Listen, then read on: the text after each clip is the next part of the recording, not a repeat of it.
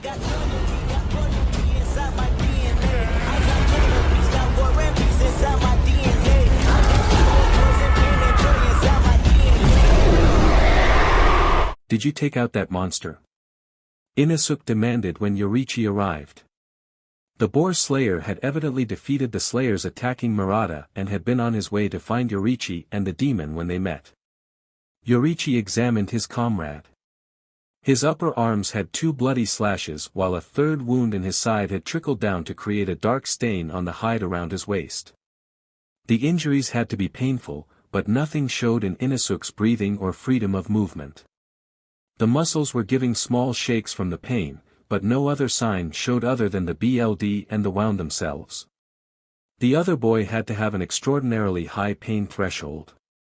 I asked you if you defeated that monster or not, Inosuke repeated loudly. Don't ignore me, Monichiro. Like you ignore the proper spelling of my name, Yoriichi thought wryly. With how inventive Inosuke's mispronunciations got, he had to have been making them up on purpose after all. It is dead, Yoriichi said. You are bleeding. What cut you? Don't try to distract me with mushy feelings. After all, I can do anything you can. Someday my head will even be harder than yours. Just you wait, Inosuke declared, masked head held high. Yoriichi eyed him. It was tempting to try and bandage the wounds before heading back into action, but the BLD flow had already stopped and the boar slayer's life was in no danger. Besides, any attempts to tend Inosuke would likely meet with resistance. The real question is, Yoriichi thought. Why have the demons gathered here? It is rare to find more than 2 demons working together, let alone 5.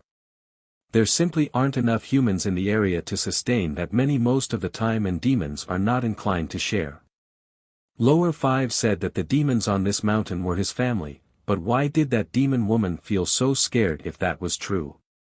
We need to find the other demons, Yoriichi said. The mission is to kill them all, not just one. I know that, Inosuke snorted. I even know where the next one is. Yoriichi raised an eyebrow as Inosuke proudly pointed due north. A quick check confirmed that Inosuke was indeed right. The nearest demon was in that direction. Strange. The boar slayer must have some kind of sensory ability. His presence did show up as bright and somehow clearer than other presences Yoriichi had encountered, but there were no indicators he could see into the transparent world or possessed Yoriichi's range of control over sensing. Still, Yoriichi would have to investigate later. They set off into the forest and soon encountered a river running through it. Not long after they had reached its banks, Yoriichi heard what sounded like thunder.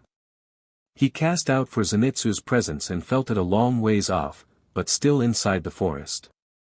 Zenitsu must have come after them. He never could be truly written off as a coward. The presence was brighter than usual and felt strained. Apart from that, Yoriichi could tell nothing. He simply had to trust Zenitsu could take care of himself. Inosuke put a foot on one of the stones in the rivers, likely preparing to cross it. A quick check of the demon presences told Yoriichi there was one right across the river, but a second, stronger one was further down the bank on the side they were currently on. We should split up, Yoriichi said. I'll head down the bank. Why are you telling me that? Inosuke demanded. We are working together. Inosuke shouted. Do whatever you want. Take care of yourself, Yoriichi said. Those wounds may slow you down a bit. Be sure to account for that.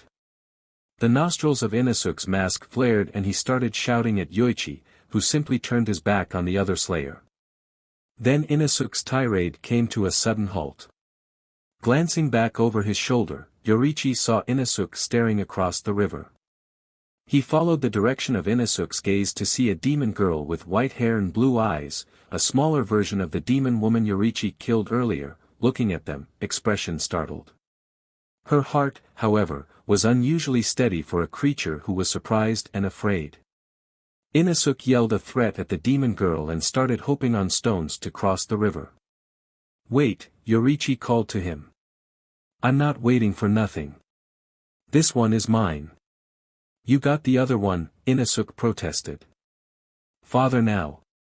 The demon girl shouted. Suddenly, the larger demon presence from down the bank sped closer. Before Yoriichi could react, the presence's owner, a huge demon with dark gray skin, multiple turquoise eyes and long white hair was plummeting into the river close to Inosuke. The new demon made a huge splash that Inosuke had to hop most of the way back towards Yoriichi to avoid. Without waiting for permission, Yoriichi seized Inosuke's shoulder and pulled him back to the bank. It would be better to fight on firmer ground. Stay away from my family, the huge demon, apparently, the father the girl had called for growled. He swung a huge fist into the river. From their position on the bank, Inosuke and Yoriichi easily avoided the wave of water the fist kicked up. Then the spider father was on them, reaching for Inosuke with a fist the size of both boys' heads put together. Yoriichi hit the demon's arm with a water wheel move as Inosuke dodged. The blade sliced halfway through the arm and stuck for a moment. Only quick thinking and a hard JRK got Yoriichi and his blade away from the demon before it could pulverize them. The experience was new to Yoriichi. His sword had never failed to cut through a demon in his first life.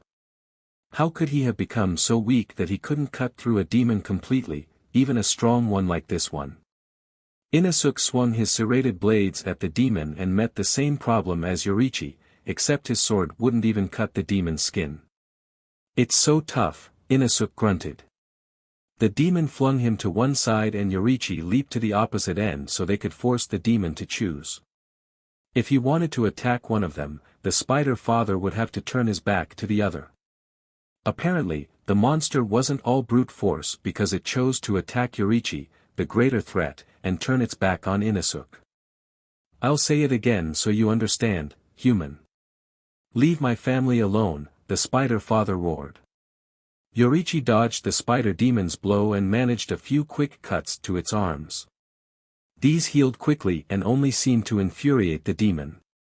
What was he going to do? This demon wasn't even the strongest on the mountain and he wouldn't be able to cut its head off with one strike. He'd have to get in multiple, full power strikes somehow. Hey, turn those 9 ugly eyes over here, Inosuke yelled. He was in the middle of a leap at the demon's back.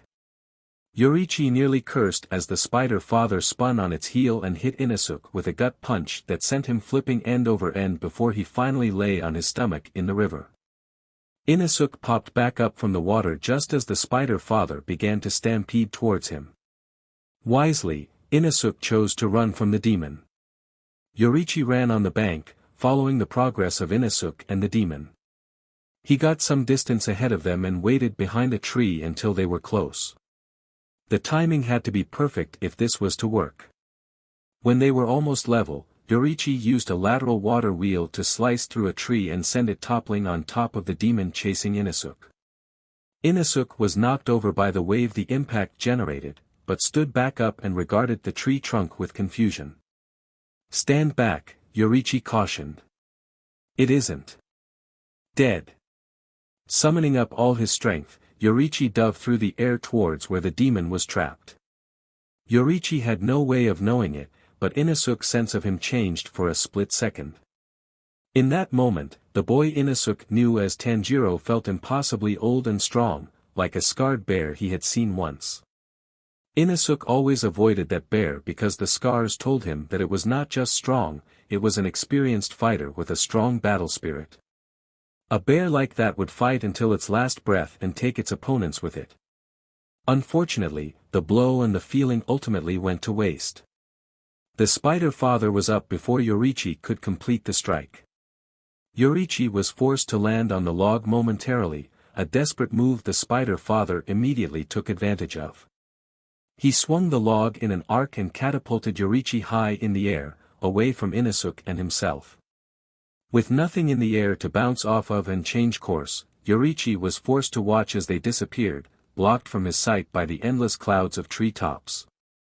Flipping himself around, Yoriichi angled himself properly.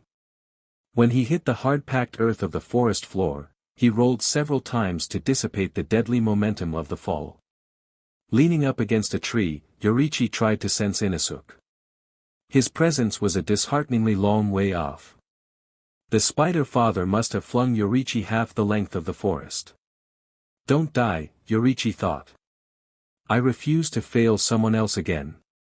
A quick check on the other slayers yielded a surprise. There were 2 new presences, each nearly eclipsing all of the slayers on their own. Hashira. It had to be. If they were here, then maybe Inosuke and the others still had a chance. Before Yorichi could scan for the presence of the demons, he heard a scream nearby. Slowly, Yorichi crept forward until he could see into a small clearing where the demon girl from earlier knelt before lower 5. She was crying, begging for mercy, and Yorichi could see demon BLD on the ground. Lower 5 regarded Yorichi, his eyes cold and empty. This isn't a play. You have no business watching, lower 5 said. His voice was surprisingly young and deep, even though he looked like a boy who had yet to hit PBRTY. Yorichi regarded him flatly. Have you no regard for her life? She is your own comrade. Such infantile phrasing, lower 5 sneered. We are much closer than comrades. We are family, connected by a powerful bond. This is between me and my sister. I'll carve you up if you interfere. Comrades can be just as close as family, Yorichi said. He thought back to his time spent with Rengoku in his first life and the growing friendship between himself, Zenitsu, and Inosuke. Regardless, people with strong bonds trust one another. All I get from you two is fear and hatred. That is no bond. Especially not for family members. The demon girl looked up at Yorichi with tear-filled, startled eyes. Lower 5's eyes widened before suddenly narrowing into angry slits. What did you just say? Lower 5 demanded, taking a step towards him. Without replying, Yorichi slid into a battle stance. I asked you what you said to me and you won't even give me an expression in response, lower 5 snapped. The silver threads between his fingers grew brighter and thicker. The demon's aura became menacing, reaching towards Yorichi with its trailing tentacles. Silently, Yorichi prayed that the Hashira would reach Inosuke in time. There was a good chance that Yorichi was about to die for the second time. Tell me what you meant. I demand to hear it, lower 5 growled. Your idea of family is contemptible, Yorichi said. As he spoke, he thought of Yuta, Kei, and all Tanjiro's dead siblings. Of Michikatsu, gone, but not forgotten. Then he remembered his first father's way with family. The fear in his mother's eyes as his father raised a hand to her. The obedient, terrified tilt of Michikatsu's head as he knelt on the floor and listened to their father's criticism, trying not to shake with fear. Yorichi's first father had the same notion of family that lower 5 did.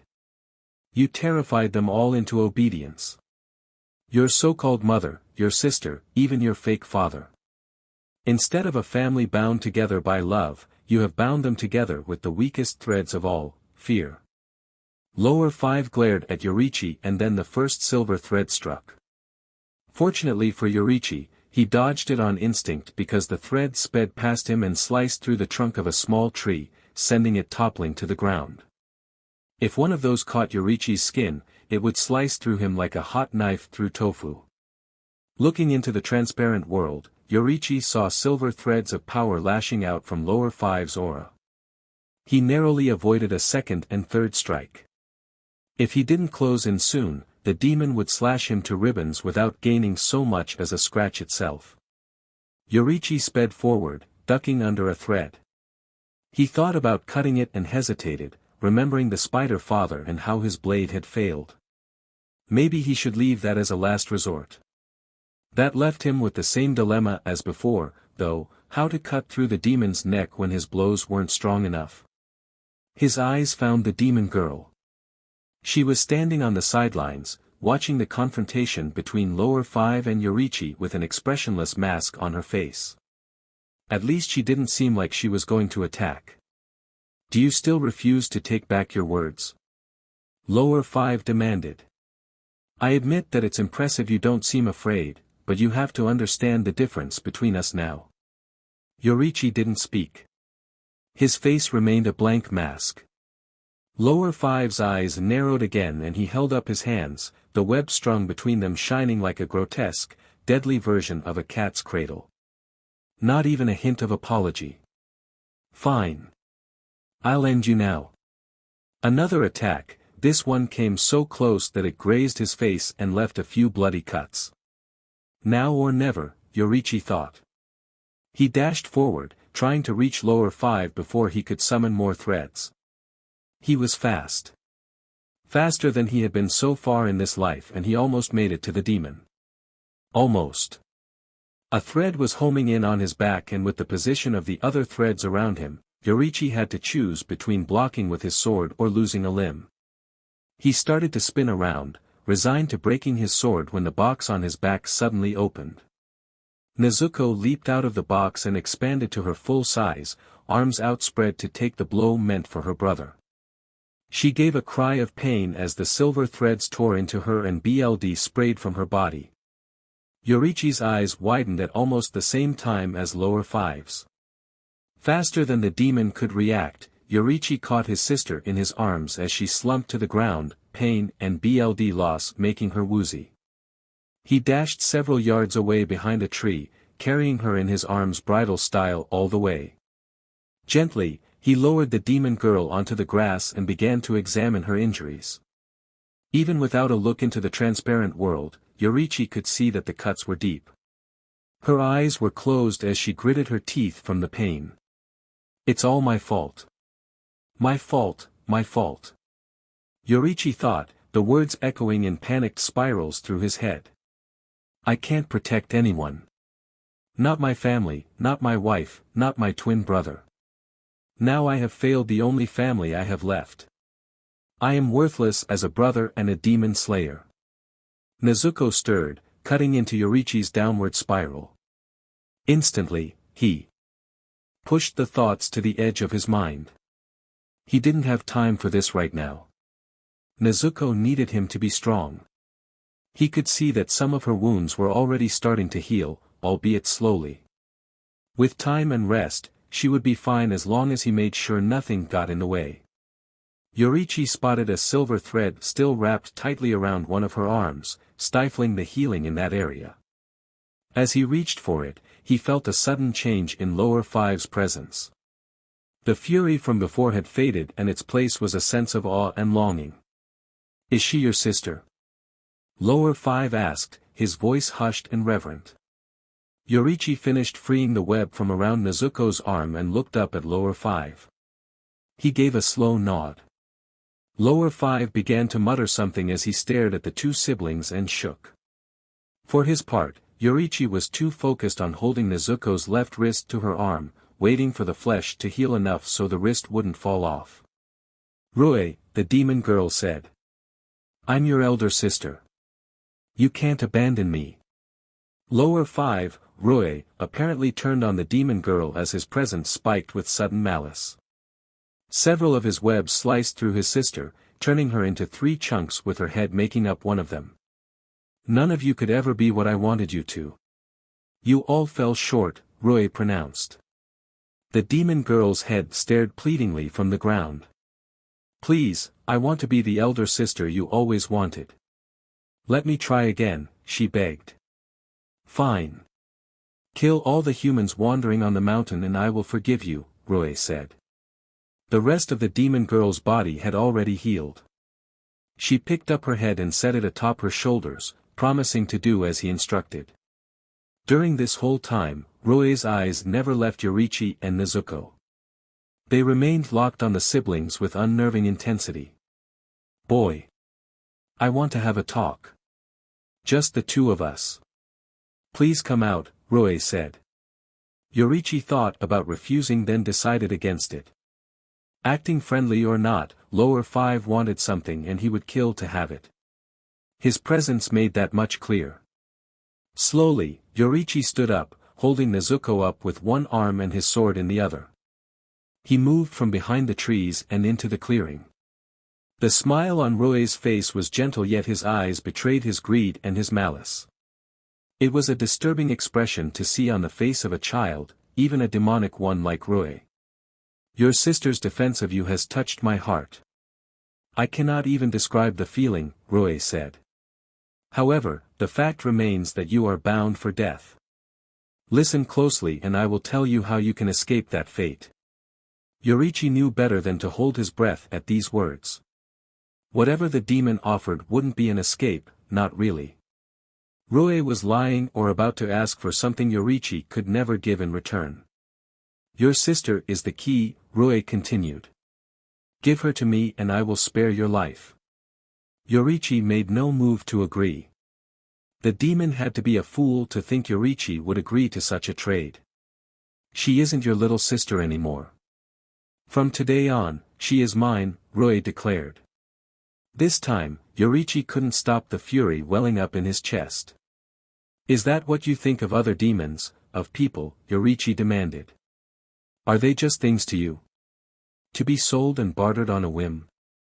Nezuko has her own will, her own desires. I would never trade her like a fish at the market, not even to save myself. Roe seemed to brush the statements off without much thought. I am stronger than you. I will forge a bond with her. She will be my little sister, Roe stated. She will have no choice because she will know what happens if she defies me. Do you think you can create a real family this way? Yoriichi asked. By making everyone behave the way you want because you threaten their lives. Keep doing that and all you will ever have is a puppet family. Living, movable dolls incapable of loving you. I've had enough of your shouting, Roe said. Decide now. Carefully, Yoriichi lowered Nezuko to the ground and took her box from his shoulders. He stepped in front of her and began to approach Roe. There is no decision and there never was, Yoriichi said. I'll kill you and take her then, Roe replied. No. You'll never bother Nezuko again. Never force another demon or person to live in fear for their lives. You will fall here, your head taken from your shoulders, Yoriichi stated. Roe's smile was more openly malicious than his gentle one and somehow less creepy. He slowly lifted his bangs from over one eye to reveal the lower 5 marked on it Yoriichi had seen earlier. I'd like to see you try and kill someone as powerful as me. One of the 12 Kazuki. Pausing, Roe looked Yoriichi over with expectation. He probably thought the statement would intimidate Yoriichi. It didn't. Yoriichi had known Roe was lower 5 the whole time, after all. Still no reaction. I'll give you one last chance, though. Know your place in this world. Your place is to give your sister to me and disappear, so she can become mine, Roe said. You cannot defeat me. Even though Yoriichi kept standing tall, he winced inwardly. Lower 5 was right. Yoriichi still hadn't found a way to cut through Roe's threads or his neck. He needed a solution and fast. Roe's aura gathered to him, swirling with dark intent. I don't like that blank look in your eyes and on your face. Maybe when you die, I will finally see the knowledge in your eyes that you cannot defeat me. Silver threads lashed out and Yoriichi dodged, but they weren't meant for him. They pulled Nezuko up and over Yoriichi's head, sending her flying into Roe's arms. Roe held Nezuko in a headlock as she struggled. It's settled. I will take her and you will understand your place, Roe said. Yoriichi sprang forward, attempting to cross the distance between himself and Roe and Nezuko. He managed to cross much of the distance before Roe's counterattack forced him to stop because Nezuko scratched Roe's face. During his dodge, Roe must have moved Nezuko, because Yoriichi couldn't see her any longer, even though he could feel her presence. Using that as a guide, Yoriichi looked up to see his sister suspended by silver threads, blood dripping down where the threads were cutting into her flesh. She'll be fine. It won't be enough to kill her. She is a demon, Roe said, his face already healing from the scratches. I will let her bleed for a while to teach her lesson. If she refuses to become obedient, I will leave her like that until daybreak and let her burn. The words further ignited Yoriichi's fury. He sprang forward, even faster than before. Rue's eyes widened in surprise at the sudden increase in speed, but he was ready. Several threads forced Yoriichi to dive to the ground. Lower 5 then crossed the distance to Yoriichi and kicked him hard enough to send him flying. Yoriichi felt a white-hot pain in his back as he hit the tree. You've been trying to get close this whole time, thinking you can chop my head off if you get close. Give it up, that won't work, Rue said. Yoriichi barely managed to dodge Rue's punch and escape back into the open. Lower 5's lip curled in scorn. Just try it, Rue said, holding his arms out. It was a trap and Yoriichi knew it, but he still attacked or pretended to. Rue tried to hit Yoriichi with each of his arms. His movements were fast. The threads had been faster. Yoriichi dodged both hits and swung his blade, managing to cut slightly into the demon's neck before being forced to retreat.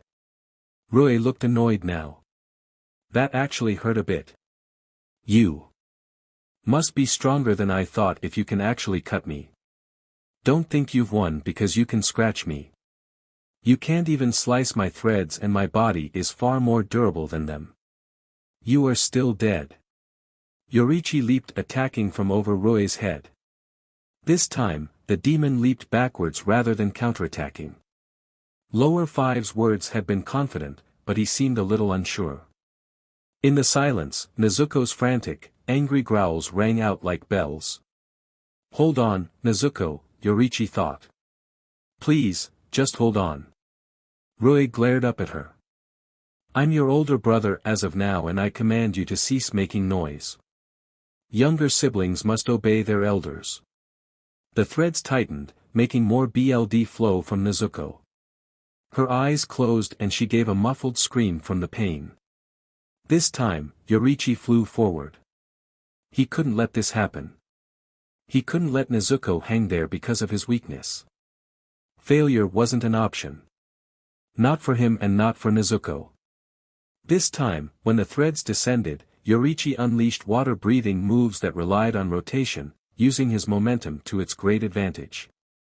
Every memory he'd ever had of how to move and what to do from his first life flowed into his stance and rhythm. Suddenly, he was cutting through the threads rather than dodging. You think you are strong enough? My threads are nowhere near at their strongest. Let me show you what happens when they are, Rue said. The threads around Yoriichi suddenly turned BLD red, humming with more power than before. Yoriichi was forced to switch to dodging again. The demon built a cage of the red threads and tried to trap him in it. He barely avoided it, but another, bigger one was coming. It was only a matter of time before one of those cages landed on him and he was dead.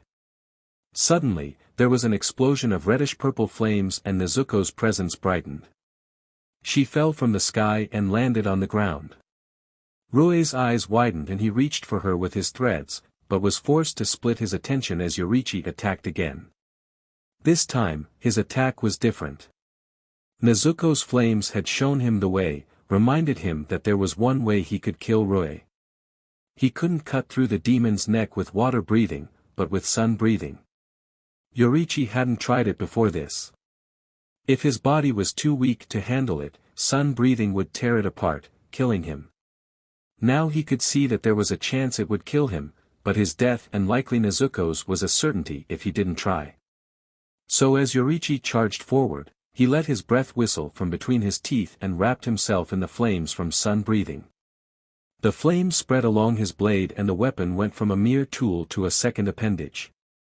Rue's eyes widened and he sent several strong threads at the now blazing demon slayer. Yoriichi cut through all of them, rushing at Rue, who began to backpedal. In a flash, Yoriichi had crossed the remaining distance and sliced through Rue's neck. The second the move ended and Yoriichi released his hold on sun breathing, he fell to his knees. Every muscle ached from the strain, but it was done. He'd killed lower 5 or so he thought. When Yoriichi checked for demonic presences, to see if the spider father and Inosuke still lived, he felt lower 5's presence near him, still strong and alive. The warning gave Yoriichi just enough time to dodge as a thread struck the place where he had been. I hope your delusion that you had defeated me brought you some joy, Rui said. I cut my own head off before you could even get there, so I won't die. I haven't been this angry in such a long time. I will kill both of you and your sister. Only that will be enough to satisfy me. Yoriichi stood up, his legs shaking slightly. Stop struggling. It's useless, Rui taunted. Silently, Yoriichi prayed that Zenitsu would make it out of the forest and keep his promise to protect Nezuko. I wonder why you weren't burned to cinders, Rui pondered as he put his head back on his neck. Only me and my threads burned. Is it your sister's power? What kind of BLD demon art only kills demons? I don't know, but it has enraged me. I will enjoy carving you up into little pieces. Yoriichi felt lower 5 gathering power. It was now or never. Victory or death. He launched himself at lower 5, his unsteady legs suddenly becoming firm as fire danced along his blade for the second time that night.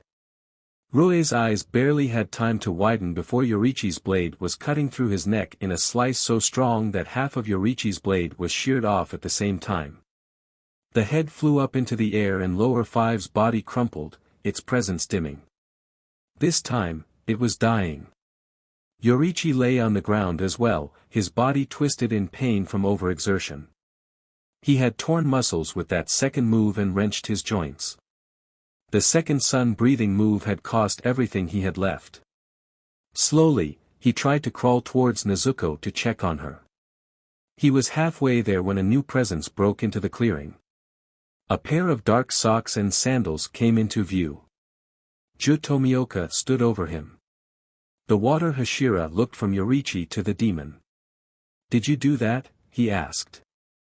Yoriichi nodded weakly. That should be impossible, Ju muttered, more to himself than Yoriichi. Not even Sabito could have, not this early into his time as a demon slayer. Ignoring him, Yoriichi continued on until he reached Nezuko. With a sigh of relief, he saw that her wounds were beginning to close. Gritting his teeth, Yoriichi looked into the transparent world and saw her internal injuries knitting themselves back together as well. She was safe. Suddenly, lower 5's presence flared again, this time with sadness. Yoriichi looked over to see the crumbling body had made its way to him and Nezuko. It stretched out a hand as if wanting comfort. Yoriichi put a hand on its back and rubbed like his mother, Kei, had rubbed his back when he was small and afraid. I'm sorry this happened to you. I hope you are reunited with your family at last in the afterlife. The crumbling body of Rue stilled and Yoriichi felt a brief flash of relief before the last bits crumbled and the clothes it wore were empty. Seconds later, Tomioka stepped on the empty white kimono. Don't waste your sympathy. No matter what it looked like, it was a demon. Not a child. It terrorized people for decades. He used to be a human, Yoriichi said. In his last moments, he remembered that and regretted everything he did as a demon. I will do my duty and keep others from harm. But I will also respect the lives of the humans they once were. Some of these demons are victims who survived an attack.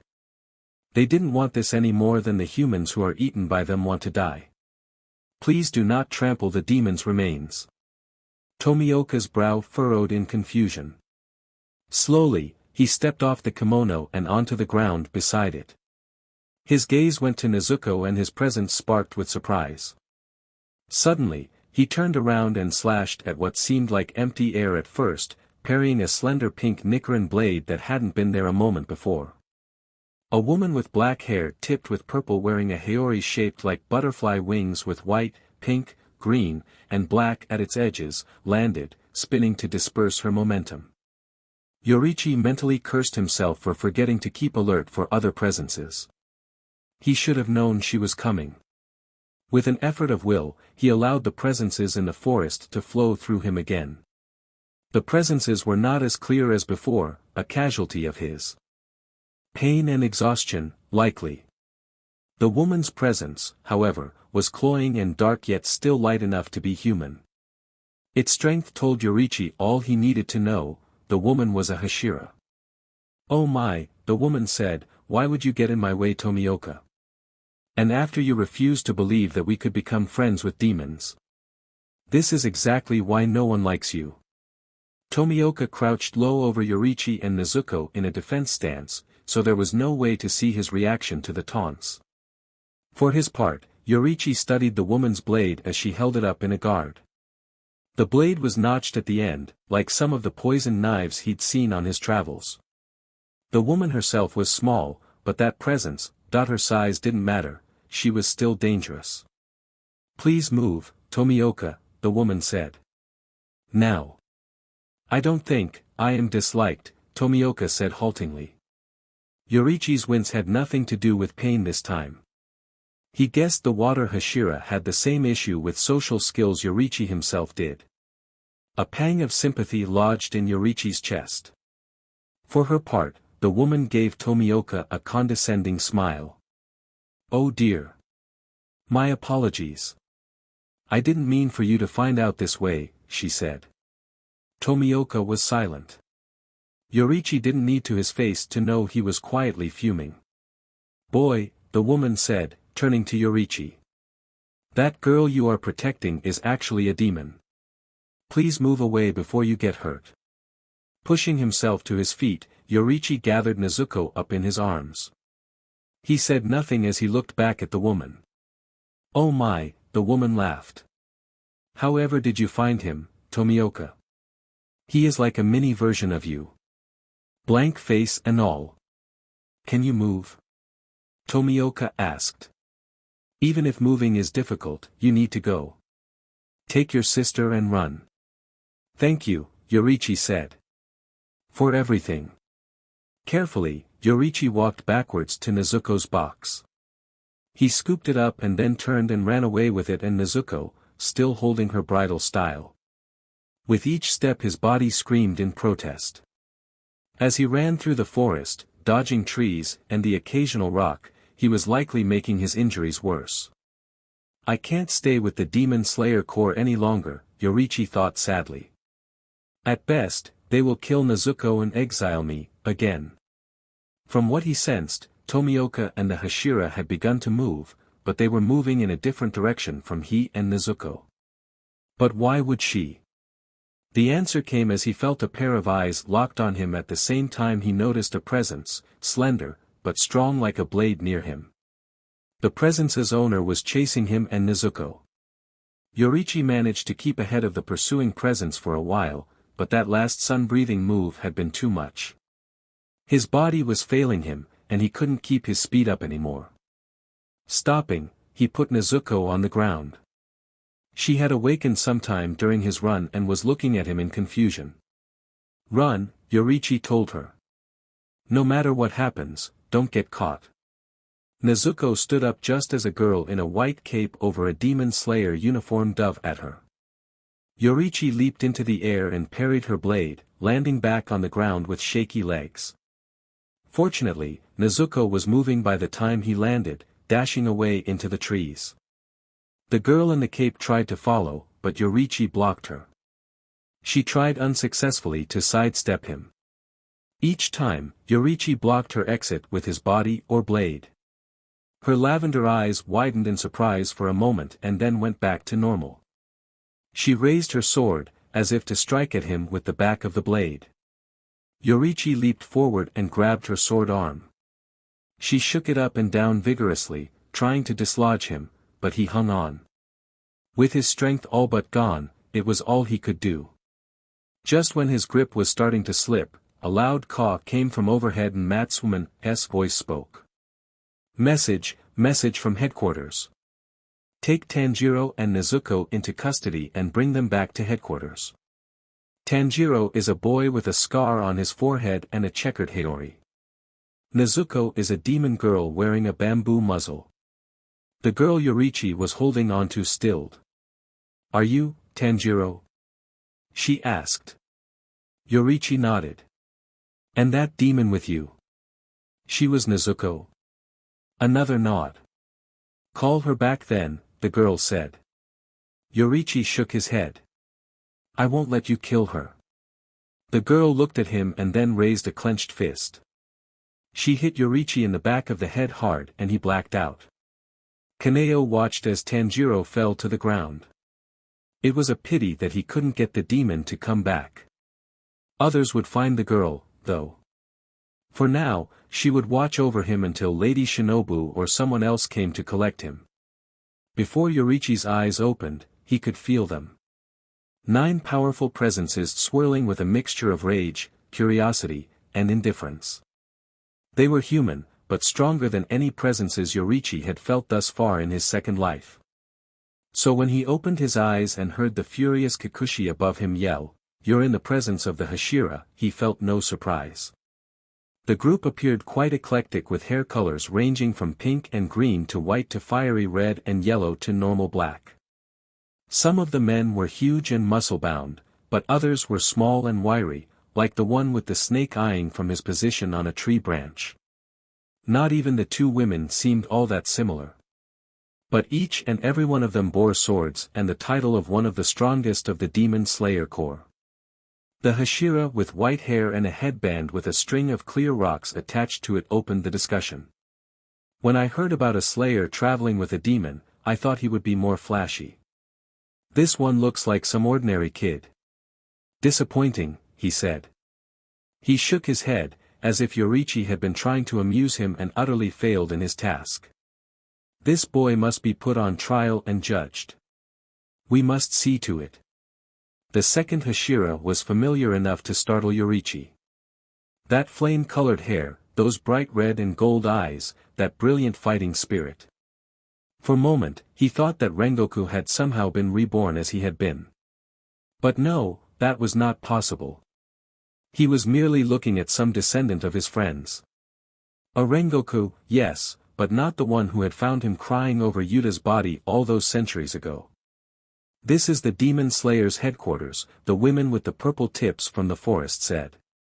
You are here because you are to be put on trial. Yoriichi had known that somewhere in his muddled brain. Coming to with his hands bound behind his back in the middle of an immaculately kept gravel courtyard, and the presence of the Hashira had kept the thought from surfacing though. Now, though, he felt resignation. So I am to be put on trial, again. Somehow, in spite of being born into an entirely different era, he'd wound up in the same situation as his first life. If there were gods out there, they were likely laughing at the irony in this. Before the trial begins, why don't we explain, the woman began. A trial isn't necessary, Rengoku interrupted. Protecting a demon is a clear violation. We can deal with this our own. We shall execute both of them. Yoriichi didn't know this Rengoku and this Rengoku didn't know him. All the same, a stab of betrayal pierced Yoriichi's heart. He didn't remember much from that first trial. At the time, his mind had been far away, with Michikatsu. What he did remember was voices, most of them furious as they called him a coward, a demon lover, and a traitor. They demanded he kill himself in front of them to atone. In all that chaos, though, one lone voice had fought against the rest. Should we blame the crime of one brother upon another? There is no proof Yoriichi has betrayed us. Why would he be here if had? I admit he showed a small lapse in judgment, but that isn't worthy death. Why not simply a suspension? Something that would give the man time to breath and reflect upon his errors. That would be fair. The other Hashira had scoffed at Rengoku, but the first flame Hashira hadn't wavered or backed down. As the debate continued, Yoriichi met a pair of wide, purple eyes watching him not far away. The newest MSTR of the Demon Slayer Corps looked on him with sympathy. No one had asked the new MSTR his opinion any more than they had Yoriichi's. He was simply being ignored as the Hashira duked it out. I am sorry, Yoriichi said, his voice tight. The boy nodded. I must continue on. For them, he said earnestly. It is just your family's loss, it is your loss. No child should have to bear this, Yoriichi said. For a moment, The boy looked at him in surprise and then smiled. "Thank you," he said. "I think that you truly see me. Not just the MSTR of the Demon Slayer Corps." Yoriichi nodded. He looked up. "I am too insecure in my new position. Even were I to declare you innocent, I am not sure the others would accept it. But I will not have you killed either. I will give you chance, Yoriichi Tsugikuni. Another chance to see this through." Yoriichi bowed. "That is more than I could ever have asked for." The debate ended shortly after that. The new MSTR of the Demon Slayer Corps pronounced a sentence of banishment on Yoriichi. He left without a word to anyone. On his way out, Rengoku stopped him. "This is wrong," he said. "None of this is your fault." Yoriichi shook his head. "It is my fault. For not being strong enough to protect what I love. Thank you, Rengoku. For everything you have done for me and for being there. But this I must do on my own." Then Yoriichi turned his back on his oldest and dearest friend, and went his own way. Rengoku watched him go and whispered softly, "No one ever expected you to be enough your own. We win because we fight together, not because one of us can do it all on their own." Back in the present, the white-haired Hashira with the headband spoke, "In that case, let me execute them. I'll decapitate them with style and show you the flashiest spray of BLD ever. It will be quite the spectacle." Yoriichi looked at him. His presence felt excited, but lacked the streak of ruthless necessary to do what he had just suggested. "Stop looking at me with that blank face," the white-haired Hashira said. "I just talked about killing you, and you like I suggested something boring. It's creepy." Yoriichi glanced away. No sense in antagonizing anyone. He looked around, but saw no sign of Nezuko. Tomioka was standing off to one side, his face almost a copy of Yoriichi's. It was good to see the water Hashira safe and uninjured. It was hard to feel beyond the incredible presences in front of him. With a concentrated effort that made his abused body ache, Yoriichi focused further on his sixth sense. He picked up her presence, almost hidden by the ninth powerful presence, the only one he couldn't see. "What shall we do with Tomioka?" "Based on what Kocho told us, he is as guilty as the boy," the Hashira with the snake asked. "Seeing him stand there without any restraints makes me feel ill." That snapped Yoriichi's thoughts away from Nezuko. Tomioka had risked so much to help them, even fighting the other Hashira to let them escape. He couldn't stay silent. Tomioka's kindness could not be repaid with pain. "No," Yoriichi said, sitting up. All eyes went to him and Yoriichi stared back steadily. "The decision to spare Nezuko was mine and mine alone. The responsibility starts and ends with me." "You don't know what you are saying, boy," the snake Hashira sneered. "Tomioka is the one you should fault for your upcoming execution. He let you get away with that demon. He knew it was against the rules and he let you dig your own grave." Yoriichi leveled his gaze at him. "I knew what the consequences of saving Nezuko would be, what the Corps would do if I were caught. It was my decision in the end, and Tomioka respected it. I think you know that. You simply want to justify your own desires to hurt Tomioka, to hurt another human being. If anyone doesn't know what they are saying, it is you." The snake on the Hashira's shoulders writhed and the Hashira himself glared at Yoriichi with mismatched eyes. His presence grew stormy with rage and the tiniest hint of guilt. Yoriichi had struck a nerve. Off to one side, Tomioka was staring at Yoriichi like he'd never seen him before. The surprise on his features was almost comical. The moment broke when the woman from the forest, Kocho, clapped her hands. "Tomioka did come here without being forced to. We can think of a punishment later," she said. "I am more interested in the boy's story. Despite being a demon slayer, he travels alongside a demon and I wish to know why. What he has done is unquestionably against the Demon Slayer Corps rules. From the sound of it, he even knew it himself." Yoriichi nodded. "I knew. Tanjiro Komado, why are you, a demon slayer, traveling with a demon? The white-haired Hashira with headbands snorted and grasped the hilts of two enormous swords connected by a chain on his back. Who cares why? Take your time, Kocho said, ignoring him. Answer the question. She's my little sister, Yoriichi began and then had to stop. Kocho pulled out a small gourd and unstopped it. You need some water. Drink this. I can tell your injuries are bad. There is an anesthetic in the water to help you. Yoriichi drank as best he could with his bound hands and nodded his thanks. Like many of you, my family was attacked by a demon. I was away at the time and returned to find all of them dead except for Nezuko, who had been turned into a demon.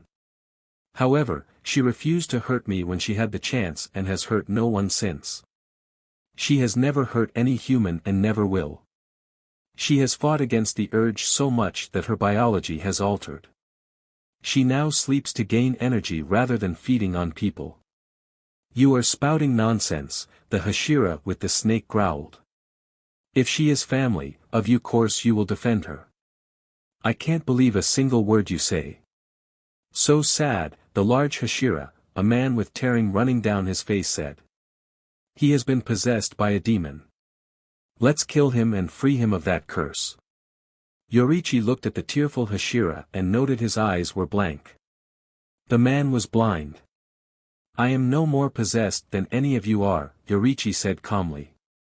Or did you miss the fact that the sun is overhead? No demon art works in the sunlight and you know it. The Kikushi guarding Yoriichi shrieked something about Hashiras and disrespect, but Yoriichi ignored him. I joined the Corps to find Nezuko a cure. We have been with the Corps for nearly 2 years and she has yet to eat a human. Wouldn't a normal demon have died during that time? Yoriichi asked.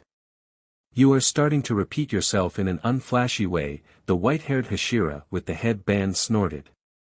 At least spiced the story up a bit. Yoriichi didn't reply.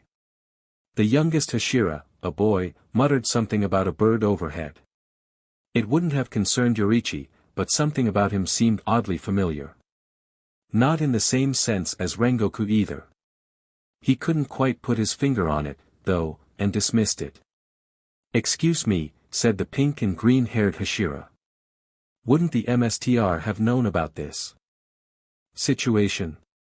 I don't think we should act without his permission. My sister will fight by my side and protect the demons. She has done so already. Let us continue what we have started. Please, Yoriichi said. At that moment, Nezuko's presence, which Yoriichi had kept track of in the back of his mind, shifted. Another white-haired Hashira, this one with shorter spikier hair, scares and a ferocious grin entered. In one hand, he carelessly held Nezuko's box. What do we have here? The moron who brought along with him? What do you think you are trying to pull exactly? A Kikushi appeared and started to protest the white-haired Hashira, Shinugazawa's, actions. Kocho's presence grew angry and she stood up from her spot by Yoriichi, her face oddly calm. Don't act out of line, Shinugazawa, Kocho said. Shinugazawa ignored him. Run that by me again, kid. She can act as demon slayer to protect humans, is that what you said? Yoriichi turned to face him. I think you heard what I said, Yoriichi replied.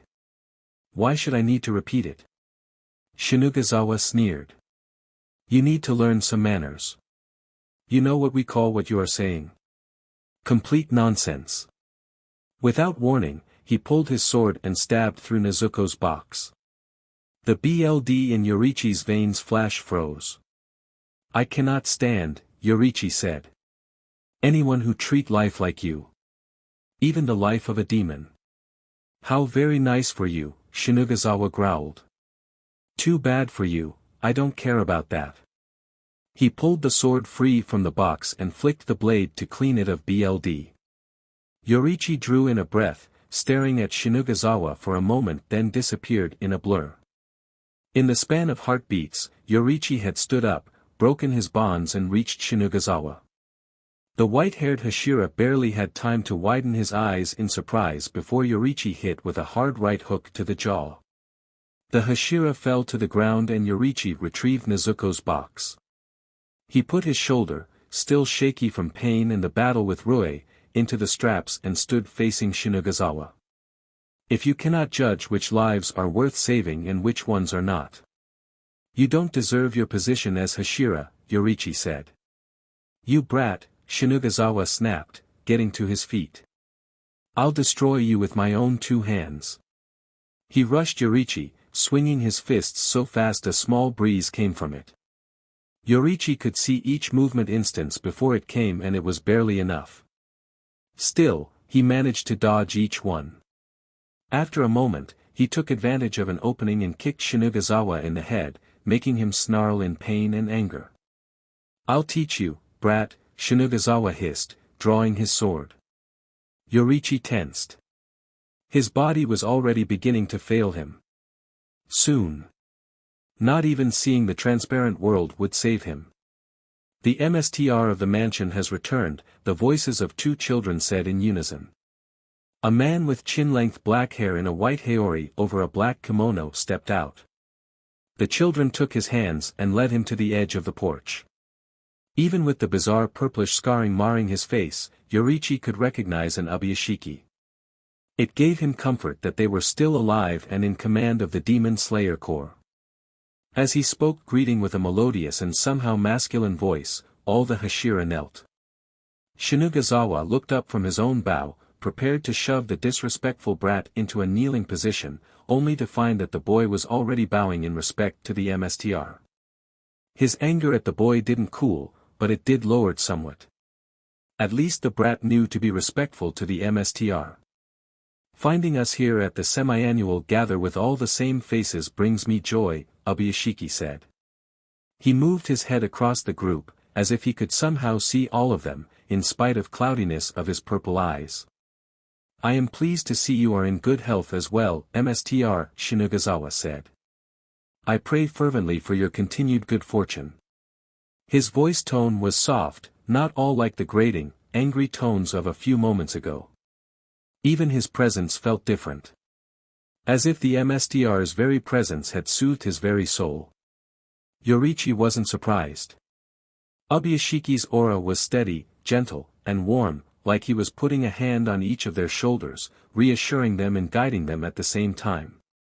I thank you, Sanemi, Ubuyashiki replied. Shinagizawa's presence sparked briefly with happiness before resuming its usual turbulent state. If I may MSTR, before we start the meeting, would you kindly enlighten us about this young swordsman here who it would appear is accompanied by a demon? The words were polite, but the cue remained all the same. Shinagizawa wanted to get straight down to business. Ubuyashiki smiled gently, as if Shinagizawa had asked why he wore his kimono a certain way. Of course. I apologize for any confusion, Ubuyashiki said. Tanjiro and Nezuko have both been sanctioned. With those words, Yorichi felt the iron ball of worry in his gut finally begin to unravel. If the MSTR had given his permission, the Hashira would obey. There would be no execution. The Hashira all stared at the MSTR, some of them with their mouths slightly agape. I would appreciate if you would accept this commission, Ubuyashiki added. Silence reigned for a moment after this pronouncement, then the Hashira began to react. Several objected, Rengoku among them, while the others kept silent or agreed to the MSTR's wish. The strangely familiar boy said he would forget it anyway. Yorichi found that last reaction odd. Why wouldn't the boy remember? The only one to ask for direct action was Shinagizawa, who requested that both Yorichi and Tomioka be punished. Despite the wave of objections, Ubuyashiki remained calm. He asked one of his daughters for a letter. The one on the right obliged, pulling a folded letter from her kimono. The former Hashira, Mr. Urokodaki, sent this to us with a request, the girl explained. I shall read an abridged version of it to you. Listening to Urokodaki's defense of Nezuko and description of her condition made Yorichi feel warm inside. To think that Urokadaki was willing to go so far to defend her, then she read the promise Urokadaki made if Nezuko did eat a human. Myself, along with Tanjiro Komado and Ju Tomioka, will atone by committing seppuku. Yoriichi's eyes widened. Urokadaki was willing to do more than defend Nezuko, he was willing to put his life on the line for her. Glancing over, Yoriichi saw that Tomioka wasn't objecting to the inclusion of his name either. That was two people with no blood relation to him or Nezuko putting their lives on the line. For the first time since waking up, Yoriichi nearly cried. He owed a great debt to both Urokadaki and Tomioka. One he could never repay. All he do was be thankful that he wasn't on his own this time, not entirely. Who cares how they chose to die, Shinugazawa snapped. Fire, hanging, everything is the same. Our safety is not guaranteed. Shinugazawa is right, Rengoku added. If she kills a human, we can't turn back the clock. That person will be lost forever. You do have a point. We cannot prove that Nezuko will not attack a human, but we cannot prove that she will attack a human either, Abiyoshiki replied. What we do know about her for certain is that she has been abstinent for 2 years. There are 3 people who would vouch for her with their lives. If this evidence is rejected, one must offer in turn an even more convincing argument. Can of you do so? Silence followed, unbroken apart from Shinugazawa's low growl of frustration. Then Abiyoshiki continued. There is something else to relay to you, my children. Tanjiro Komado has met Kibutsuji face to face. Yoriichi winced and prepared himself for a round of fresh accusations as all the Hashira turned on him with animated looks on their faces. That's impossible, the Hashira with the headband said. Not even a Hashira has crossed paths with him.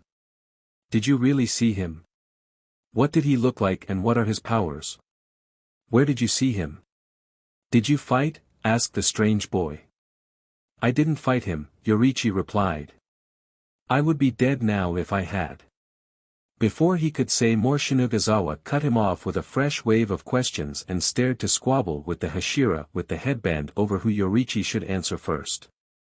Abiyoshiki quietly put a finger to his lips. Somehow, that small movement was enough to make all the Hashira quiet down and turn towards him. Speaking of Kibutsuji, we know he sent pursuers after Tanjiro. His goal may simply be to silence Tanjiro, but now he has revealed himself, I wish to seize on this opportunity. I also believe something happened to Nezuko that Kibutsuji never saw coming. Do you agree with me now? Most of the Hashira said nothing, but Shinugazawa quivered with rage. I do not mstr, Shinugazawa said. If it were human, we would spare it without question, but after all we have gone through and losing countless of our brethren to demons, asking us to house a demon is unacceptable. Then he raised his sword and quickly drew it across one forearm. Hear my mstr, I will prove that demon's depravity to you here and now, Shinugazawa declared. Sanemi, the mstr said softly. Shinugazawa approached Yoriichi. He adopted a fighting stance, even as his arm bled. There is no need for that, Yoriichi said, pulling the box off his back. As long as you perform your test in an area where the sun won't reach Nezuko, I will not resist. What? Shinugazawa asked. Didn't you say you would protect that thing? I am protecting her, Yoriichi said. I am making sure the test is safe. When she passes it, she will be safer as well. Shinugazawa sneered, but jerked a thumb at the shaded porch. Mstr, if you will forgive us the discourtesy, we can perform the test there, he said. Abiyoshiki assented and had his daughters led him further to one side. Yoriichi headed for the porch with Shinugazawa's eyes burning a hole in his back, watching for any signs of resistance. Yoriichi put the box down in a shaded corner and then left the porch entirely. Staying by the box was tempting, but he didn't need the Hashira to think he was going to try to physically stop Nezuko. Shinugazawa smirked and then stabbed Nezuko's box through twice more. Yoriichi started forward, only to be knocked to ground by the Hashira with the snake. That isn't testing her. That's killing her, Yoriichi protested. I won't kill her yet, Shinugazawa said nastily. I just need to make sure she is hungry. Shinugazawa flipped the door to the box open with the edge of his blade and stood close to it, taunting Nezuko. Nezuko emerged, glaring at Shinugazawa in pure hatred. Drool was spilling out from muzzle. Yoriichi, however, relaxed. The test was already over. Shinugazawa simply didn't know it yet. What's the matter? Shinguzawa asked with smirk. Go on. You know you want it. From his position on the ground, Yoriichi began to struggle. In this position, Yoriichi couldn't stop Shinugazawa from simply deciding Nezuko wasn't hurt enough and wounding her again. If he played that game long enough, Nezuko would die and the Hashira would feel no remorse over that outcome. In response to Yoriichi's wriggling, the Hashira with the snake pushed Yoriichi down further. Iguro, you are being too rough, Kocho chided. Ease up a bit, please. The Hashira above him, Iguro apparently, scoffed. He's trying to escape. That is the only reason I am doing this. What's a matter, kid? Finally wake up and realize your sister will try to eat a human. Yoriichi shifted into a different position, but Iguro continued to grind his chest into the dirt. The man was trying to keep from using breathing techniques. Kocho confirmed this a moment later with a caution against trying to use his breathing techniques, something about his veins bursting that one of the other Hashira thought was cool. For most demon slayers, Iguro's move would have been the end of their struggles. Leverage was poor in Yoriichi's position and he would never break free without a breathing technique. Yoriichi, however, was not most demon slayers. By craning his neck and gazing into the transparent world, Yoriichi could see Iguro's bones, specifically where the bones of the elbow were joined together. Yoriichi let a long, quick breath that suddenly emptied his lungs of air. The lack of air made Yoriichi's chest grow suddenly smaller, pushing Iguro forward in a way he hadn't anticipated. Yoriichi gained a bit of space. Not enough to use breathing techniques or slip out from under Iguro, but enough for him to twist his body with sudden violence. Iguro's elbow, still pressed against Yoriichi's back, turned with it. There was a sickening pop and Iguro's face grew white with pain. He quickly pulled his arm off Yoriichi. Springing to his feet, Yoriichi dashed to the edge of the porch and stood watching. Shinugazawa was still waving around his bloody arm and Nezuko was still glaring at him. After a few more moments, Nezuko turned her head away in disgust. All the Hashira present, Shinugazawa included, looked stunned. Silence reigned until Obuyashiki asked his daughters what had happened. Both of them dutifully relayed the series of events. Their tone was even, yet Yoriichi could feel a slight bit of shock in their presences. There it is. Undeniable proof that Nezuko will not attack humans, Obuyashiki said. This time, none of the Hashira dared to disagree. Even Shinugazawa kept silent. The silence didn't mean agreement. The looks on some of their faces suggested this wasn't enough and nothing ever could be. Tanjiro, I am sure some will still doubt Nezuko, even after this, Obuyashiki said. Yoriichi marveled at how the man could address doubts he couldn't even see. Maybe he had some kind of sensing abilities as well. Work towards changing their minds, Obuyashiki said. Prove that you and Nezuko can be helpful to our cause, by fighting as demon slayers. Bowing low, Yoriichi let Obuyashiki's word wash over him. Go out and defeat a 12 Kazuki. Do that and you will be accepted by all, he said. The image of lower five's head falling to the ground filled his head and the irony of the situation struck him. He had already killed a 12 Kazuki. It still hadn't been enough. MSTR, Tomioka said. He has already done so. The Hashira stared at him with a mixture of confusion and doubt. To his credit, Obuyashiki rolled with the unexpected development well. He simply blinked and said, explain. When Shinobu and I were on the mountain, we split up. The direction I took brought me to Tanjiro just as he was slicing off the head of a demon. Before it crumbled to dust, I saw the kanji for 5 in its right eye, Tomioka said. Iguro gave a growl of pain as he popped his elbow back into joint. Tomioka is lying. No swordsman can kill a lower moon with only 2 years of training, he said. It took everything I had in me, Yoriichi said. Even then, if he hadn't gotten so angry that he couldn't think straight, I would not have survived, let alone killed him. Obuyashiki looked upwards for a moment, as if considering. I do not think Tomioka is lying. He sounds sincere. And Tanjiro Komado has shown extraordinary potential. His head lowered and his sightless eyes turned back to Yoriichi and the Hashira. It would seem we owe you a debt, Tanjiro. That lower moon is likely the reason so many of my children were lost. If you were a Kino, killing a 12th Kazuki would give you Hashira status. As you are not, however, and are still relatively inexperienced, I think it would be best if we found some other way to nurture your potential. I will think on this and let you know what decision I come to, Obuyashiki said. Still, be respectful to the Hashira of the Demon Slayer Corps. They have trained themselves to the brink of death and have defeated it as well as those of the 12 Kazuki. That is why the Hashira receive both respect and favorable treatment. So it would be best to mind your manners when addressing them, Tanjiro. Yoriichi mumbled an agreement and mostly meant it. He would try to be respectful. If any of them went for Nezuko, however, that wouldn't keep Yoriichi from hurting them. Also Sanemi in Abanai, Obuyashiki said. Don't torment the younger ones too much. Iguro muttered an acknowledgement of the order. Shinugazawa dropped into a bow and did the same. Our business with you is concluded, Tanjiro, Obuyashiki said. You may step back now. If that is the case, MSTR, let me take them into my abode, Shinobu said.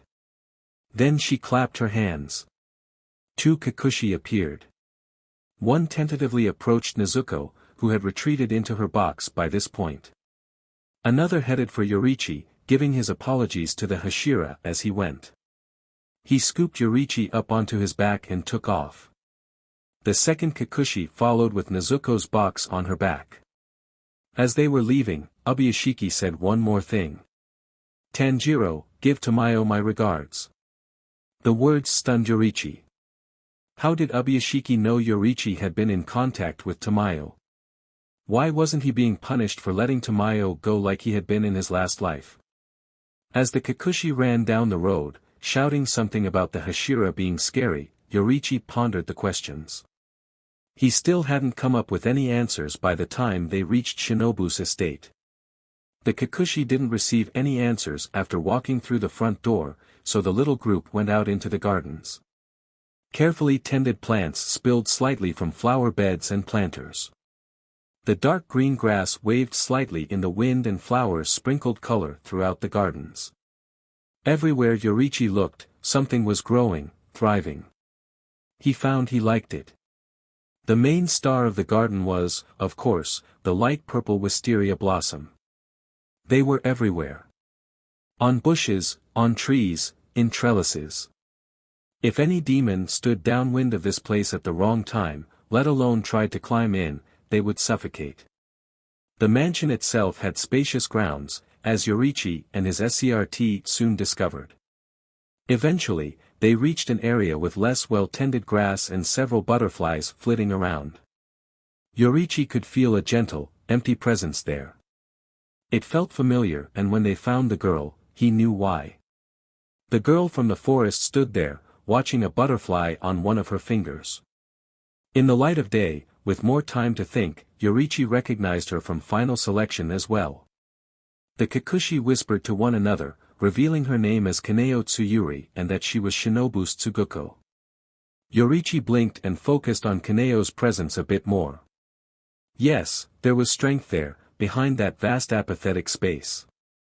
Most would not have seen it, though.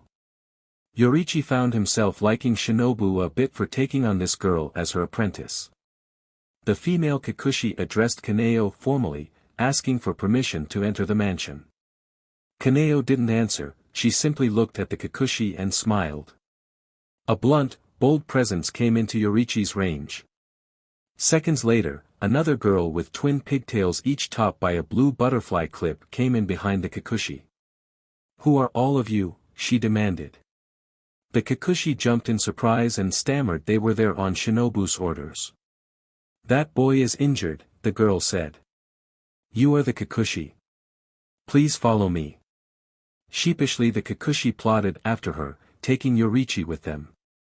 He spared one last glance for Kaneo, who watched them leave without speaking or trying to follow.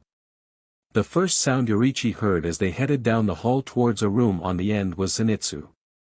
His voice was shrill and he was in the middle of complaining, but Yoriichi had never felt so blessed to hear Zenitsu's voice in all his life. It meant Zenitsu was alive and that was enough. When they entered the room, the complaining grew louder and Yoriichi could make out something about medicine and tasting disgusting. The girl leading them marched up to his bed and threatened to restrain Zenitsu. Yoriichi noted that Zenitsu's sleeves were overlong.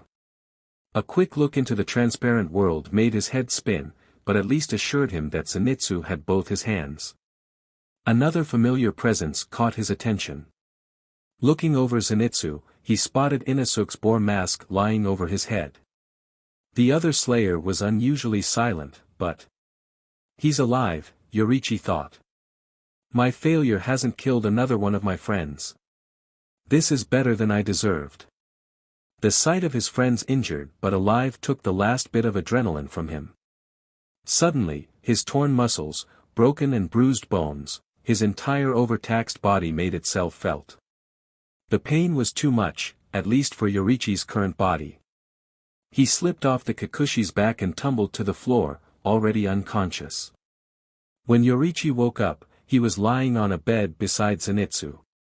The cuts from lower five's threads had been bandaged. They felt slightly sticky and smelled a bit like herbs.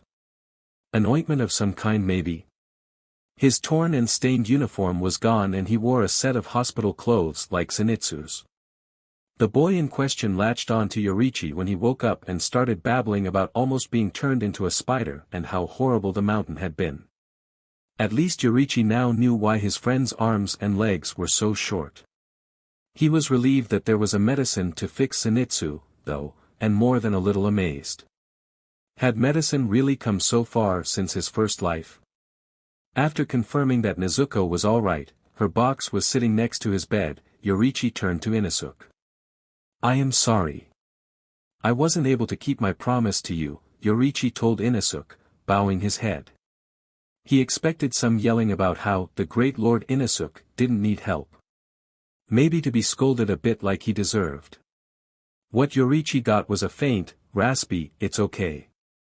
Zenitsu confided that Inosuke got injured in the throat and then made it worse by yelling at the top of his lungs. "The whole thing has made him really passive, taken the wind right out of his sails," Zenitsu chuckled. Yoriichi only felt worse when he heard that explanation. Inosuke hadn't been injured in the throat when Yoriichi had been with him.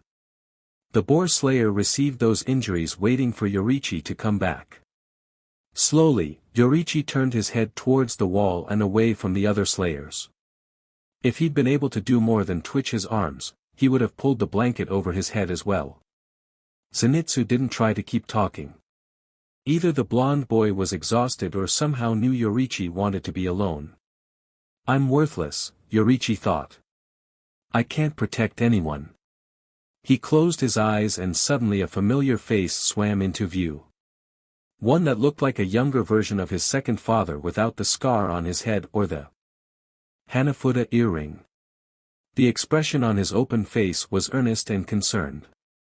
"You're not worthless," the man said. "You're human, just like the rest of us. It isn't your fault when bad things happen.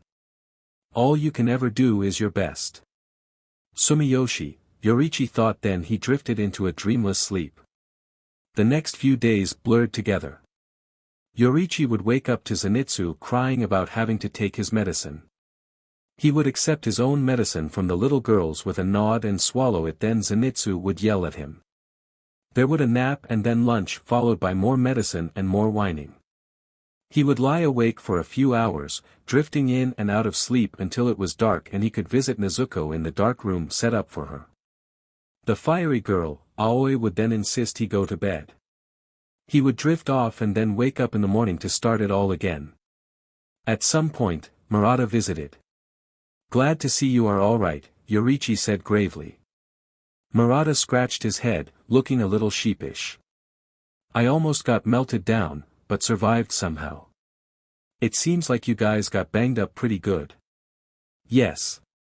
It will take some time before we can go back into the field," Yoriichi agreed. Murata looked at Inosuke's quiet form and started asking questions about his injuries. Yoriichi gave Murata a vague answer about Inosuke's condition. Yoriichi was a bit worried, though, and it had nothing to do with Inosuke's injuries or silence. The Boar Slayer's presence felt subdued, and once he thought he heard Inosuke mumble something about being sorry for being weak.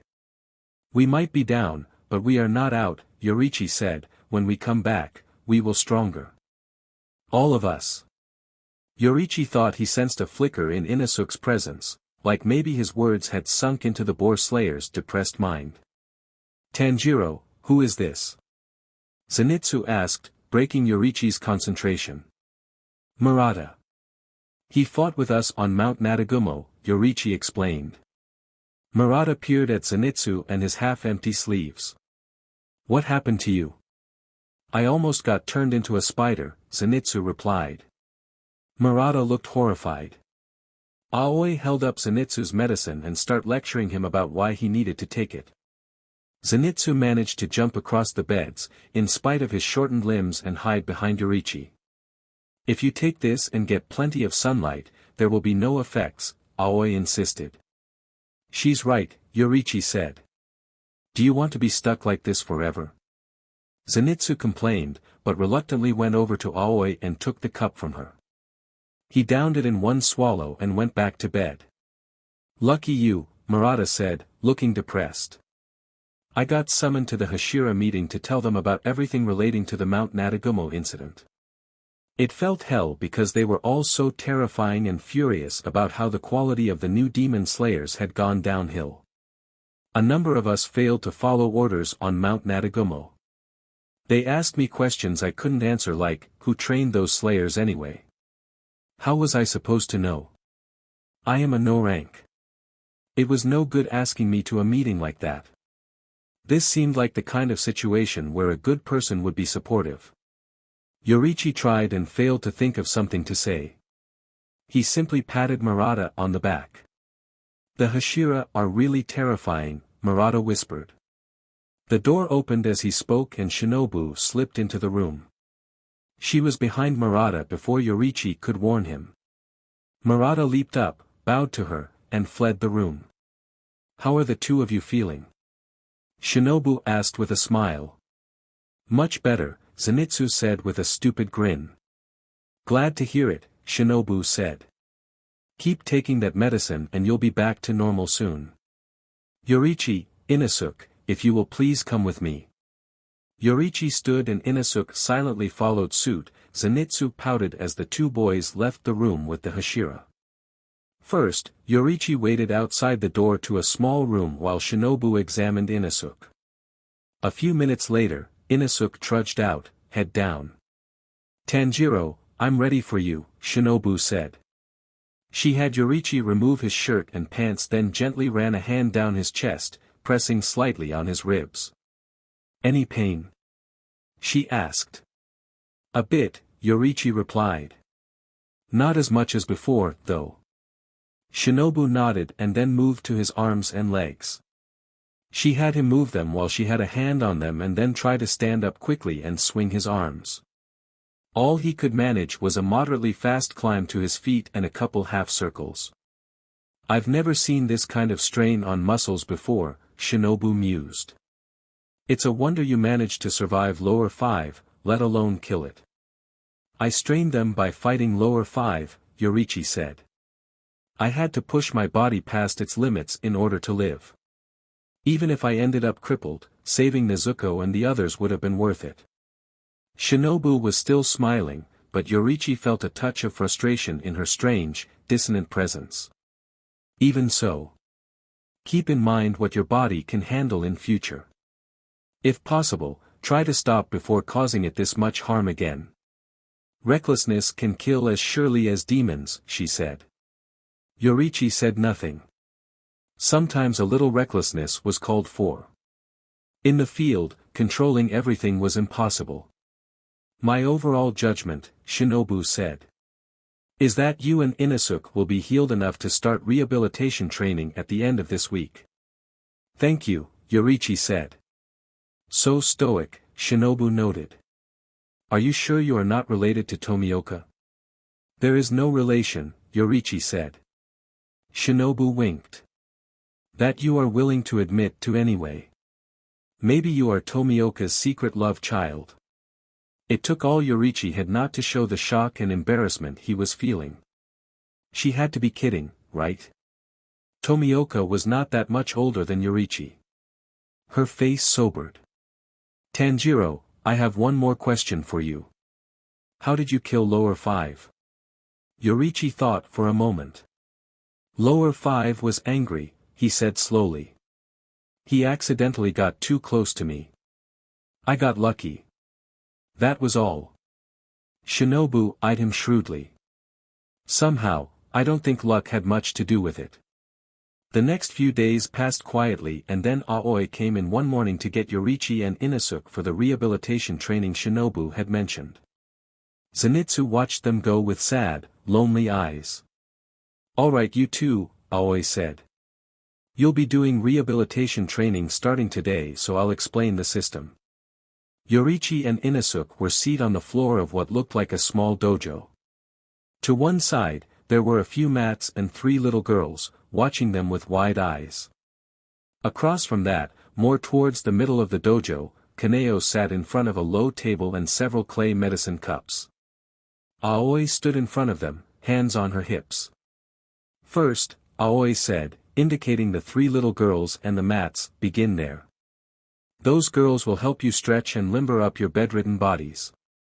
Next, she pointed to Kaneo and the cups, then you do reflex training. The cups contain medicated water. The objective is to throw the water onto the other person, however, your opponent can block you from picking up your cup. Last is full body training, otherwise known as the game of tag. Aoi gestured at herself. You will face me and then Kaneo. Questions? Yoriichi and Inosuke looked each other then at Aoi. Oh please. It's not that hard to understand, she huffed. On to the first part, stretching. Get on with you. The 2 demon slayers obediently flopped onto the mats on their bellies. After a swift discussion, the 3 little girls descended on Inosuke. 2 grabbed his feet while a 3rd pulled his arms upwards and behind his back in an arc. Inosuke grunted in pain as she pulled harder and harder. Then the 2 girls pinned down his arms while the 3rd repeated the same stretch with Inosuke's legs. When they let go, Inosuke curled into a ball and whimpered. 3 little heads turned to regard Yoriichi with bright, unervingly eager eyes. Let's do our best, he said. The girls blinked at him and then proceeded to do to Yoriichi what they had done to Inosuke. Yoriichi, however, did not groan or cry out. His muscles screamed, but compared to the pain they had felt when he'd done that second sun-breathing move on Rui, it wasn't much. When the girls let Yoriichi go, he slowly sat up. Thank you, he said. His expression didn't change and his tone was flat. Still, the girls beamed as he said it and chorused, "You're welcome," back at him. Inosuke was already at Kaneo's table. Yoriichi watched as he tried to go for a cup, only to be stopped with one hand by Kaneo while she used her other hand to grab a second cup and splash him with the water. After 3 more tries, a wet, disgruntled Inosuke was guided off to one side by Aoi and Yoriichi sat down. His first tries were much like Inosuke's. He reached for a cup and Kaneo blocked him, then splashed him. On the final try, however, Yoriichi was the one to catch Kaneo's hand. He deflected it from a cup and managed to grab one of his own. Kaneo's eyes widened slightly as the water arched towards her and missed her by less than an inch. Half a second later, Yorichi was soaked yet again. Enough of that. Let's move on to full-body training, Aoi said. Yorichi bowed to Kaneo and then stood. Why? The voice was so faint, Yorichi almost wasn't sure he had heard it. Why, did you miss? Kaneo asked. Maybe it was an accident, Yorichi replied. Or maybe I just thought I didn't have to hit my opponent to win. Kaneo stared at him for a moment and then stood and moved over towards Aoi. We play this game one at a time. You have 5 minutes to touch me or Kaneo. We'll start with Tanjiro. The next 5 minutes were chaotic for Yorichi. Aoi was faster and more nimble than she looked. Yorichi knew without checking that she had to use some kind of breathing style. Possibly wind or insect. Yorichi spent most of the 5 minutes chasing her around on aching legs, his chest burning with effort. Moments before time would have been up, he made a decision. Aoi was running past Yorichi around a corner when he used his breathing to leap. He hurtled into Aoi, twisting his body so he hit the ground with her on top of him. What was that? Aoi demanded between pants. Yorichi released her, allowing her to climb off him. He sat up and shrugged. You idiot, she exclaimed. You are supposed to be rehabilitating, not hurting yourself worse. I am sorry, Yorichi said, bowing his head. You don't sound sorry, Aoi snapped. After a moment, she left him alone and started the game over with Inosuke. Inosuke came close to catching her several times, but never quite managed it. The final round of tag began with Kaneo as the target. Yorichi's body, now aching more than ever from the first round of tag and from his fall to the floor, moved too slowly for him to have a prayer of catching up to the swift Tsuguko. Inosuke didn't fare any better on his turn. Finally the two demon slayers were told to go back to their beds and rest. When they opened the door an anxious Zenitsu shrieked. Inosuke's head was bent and he trudged along wearily. Yorichi's expression was, well, the same as it always was, impossible to read, but his movements seemed to lack some of their usual grace. Both Yorichi and Inosuke ignored all questions and immediately went to bed. A few days passed much the same as the first one had. The day Zenitsu joined rehabilitation training was memorable. He chewed both Yorichi and Inosuke out for complaining when the rehabilitation training was run by appealing girls. At first, Zenitsu seemed over the moon as he went through the training. The lack of progress soon got to him as much as it had Inosuke, though. Eventually, Inosuke and Zenitsu simply refused to continue their training anymore. Yorichi, however, began to stay at rehabilitation training later and later. He begged Kaneo for more rounds of tags and more reflex training. The girl flipped a coin when he asked and then agreed to Yorichi's request. I can't afford to waste time, Yorichi thought, as he lay panting on the ground after another round with Kaneo. Nezuko is counting on me and Michikatsu, if he is still alive. I am already far behind where I was. I can't afford to stop for a single moment. One night, the three little girls, he'd learned their names were Sumi, Naho, and Kiyo, found Yorichi on his way back to his room. They gave him a towel and wiggled in pleasure when he thanked them for it. Do you keep up the total concentration breathing all of the time? Kiyo asked, fidgeting. Yorichi started to answer an affirmative and then stopped. In his old body, he'd barely even noticed he constantly used total concentration breathing. It was so natural to his body, that he never stopped to think about it. In this one, though. A quick moment of concentration confirmed the truth. He hadn't been using total concentration breathing this whole time. If he wanted to get stronger, that might make all the difference. I never thought to, Yorichi admitted. But it is possible, Kiyo said. We've been told it makes all the difference in the whole wide world. All the Hashira and Kaneo have mastered it, the three girls chorused. We hope you can too. I promise, Yorichi said. I will try. Thank you for your advice and your encouragement. The next morning, Yorichi woke up and found both Zenitsu and Inosuke lazing around. Inosuke lay on his bed, uncharacteristically still and quiet. Zenitsu was watching a female Kikuchi out the window, a stupid grin on his face. For a moment, Yorichi considered asking them if they would return to training. He tried to think of something to say, some inspiring words to get them back on their feet and working hard. He couldn't, so he simply left for breakfast and rehabilitation training. After his training had ended, Yorichi sat on one of the porches on an outbuilding. He focused on his breathing, on forcing the air in and out of his lungs at the right rhythm. The best he'd done since the night before was to keep total concentration in the water breathing style up for 2 hours. He'd tried total concentration with sun breathing and been on his back after 10 minutes. This time, Yorichi managed to squeeze out 5 whole extra seconds past the 10-minute mark before being knocked back. I had it easier than I realized during my past life, Yorichi thought as he looked up at the sky. To give me such a weak body for my second life, why would the gods or whatever force decided I should be reborn do such a thing?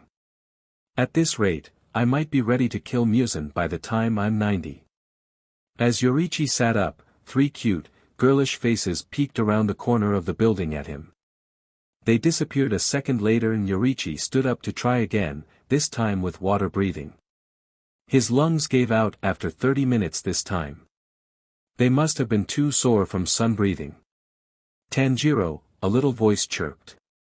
He turned to see Naho bearing a tray with a pot of tea and some rice ball on it. Behind her Kiyo and Sumi carried several gourds. "We brought you some rice ball," Naho said. "You're working so hard, we thought you could use a snack." Sumi added. "So dig in," Kiyo pipped up. "Thank you for your kindness," Yorichi said. The girls beamed at him as he plucked a rice ball from the tray and started to munch on it. "What are the gourds for?" Yorichi asked, gesturing at one with his free hand. "They're for blowing into," Sumi explained. Yorichi blinked. "Blowing into?" "Yeah," Kiyo replied. "Lady Kocho trained Miss Kaneo and had her blow into gourds like these." Looking down at them, Yorichi didn't spot anything special. "Why did she do that?" Yorichi asked. "Was she supposed to make a sound?" The 3 girls giggled at him. "No, silly," Kiyo said. "Miss Kaneo blew into and made the gourd go all kaboom." Yorichi frowned and then nodded. If the lungs were strong enough, blowing hard enough to burst a gourd like those would be simple enough. "This is a special kind of gourd," Kiyo said. "So it's even harder than normal to break. The gourds get bigger and bigger as you progress." Together, Sumi and Naho dragged out a gourd nearly as tall as Kiyo. She indicated it with a smile. "The biggest gourd Lady Kaneo can explode right now, is this one right here." Yorichi regarded the gourd with a sinking heart. It made sense why Kaneo was so fast now, she had far greater lung capacity than he did currently. "Oh," Yorichi said. "That's all you have to say?" Sumi asked, eyes wide. "We thought you would be surprised." "I am," Yorichi said. "You don't seem like it," Naho pointed out. "I don't react like most people," Yorichi admitted. "My reactions are always a bit strange." The little girls blinked at him like a line of owlets and then Sumi's eyes lit up. "Oh, I get it. He's like Mr. Tomioka," Sumi said. "Lady Kocho says Tomioka never really reacts to anything much, so it is hard to tell if he feels anything. But she'll figure out how to get him to one day." "Maybe she can help you too," Kiyo suggested. All Yorichi could do in response to that was stare uncertainly at them. He'd had suspicions about Shinobu's relationship with Tomioka from Empty Natagumo, but now. "Go ahead," Kiyo said, pointing to the smallest gourd. "Give it a try."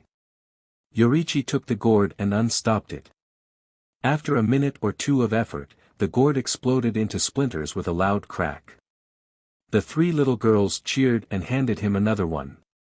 After that, Yorichi broke 2 more gourds with water breathing. On his third, though, he tried for 15 minutes and was coming up with nothing. He pulled back from it, gasping. "Give me a minute and I'll try again," Yoriichi said. He waited until his breathing was steady again and then turned to the gourd. This time, he didn't try water breathing. After 5 minutes of sustained effort, Yoriichi managed to burst the gourd. The girls stared in surprise at the smoking remnants of the gourd. "It never did that with Lady Kaneo," Naho commented. Yoriichi flopped back onto the porch, breathing hard. Black spots danced in his vision. "Are you alright, Mr. Tanjiro?" Sumi asked. For a moment, Yoriichi didn't answer and then he slowly raised a hand. "Need to catch my breath," Yoriichi said. After a few minutes, he slowly sat up. "I don't think I can get the next one," Yoriichi said. Even that last one was a stretch. The three girls smiled. "That's all right," they chorused. "Just keep working hard and you'll make progress." The next morning, Yoriichi showed up in the dojo and faced an irate Aoi. "Just you again?" Aoi asked. "Yes," Yoriichi said. "I am sorry." "For what?" Aoi demanded. "It's not your fault they are lazy butts. You have gone to so much effort for us. You, Kaneo, Sumi, Naho, and Kyo, and we are acting ungrateful." Aoi huffed. "No, you are not. You can't be responsible for others' faults, Tanjiro. They have their own free will too, you know. Don't concern yourself with those two anymore." With that, the day's training started. He was managing to catch Aoi most of the time by this point and to evade her half of the time when it was his turn to be the target. Kaneo was still beating him handily in everything, though. Shortly after that, Yoriichi began to train with a wooden sword while maintaining his water breathing. He also ran laps around the mansion. Most of this was done with water breathing, with which he was making steady progress. By comparison, his total concentration constant with sun breathing barely improved by more than a minute each week. One night, Yoriichi was sitting on top of one of the buildings, watching the moon and concentrating on total concentration constant. His stamina was closer to normal at this point, but his strength and speed still lagged behind where they had been. He felt a strong, dissonant presence approaching. Seconds later, Shirba Kocho called out to him. "Hello," she said. Yoriichi turned his head to look at her. "Working quite hard, I see," Shinobu said, bending so she was at eye level with him. "Though your friends didn't end up joining you." Yoriichi nodded and Shinobu scanned him for a moment, her face inches from his. Then she pulled back and sat down a few feet away. "Are you lonely by yourself?" "It doesn't matter," Yoriichi said. "I'll teach it to them once I've mastered it. I won't leave them so vulnerable again." Shinobu smiled softly and, for once, it seemed genuine. "What a appealing soul you have," she said. Unsure how to respond, Yoriichi looked away. "I never properly thanked you," Yoriichi said. "For taking in myself, Nezuko, Zenitsu, and Inosuke. I can't help but wonder why, though." Shinobu looked out at the stars. "Nezuko's presence is no longer taboo and all of you were terribly injured," she said. For a moment, she paused. Yoriichi wasn't bothered by the silence, he waited patiently for her to continue. After a moment, she did, albeit in a softer voice. "I'd like to entrust a dream of mine to you. That we can befriend the demons. I'm sure you can accomplish that." Yoriichi raised an eyebrow. He didn't think it was a foolish dream. Killing was something he always hated, even if it was a demon he was killing. That didn't make it any less necessary, though. He was surprised to find a Hashira who thought the same way. Especially one who was so angry, Yoriichi said. "You are angry all the time. That smile you always wear, it's a mask." Shinobu's eyes widened and she stared at him in shock. "What makes you think that?" she managed to ask. "You always smell angry," Yoriichi said. Even though you are always smiling. That got an eyebrow raise. The human nose doesn't typically work that way. Are you sure? Internally, Yoriichi winced. He'd thought he'd be able to go much longer without someone calling his bluff. Maybe he should have made up a better lie that day in the snow with Tomioka. But he was no good at lying when put on the spot without a plan. Yes, Shinobu admitted, looking away. You are correct. I am constantly angry. She took a deep breath and looked down at her lap. My beloved older sister was murdered by a demon. I see the mournful tears of others, all of whom have lost their loved ones in the same way. I hear their cries of despair. With each one, the anguish in my soul grows larger. In the innermost depths of my soul lurks a hatred I can't fight. Likely, the other Hashira feels something similar. Yoriichi could see the broken twisted bodies of his family strew about the ruined house like dolls, see Yuta curled into a tight ball, in a desperate effort to shield their unborn child. Those moments were black marks on his soul. He could understand where Shinobu was coming from. But now, they've seen a demon. Who has never killed a human with their own eyes, Shinobu said. They can't deny her existence. Since the MSTR has given his approval, I doubt any of them will try to hurt Nezuko. My sister was kind-hearted, like you. She felt sympathy for demons, even as she was dying, her feelings didn't change. I never could feel that way. Having sympathy for something that kills us seemed like the biggest nonsense I had ever heard. Her presence was roiling now, filled with turmoil, grief, and anger. It was so overwhelming it nearly made Yoriichi cry. How could Shinobu stomach it day after day?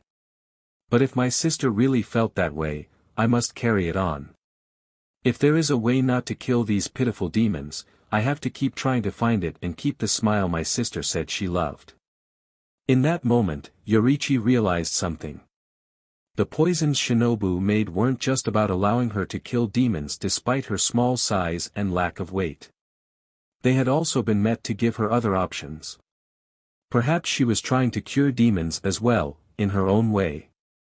I am tired, Shinobu said, hanging her head. I have to admit. Demons only know how to lie. They fight to survive by murdering us. They do so without a shred of humanity. Slowly, she stood up. Please do all you can, Tanjiro. To protect your sister. Knowing you are working so hard to do what I cannot, it warms my heart. I can rest easy now. Yoriichi stared at her, but she didn't meet his eyes. You've stopped your total concentration breathing, Shinobu commented, and then she left, leaping off the rooftop to another lower one which she then leaped down to the ground from. Closing his eyes, Yoriichi went back to his total concentration breathing and tried to focus. I'll do it. He promised. For the sake of Yuta, Kei, Tanjiro, and all the others I have lost. For Nezuko and Michikatsu who may yet be lost. I will find a way to turn demons back into humans. Shortly after that, Matsuman landed next to Yoriichi. A message from the MSTR, he caught. Yoriichi took it from the crow's leg with thanks and then began to read. Tanjiro. Sorry it has taken me so long to get back to you. There were other developments that demanded my attention. I have come to the decision that you should not be made a Hashira yet. Given that you are not Kino and still have much to learn, it would be a disservice to you and the Corps to promote you to Hashira so soon. I will not, however, ignore the potential you have shown. To kill a lower moon after 2 years of training is more than anyone has accomplished in recent history. So I want you to train under one of the Hashira as a Tsuguko. With more time and training, you should more than be able to gain the title of Hashira. While I will not force any of the Hashira to take you on, I will send a request to any of them you want to learn under. Any letters you send by your crow will reach me, so write me back with your request. If both you and the Hashira are in agreement, you will become their Tsuguko with my blessing. I know you are not familiar with the Hashira, so I have sent a list of Hashira and breathing styles to you. Ask Shinbo Kocho for help if you do not recognize some of the styles. I look forward to seeing what you and your sister can accomplish. Kagaya Ubuyashiki. Underneath the letter was a list of the Hashira's names and breathing styles. Sanemi Shinugazawa Wind Breathing. Jyomiai Himejima Stone Breathing. Kanroji Mitsuri Love Breathing. Shinobu Kocho Insect Breathing. Iguro Abanai Serpent Breathing. Muchiro Takedo Mist Breathing. Kaijuro Rengoku Flame Breathing.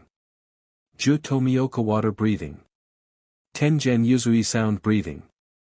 Yoriichi stared at the names for a moment and then put the letter away. He'd sit on the letter for a couple days before making a decision. Even as he tried to dismiss the letter and its list of names, though, one in particular kept popping back into his mind. Over the next few days, that would be the name that kept coming up, regardless of his attempts to fight it back down. Eventually, he gave in and sent a respectful request to the MSTR. If nothing else, he owed it to himself to try it. But it remained to be seen if that person would be willing to consider the request. The next few days passed without much incident. Yoriichi requested that Sumi, Naho, and Kiyo help him train by hitting him to wake him up when he switched out of total concentration water breathing while asleep. After 2 nights of interrupted sleep, he began to get the hang of it. Soon, he was keeping up his breathing all night and most of the day without stopping. Steadily, his stamina and speed began to rise. Kaneo now had to spend most of the 5 minutes in order to catch him, and he had come close to catching her on several occasions. At one point, after another near miss with Kaneo as the target, he felt Inosuke and Zenitsu's presences watching him. The other 2 slayers had been watching him, even as they continued to laze around. For their sakes, Yoriichi hoped they would decide to come back to training. Otherwise, he might have to drag them. He'd been serious about his promise not to leave them vulnerable again. The little girls got out the gourds again one day and had Yoriichi go through them. Most of them exploded easily within seconds, though, the last one did take quite some time. He wasn't sure he could get the last one without switching to sun breathing. His increase in stamina had certainly helped with his sun breathing, but he was stuck at about 30 minutes. It gave him hope, though. With enough effort, he could regain what he'd lost from his first life. Zenitsu and Inosuke soon cornered Yoriichi after training and demanded to know the trick to total concentration constant. There isn't a trick, Yoriichi admitted. You have to work it, to keep one part of your mind always focused on your breathing. It won't be easy, but it will be worth it. Both of the other slayers looked discouraged at that. Zenitsu looked like he wanted to cry while Inosuke hung his head. Then Shinobu appeared behind him. She slid smoothly between taunting Inosuke about not being able to do it and promising to cheer Zenitsu on. Yoriichi sweat dropped as he watched her. There was something about that kind of manipulation that was just spooky. It did the trick, though.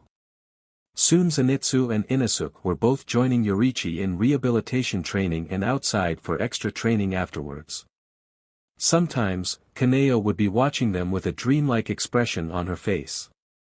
Yoriichi asked her to join them a couple times, but Kaneo always walked away without a word. Occasionally, Yoriichi would search her presence, trying to find some spark of life, of hope amidst the apathy. All he found was a vast, deep feeling. Like the night sky without stars or a moon. He wanted to do something for her, to see even a single star appear in the vast landscape, even if just for a moment. But what to do? He wasn't any good at cooking, so tasty treats were out and she didn't seem the type to be interested in jewelry. The answer came on a rainy day when Yoriichi was taking a rest from training. He had a knife out and was using to whittle a twig into a smooth, square length. Beside him sat a nut with a small hole in it. Kaneo came around the corner. She watched him for a moment, a question in her eyes. "This?" Yoriichi asked. "It's something I used to do with my siblings on days just like this." Finishing with the twig, he twisted it into the hole in the nut and held it up to show Kaneo. He'd decorate both sides with carvings of a butterfly, one with The wings up and another with the wings down. Placing it on the floor, he spun it. With wide eyes, Kaneo watched the toy. The carvings blended together, making it look like the butterfly on the nut was flapping its wings. When the toy, the top, finished spinning and fell, he spun it again, watching happily as Kaneo continued to stare at the top. This time when it finished, he picked it up and held it out to Kaneo. "You try," he suggested. Kaneo blinked at him uncertain, but allowed him to coax her to the floor. She gave the top a careful spin and the butterfly on the top flew one more. When it finished, she tried to give the top back to it, but Yoriichi refused. "Keep it," Yoriichi said. "I can make another if I want.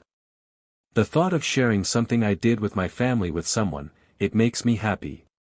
She still didn't look sure, but Kaneo slowly closed her hand around the top. It seemed like she watched Yoriichi, Zenitsu, and Inosuke a lot more after that. She still wouldn't join in. Yoriichi liked to think, though, that just for a moment, he had brought a bit of childlike fun to her life. When Matsuman came back, Yoriichi was nervous at first, thinking he bore news from the MSTR or a Hashira. Instead, Matsuman told him that his swordsmith, Haganazuka, was bringing him a new sword along with Inosuke's swordsmith. The second he heard the news, Inosuke raced out to the path, dragging Yoriichi along with him. Yoriichi didn't mind at first, then he felt the pure, adulterated rage in Haganazuka's presence. He tried to pull his wrist free of Inosuke's grasp, but it was too late by the time he got it free. Haganazuka had thrown off his hat with the wind chimes and was racing towards him with a knife in his hand and murder on his mind. Yoriichi evaded several stabs as Haganazuka screeched about Yoriichi breaking my sword in two, and being too weak. If killing a lower moon counts as weak, Yoriichi thought. What does he see as strong? Meanwhile, Shinobu, the little brat, watched Yoriichi dodge around with open amusement. Shouldn't she have been trying to look after a patient in danger of being stabbed? Eventually, Haganazuka tired himself out. The two swordsmiths sat down in a room in the butterfly mansion with their charges. Inosuke's swordsmith, a man with a calmer presence, apologized for Haganazuka's behavior. "What can I say? Haganazuka is very passionate. Loves his sword more than any person. Even among swordsmiths, he is one of a kind." Yoriichi nodded. "Yes. I am lucky to have him." Inosuke's swordsmith titled his head slightly. Yoriichi guessed that if the man weren't wearing a mask, he'd have the same look on his face Yoriichi had seen time and time again. The look people always got when trying to figure out if his flat face and tone meant he was joking. "I am Kanamori," Inosuke's swordsmith said. "I forged Inosuke his weapons. I hope they will be useful in battle." Yoriichi and Kanamori looked over to where Inosuke sat on the porch. The blades of Inosuke's sword were turning a blue-green, like the tips of Inosuke's hair. As Kanamori commented on the color, Yoriichi was forced to sidestep yet another attack by Haganazuka, who was muttering darkly about people with boring colors like black.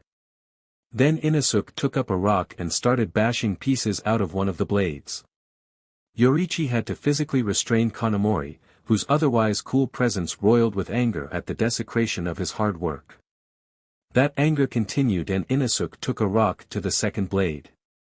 For his part, Inosuke was unaffected by his swordsmith's ire.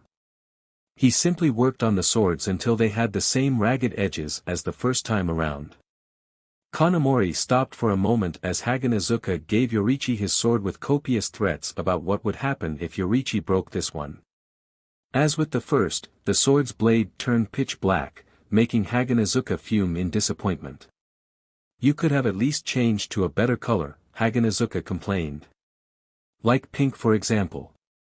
It is kind of reddish." Now, Kanamori said. "There is nothing wrong about a black blade." Another loud chk of stone on steel sounded and Kanamori leaped up again, once more trying to strangle Inosuke. He still hadn't calmed down by the time he and Haganazuka were on the road. Now that he had his sword, Yoriichi began to drill with it in the gardens of the butterfly mansions. All of the moves were water-breathing, of course. He didn't dare risk sun breathing on his still healing body. I need to train in something closer, Yoriichi thought.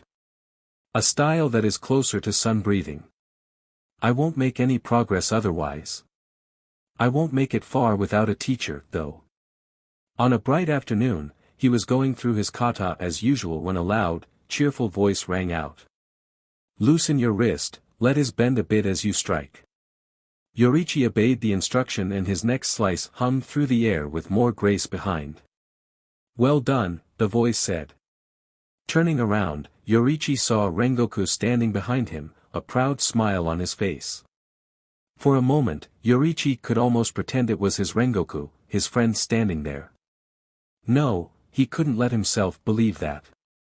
If this was going to work, he needed to speak with the current Rengoku, Kaijuro Rengoku, not Kasajiri Rengoku. Thank you for the instruction, Yoriichi said. Not at all, young Komado, Kaijuro said. I was hoping to speak with you. Follow me.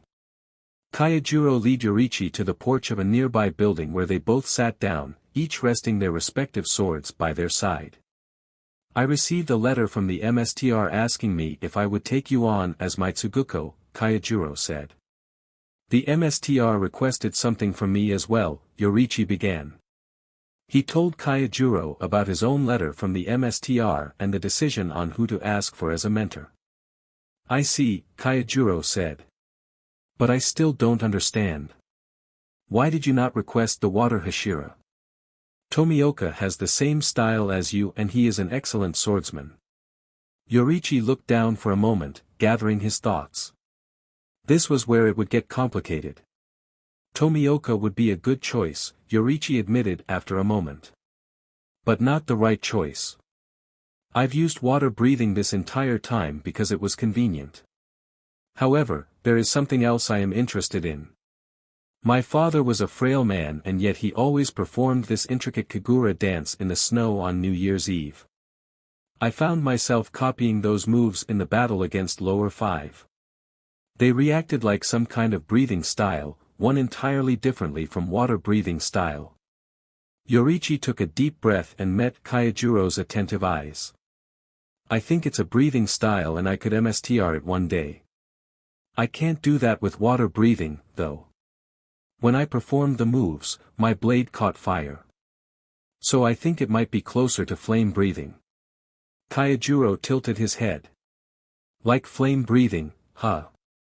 Let's see it then. Yoriichi slowly climbed to his feet. It was now or never.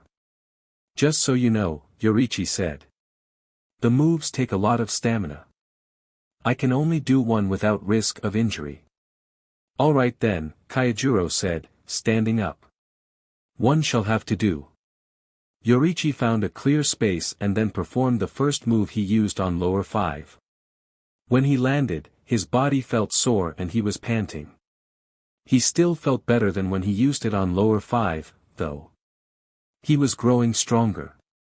That, Kaijuro said, is not any kind of flame breathing I've ever seen. I can see how the two would be similar, though. The two sat back down on the porch. Neither. Speaking for a moment. Before you decide on anything, Yoriichi said. I want to be honest with you. Nezuko is going to be traveling with me. I know you might still not trust her, and I am not asking you to do so fully. You have to agree to give her a chance, though. Kaijuro's eyebrows shot up. And if I can't do that? Then I try to make things work with another mentor, Yoriichi said. I want to learn under you, but I won't abandon my sister. I see, Kaijuro said. For a moment, he didn't speak. His energetic presence dimmed somewhat and then he spoke, I can't promise I'll trust her. Until I see her in a battle, defending humans against demons, I cannot make a judgment. However, I will not decide against her either. Will that work for you, young Komado? Yoriichi nodded. It's the best I could expect. Good, Kaijuro said. Honestly, I wasn't sure about taking you on as my Tsuguko when I came here. I felt that if I could talk about it with you, maybe see your motives, I could make a decision. What you have shown me is that you are loyal and honest. To stand up to me in such a way for a sister, took courage. I would hope Kaijuro thought if Sanjuro ever got attacked and turned into a demon, I would be able to react with the same loyalty. Looking over the young man before, Kaijuro felt his smile stretch a bit wider. Yes, Tanjiro Komado had potential. He was also a good person. I will take you on as my Tsuguko, Kaijuro said. I must warn you, though, that I will not go easy on you. The work of a Hashira is hard and often deadly. If you want to be one someday, you must keep that mind. With those words, a knot in Yoriichi's stomach loosened. Thank you, very much. I look forward to learning under you. Kaijuro and Yoriichi discussed details for a few minutes, then Kaijuro left Yoriichi with instructions to keep working on total concentration constant. I am needed on a mission, Kaijuro said. And you are still recovering. Your training shall begin in earnest when I return. A few days later, Yoriichi started to win against Kaneo. The first time he won at the Medicine Cup game, he put the cup on her head instead of throwing it on her. She blinked at him with wide eyes like an owl as Sumi, Kyo, and Naho clustered around Yoriichi, cheering. During tag, Yoriichi managed to catch Kaneo 3 out of the 5 times they played. He could feel it in his body. His muscles had healed back stronger and he would soon be back at full strength. Shinobu confirmed this hypothesis a few days later. You are physically fit now. You can go out on missions again, she said. Thank you, Yoriichi said. No celebration at all, Shinobu said cheerily. Remind me, how are you and Tomioka related again? We aren't, Yoriichi said. I might be more convinced if you said that a little differently, Shinobu said. Then her face became a bit more serious. I hear you will be learning under Rengoku. Yoriichi nodded. I am surprised at that. Wouldn't Tomioka be a better choice? For a moment, Yoriichi considered keeping quiet, then he decided it would be a poor way to repay Shinobu's kindness. So he told the same story he'd told Rengoku about Hinakami Kagura. The story was partly true, to be fair. Shinobu looked thoughtful. So your father used fire breathing, huh? I guess learning under Rengoku makes sense, then. Though, fire breathing not the same thing as flame breathing from what I understand. Rengoku is uncommonly strict on that point. Yoriichi thought about that. He'd never asked Kasajiri Rengoku why he named his breathing style flame breathing rather than fire breathing. Rengoku is one of the kindest of us Hashira, but don't think he'll go easy on you, Shinobu said, raising a finger. I've heard the stories from his last successful apprentice and I know I will be seeing you around here a lot. Be ready to go through hell.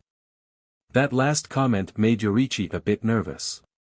He wasn't expecting to have it easy, but what did Kaijuro Rengoku do for training if even a Hashira felt the need to warn his apprentices?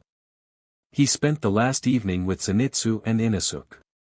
They had been cleared for battle too and would be heading off tomorrow as well. In a few short hours, they would all go their separate ways. It made Yoriichi feel sad and a bit lonely. The feeling was new to him. He'd gone on missions by himself all the time in his first life. Why did going on one now seem lonely? Eventually, all 3 boys lay down for sleep, planning to wake up early the next morning to get a good breakfast and an early start. Wake up, young Komado, a loud, cheerful voice said in Yoriichi's ear. Yoriichi jerked awake, rubbing his ear. He opened his eyes to see Kaijuro standing over him, golden eyes uncomfortably close to his face. I see you have mastered total concentration constant while I was gone, Kaijuro commented. Nice work. Thanks, Yoriichi said. He looked over at Zenitsu and Inosuke, who were still asleep by some miracle. Could you keep your voice down, MSTR? My friends are still asleep. Kaijuro laughed, the sound ringing through the room like a clear, loud bell. The two boys in the bed started to stir.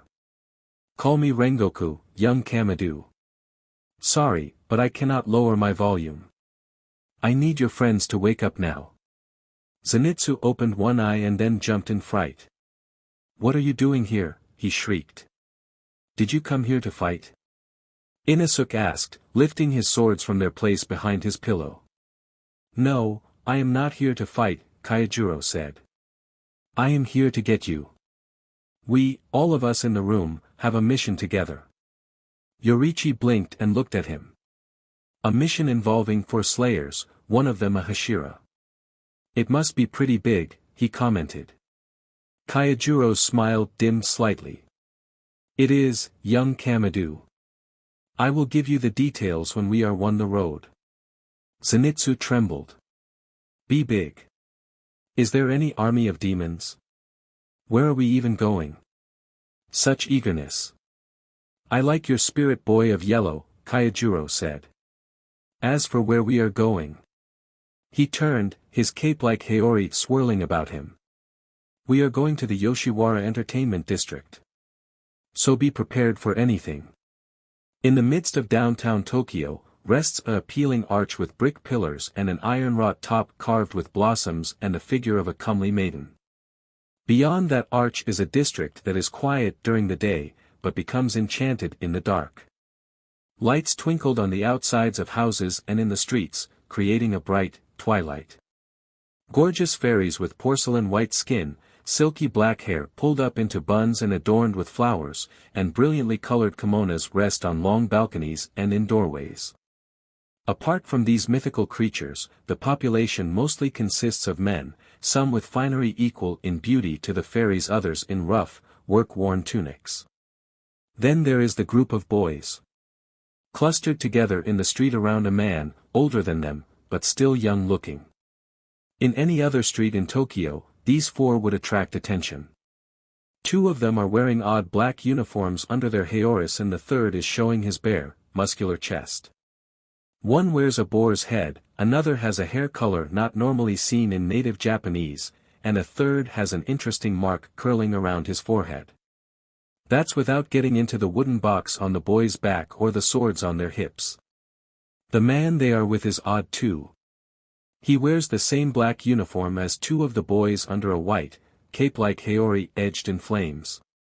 His eyes are a bright gold and his hair is yellow with red tips. They should be attracting. Sidelong glances, open stares, and suspicious glances, but the people walking past them barely seem to notice the oddness of the group. After all, this is the Yoshiwara Entertainment District where originality sells and ostentation is expected. "We should be almost there," Kaijuro says, scanning the buildings. The boys are not listening to him. Zenitsu is looking around wildly.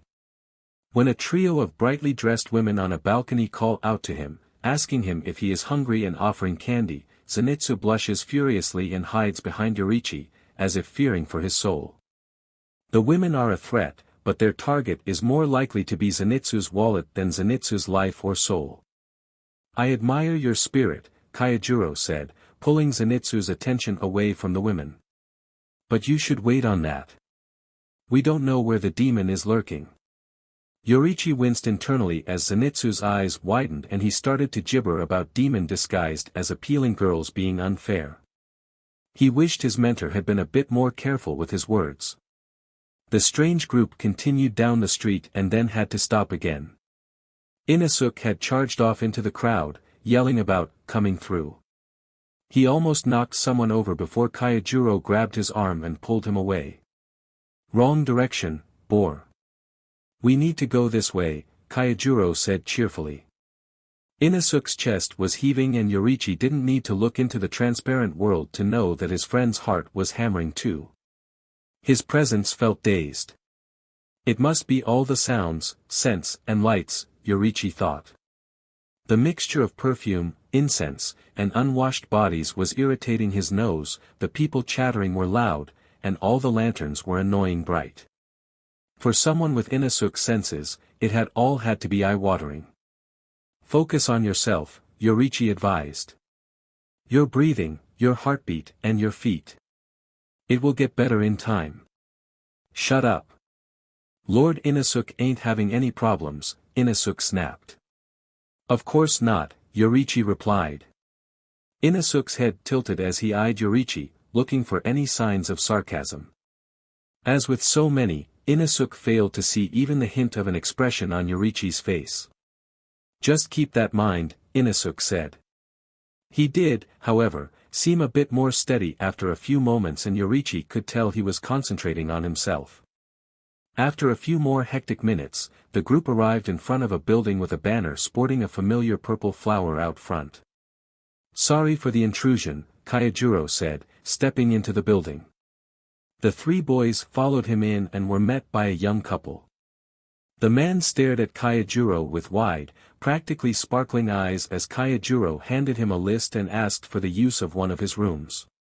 He bowed repeatedly to the Hashira as he showed them to the room and showed up a few minutes later with a plate of onigiri for them. Thank you very much, Tanjiro told him. The Hashira picked up one of the onigiri and took a bite. Tasty! He exclaimed loudly. The man grinned from ear to ear and bowed again, then left them. The next few minutes filled with only the occasional munching sound and Tanjiro's frequent exclamations of tasty. When the food had been consumed and Inosuke was licking the empty plate to get every rice grain left, Tanjiro spoke. We are here to seek out Yuzui's wives, Tanjiro said. Yuzui. That's the sound Hashira, right? Yoriichi commented. Tanjiro nodded. Yes. He has white hair, a sparkly headband, and is focused on flashiness. You mean that JRK, Zenitsu complained. Yuzui had come by the butterfly estate at one point for a quick checkup from Shinobu. He'd observed the trio training and had decided that they would benefit from a hands-on training experience. By the end, Zenitsu was covered in mud and shrieking about dying, Inosuke was pinned beneath a log and shouting, and Yoriichi had several new tears in his uniform along with a sprained ankle. The sound Hashira had ended the visit running away from Shinobu, who was yelling at him about injuring her patients and setting back recovery time. The incident had not endeared the sound Hashira to any of them, least of all Zenitsu. Come now. I know Yuzui can be a bit rough at times, but he really does care for the younger slayers, Tanjiro said. His smile was so bright and innocent that not even Zenitsu could bring himself to argue. Looking down on Tanjiro's efforts to find the good in people felt wrong. Then Zenitsu found a new thing to fixate on. You said wives, he said slowly. Oh no. Using demon slayers to find a bride for someone is unacceptable. It's hard enough for us to meet nice women without having to hand them over to higher-ups like that. His voice was a shriek by the end. Reaching over, Yoriichi laid a hand on his shoulder. I am sure it's not like that, he said. Young Kamado is right, Tanjiro agreed. We are here to locate Yuzui's three wives. They came into the entertainment district as undercover agents. None of the slayers posing as customers could get the kind of secrets we need to find the demon out of the workers. Those are courtesans, by the way, women working as entertainers to pay debts. To catch the demon, Yuzui's wives went undercover as courtesans. They are each formidable in their own right. They are female ninjas. Kunoichi, I think is what Yuzui calls them. They were sending letters to him to check in, but the letters have stopped coming. Last I talked to him, he was worried and planning to come here himself. Why not let him then? Inosuke demanded. He was voicing what Zenitsu currently couldn't, since the yellow-haired boy was now preoccupied with muttering about how a JRK like Yuzui could get three wives. Because Yuzui is too close to this, Tanjiro replied. I have known him for several years now. He dotes on his wives and they on him. If he were to think they were in danger, he wouldn't hesitate to take rash actions. Forcing female corps members to go undercover as a CRTSN, for example, or trying to send in boys dressed up like girls if he had to. He wouldn't be thinking straight and more lives would be lost. It's best that we handle the problem in his stead. Yoriichi gave a nod. He thought about what would happen if Yuta had been in place of Yuzui's wives. In such a situation, Yoriichi would have torn through the entertainment district looking for her, no matter the consequences. The wives are probably dead if they stopped writing, Inosuke speculated. We can't think like that, Kaijuro said, frowning. If they are dead, there is nothing we can do for them. We must proceed as if they are alive until we learn otherwise. Last intel had them in 3 Oiran houses. Suma in the Takeda house, Makio in the Ajimoto house, and Hinatsuru in the Kayagaku house. How do we find them? Yoriichi asked. They won't let customers poke around, will they? Kaijuro grinned and flashed a thumbs up. Excellent point, young Kamadu. We will not be going in as customers. The young man from earlier opened the door, begged pardon for the intrusion, and set a large box down inside the room. He accepted Kaijuro's thanks with another, wide smile, and asked the Hashira to let him know if anything else was needed. Opening the box, Kaijuro exposed several kimonos, neatly folded inside. A majority of the workers in this district are women, Kaijuro explained. But not all. Courtesans cannot be expected to do mundane jobs like cooking or cleaning, so there are a few openings for boys. I took the liberty of employing each of you at one of the houses. Inosuke, you will be at the Ajimoto house. As a door guard. Zenitsu, you are providing music for some of the dancers at Kayagaku house. Yoriichi, you have cleaning and odd jobs at the Takedo house. While you are not fellow courtesans, the women should speak more freely in front of fellow employees than customers. What will you be doing? Zenitsu asked, eyeing him. Keeping watch from the rooftops, Kaijuro replied. Someone must keep an eye on the district in case the demon is not in one of those houses. I can also come to your aid faster should you find something if I am not playing my own undercover role. Zenitsu's presence still felt wary, but he acquiesced to the necessity. Well then, Kaijuro said, standing up. Change out of your uniforms and into the kimonos. It's time to go to work. Listen here, boy. We don't have slackers in this house. You'll do your work and do it when I ask or you'll be out of here before you can blink. Do you hear? Yoriichi gave a small nod. He didn't think the madam of the Takeda house wanted a reply. She was a small woman with a fat bun of black hair pinned to the back of her head. Her kimono was bright, but made of sturdy material.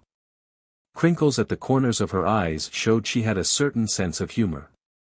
Now, though, her expression was pinched as she stared Yoriichi down. And you'll be staying out of the way of the customers, the madam continued. We can't have them seeing that scar of yours and thinking we beat our workers. There is our reputation to be thinking of. Another nod from Yoriichi. Don't be flirting with any of the girls either. They have enough to be thinking of without a boy invading their privacy and making them think thoughts they shouldn't. I catch you trying to cozy up to one or hear a complaint and you'll be tossed out. You hear? This time when Yoriichi nodded, the madam narrowed her eyes at him. I can't tell if you are listening with that face of yours. Yoriichi blinked. What was he supposed to do? Repeat her instructions back to her. Tell her he had been listening. I'm sorry, he finally said. The madam sighed. No helping it. You'll either obey the rules or you won't. No telling in advance what will happen. There are cleaning supplies in the closet on the second floor. It's the door at the end of the hallway by the stairs. Start by cleaning the entryway and the halls, then go to the kitchen and clean in there as needed. Just know, I'll be watching you. Yoriichi gave a polite bow and then headed for the indicated closet. He spared a moment to wonder if Zenitsu and Inosuke were settling in all right. He'd been the first dropped off. Kaijuro had smiled at the madam of the Takeda house and thanked her for her charity. She'd eyed him critically and asked if he did any performance work. Kaijuro had laughed and then headed back out into the street where the other two boys were waiting. At the exact moment Yorichi thought of them, Inosuke was cackling over the prone form of a drunk man who'd gotten too rowdy and refused to leave. His co-workers sweat dropped at the new bouncer's enthusiasm. Zenitsu, meanwhile, was strumming the shamisen at a furious rate, picking out a rapid, but catchy tone. He was determined to impress one of the girls. After all, where better to find a wife than among the appealing goddesses that graced the Yoshiwara Entertainment District with their presence? Then there was Kayajuro, crouched atop one of the buildings, watching the street below with attentive gold eyes. Despite his bright clothes and hair, he had hidden himself well in the shadow of one of the buildings. So many places, Kayajuro thought as he scanned the buildings and the rooftops, then his eyes went to the customers and entertainers flooding the streets. So many people, no wonder a demon could hide for so long in all of this. Yuzui's wives also. They are lost in all of this. If we don't find them before Yuzui realizes they have gone missing. Kayajuro didn't want to imagine it. The thought of his friend's grief and rage, the insane way he'd tear through the entertainment district searching for them or the demon who had killed them. No. He wouldn't let it come to that. Kayajuro refused to let anyone else die from this demon. For Yorichi, a night spent cleaning felt soothing. In his first life, he'd often been the one to clean the house, since Yuta's clumsiness kept her from doing it well. During his second, he'd been helping with chores ever since he was little. Some of his first assignments had been scrubbing the windows and the floors. The madam popped in on him a couple of times. She'd watch him for a few minutes and then leave with a grunt of satisfaction. He saw some of the courtesans as well. Most of them ignored him, as if simply speaking to the cleaning boy would somehow lower their status. A few of the more kind ones would give him encouragement. "What an excellent job you are doing," one said. "We've been trying to get the spot up for weeks." "So strong," another squeaked, "lifting that table all by yourself." "So shiny," an older woman said, admiring her features in the newly polished window. "I don't suppose you do makeup too by any chance?" Each time, Yorichi tried to think of something to say. Some way to keep the conversation going. Most of the time, all he could manage was a polite nod that had several of the women snickering about his shyness and how adorable it was. His chance finally came at the end of the night, when most of the customers were leaving. Two of the women asked him to get Oiran Koinatsu's gifts up the stairs and into her room. The pile of gifts was large with several hefty boxes tied up with bright silk bows. An ordinary customer would never have been able to afford such extravagance. The price of the ribbon alone would have been enough to feed Tanjiro's family for a year. The gifts could only have come from noblemen. She must be quite the CRTSN to have caught the eyes of so many rich men at once. Yorichi carefully balanced the boxes into two piles, one held up by each arm. As he began the trek up the stairs, he saw the women's wide eyes and realized the sight he must have made. A well-built, but scrawny youth, balancing two stacks nearly as big as him. Internally, he sweat dropped. Maybe he shouldn't lift quite so much in future. A normal boy couldn't do lift this much. As he approached Koinatsu's room on the top floor, he heard two high-pitched childish voices whispering. "They say Kayagoko House's madam died by falling out of a window," one said. "That horrible. We'd better be extra careful, okay?" the other answered.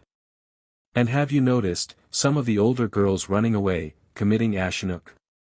The last word was said with awe and reverence, as if even saying it was forbidden. "That's scary," the other voice whimpered. Yorichi slid open the door to Koinatsu's room. Two small girls in elaborate makeup and kimonos started, their makeup-rimmed eyes wide. "It's all right," Yorichi said, setting down the gifts. "I won't tell anyone." "You sure carried in a lot of baggage," one of the girls commented. "They are gifts for Oiran Koinatsu," Yorichi replied. "Tell me, what is Ashinuk?" One of the girls shuffled and looked down at her feet, embarrassed. The other's face flitted between scandalized and eager. She scooted closer to him and stood on tiptoes to whisper into his ear. It's a good thing you've never heard of Ashinuk. It's forbidden. The worstest thing you could ever do. It means to run away without paying off your debts. If you get caught, it's really bad. The second girl slid closer, covering her mouth with her hand. Some girls try running away to be with the man they're in love with, she said quietly.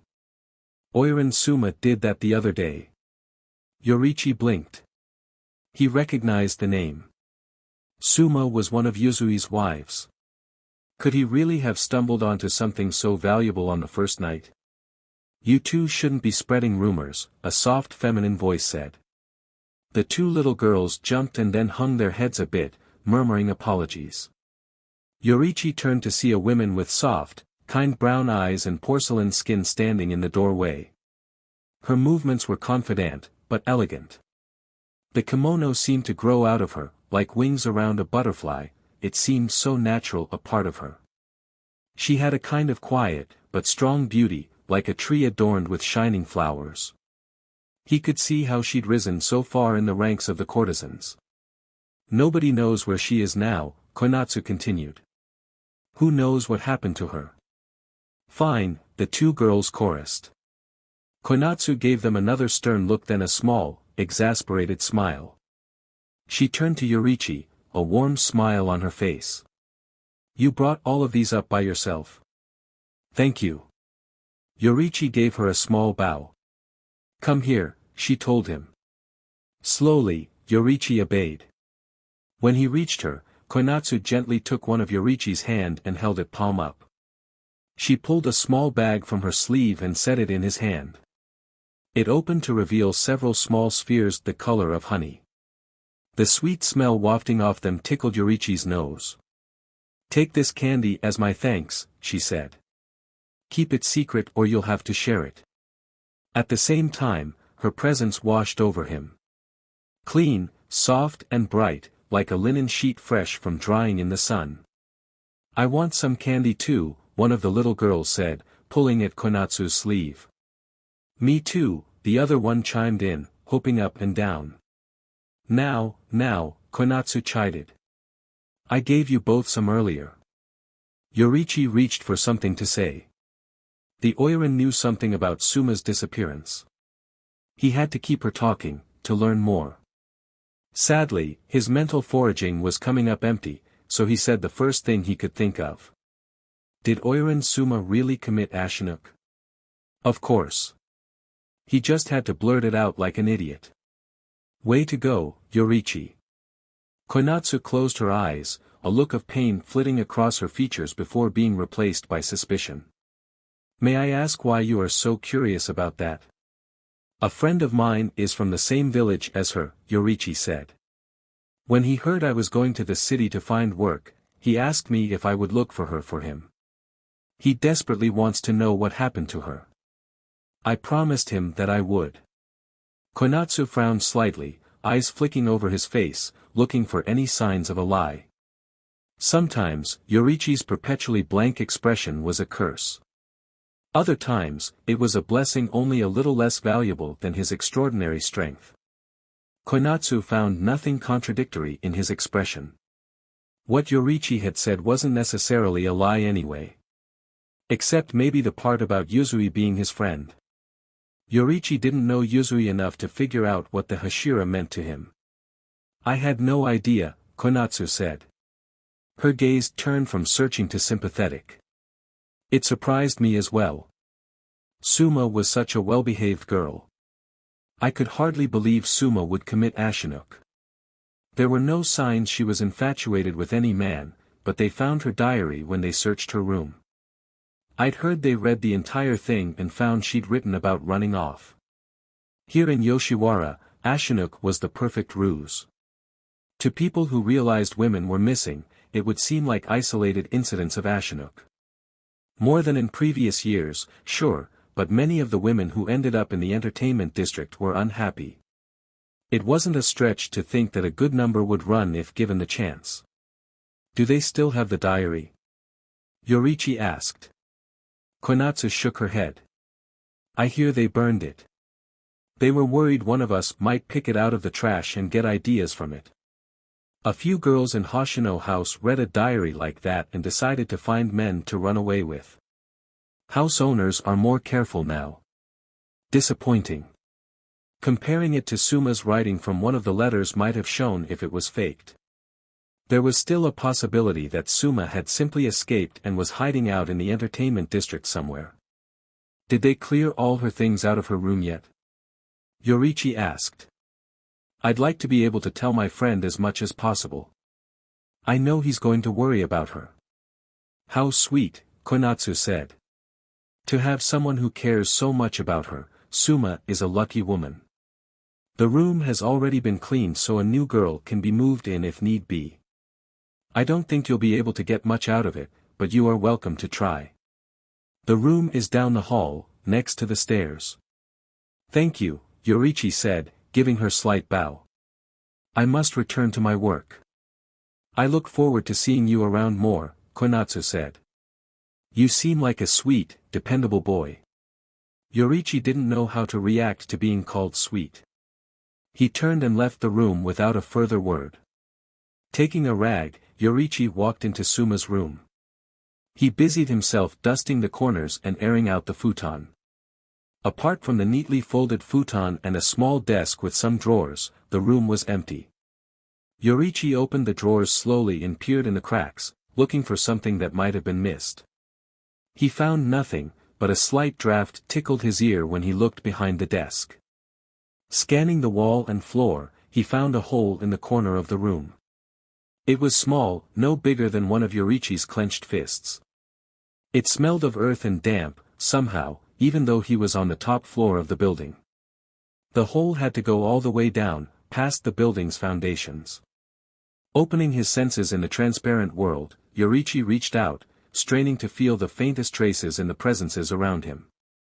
The strongest was a perfume smell, likely from whatever low-ranking CRTSN had to clean the room out before he had come. A sickly sweet rotten feeling shivered on the edges of Yoriichi's mind.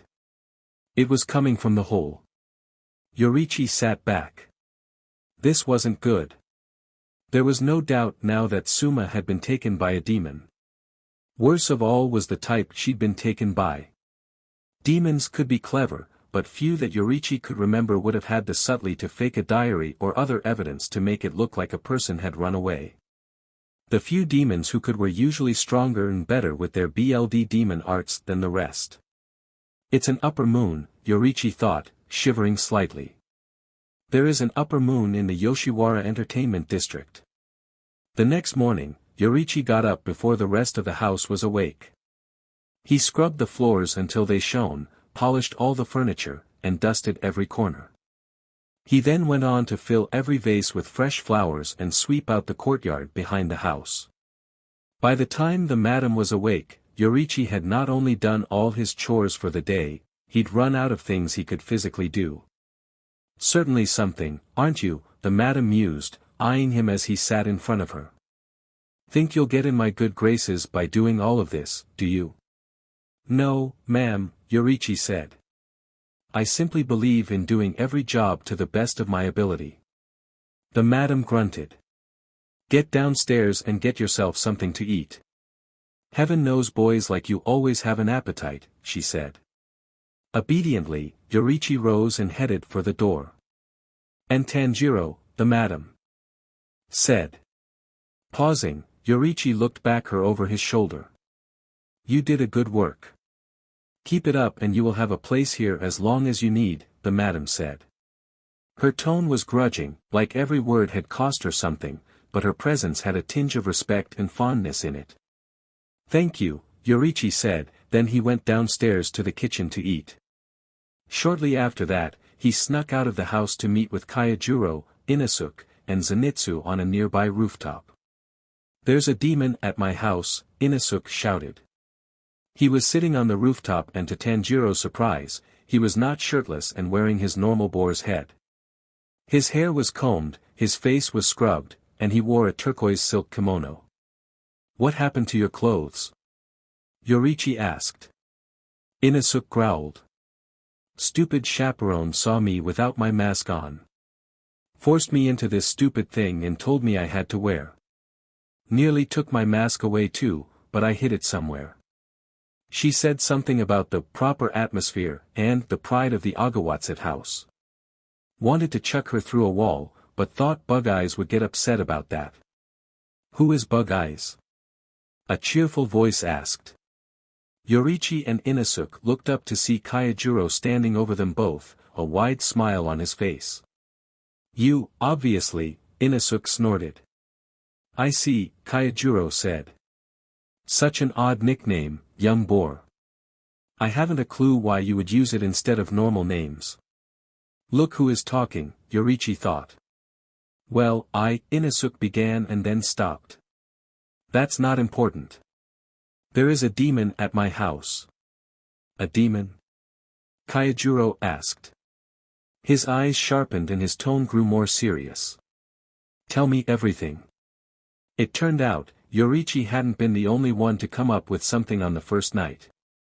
Inosuke had overheard two of the middling-ranked courtesans talking about Makio and how she would not come out of her room. He'd barged into Makio's room to find that her possessions were scattered everywhere. There'd been a fight, Inosuke stated.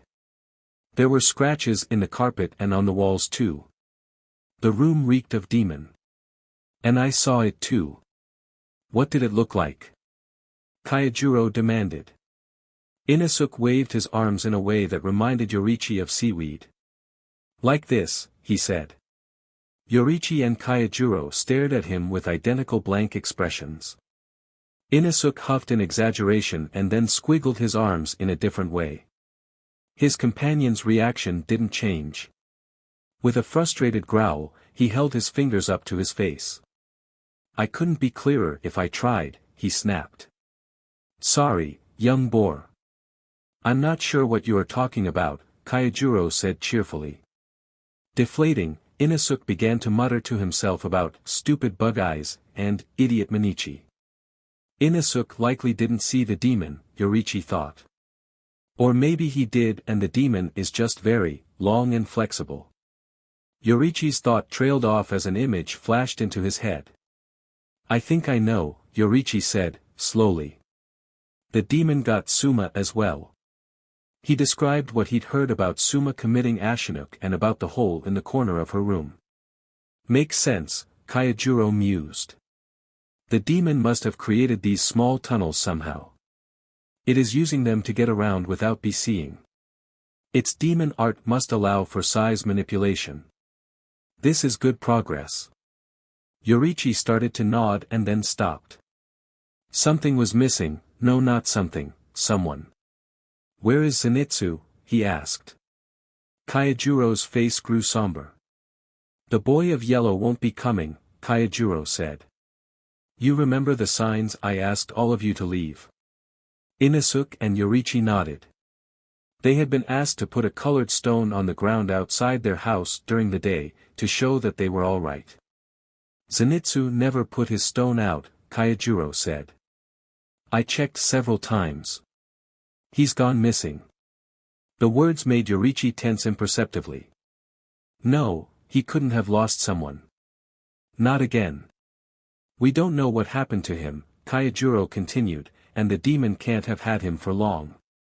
If the demon were simply killing him to save itself, there would have been little reason not to kill him and dump the body somewhere.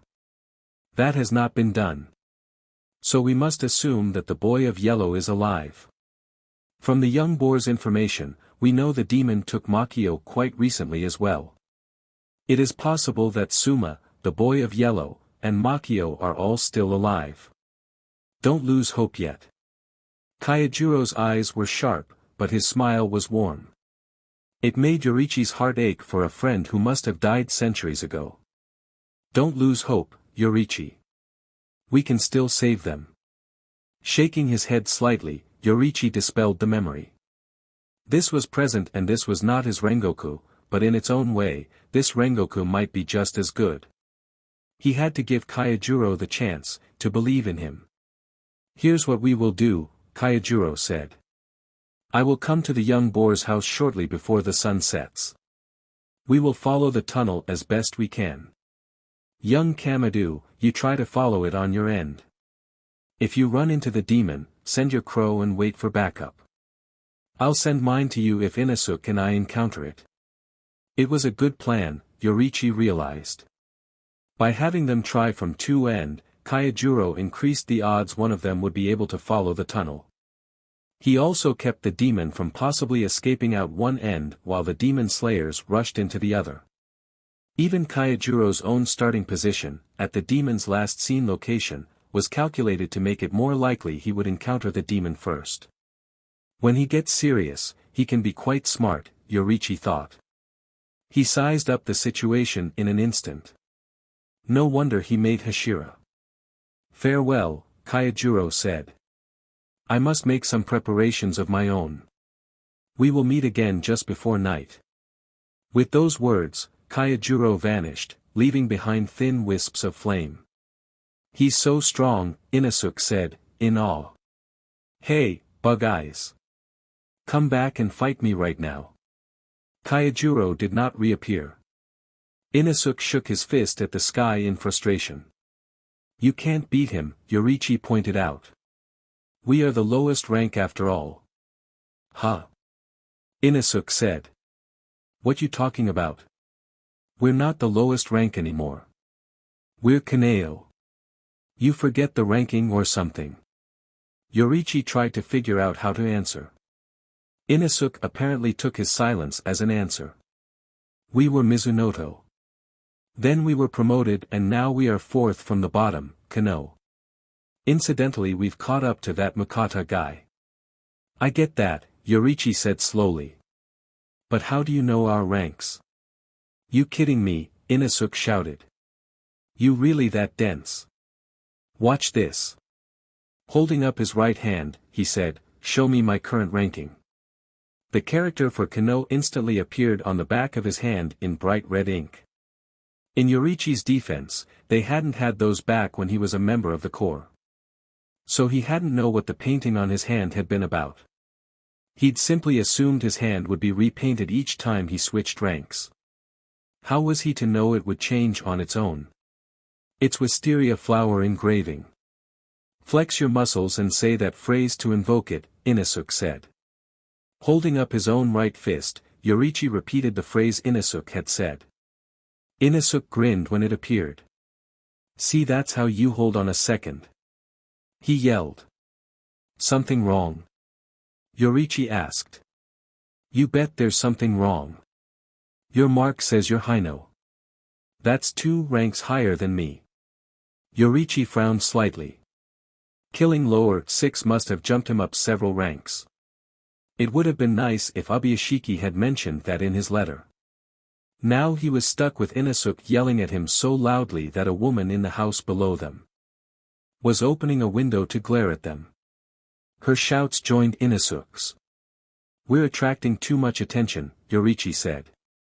Shut up, Inosuke bellowed. Fight me. Fight me right now. We'll see who is stronger. Stop, Yoriichi said. This time he put all of his strength and years into his voice. Inosuke froze. Fighting between us would be pointless. We have to save that strength for the demons. For saving our comrades. You want to show you are stronger than me? Then do it by rescuing our companions and keep yourself alive. Inosuke looked at him for a moment, eyes wide, and then grinned. That little speech was exactly what I was thinking. Until night then.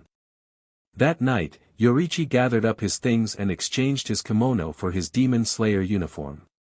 He wrote a short note for the madam, apologizing for the deception. The note and the money went on top of his folded futon in the small closet-like room he shared with Nezuko. After shouldering Nezuko's box, Yoriichi set off for Suma's old room. He had to dodge a few of the girls. Once, he had to duck into a room to avoid the madam. The transparent world gave him enough warning to avoid each and every encounter with a person. For tonight, he was a ghost, flitting through the halls to reach his destination. Halfway to the room, however, Yoriichi hesitated. If everything went according to plan, he would leave Takeda House tonight. Likely, He would never see any of the women here again. He should have been fine with that. It had only been a couple days and that wasn't long enough to create deep bonds, but Yoriichi found that it bothered him slightly. He realized that he did want to say goodbye. He couldn't go through the house searching for everyone he wanted to talk to, though. Time was short. One person, Yoriichi decided. He would give his goodbyes to one person and she could tell the rest. But who to choose? It could only have been one person. Sliding open the door to her room, Yoriichi slipped inside. She was sitting with a mirror in her hand, checking over her hair. Her back was to Yoriichi and the door. "Miss Konatsu," he said. "Tanjiro, it's you," Konatsu said. She put a hand to her heart and smiled. "You startled me." Yoriichi regarded her for a moment. With her appealing clothes, elegant movements, and refined style, she should have seemed nothing like his Yuta. His Yuta who would giggle and dance in puddles of rainwater, even as her prgnancy grew long. Who came back from tending to the yard with specks of dirt on her nose and a broad smile on her face.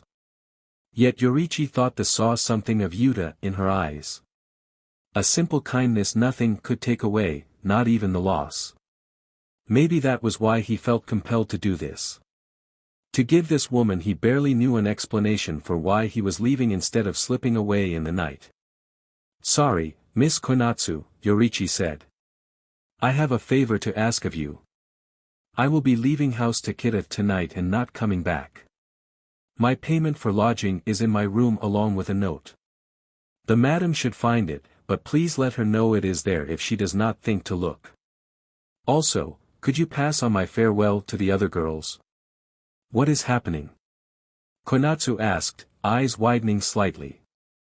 "Why are you dressed like that?" Yoriichi rose from his kneeling position.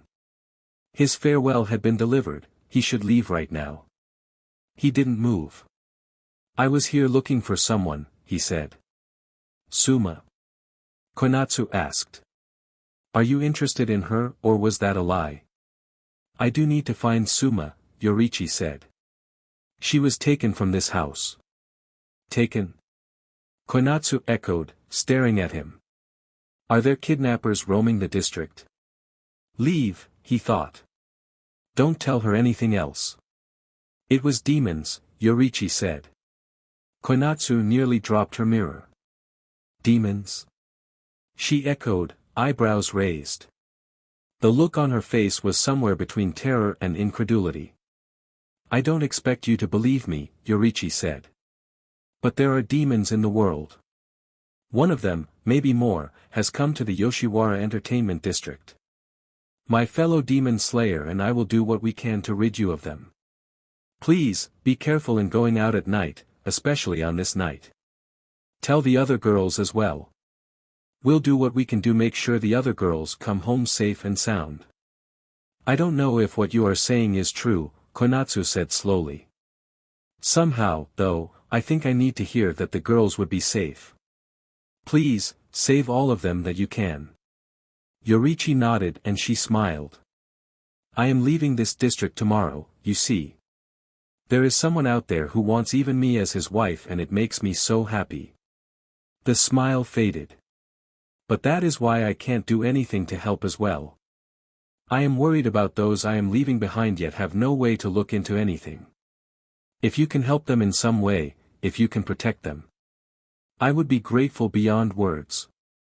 Konatsu looked him in the eye. "Don't disappear either, Tanjiro.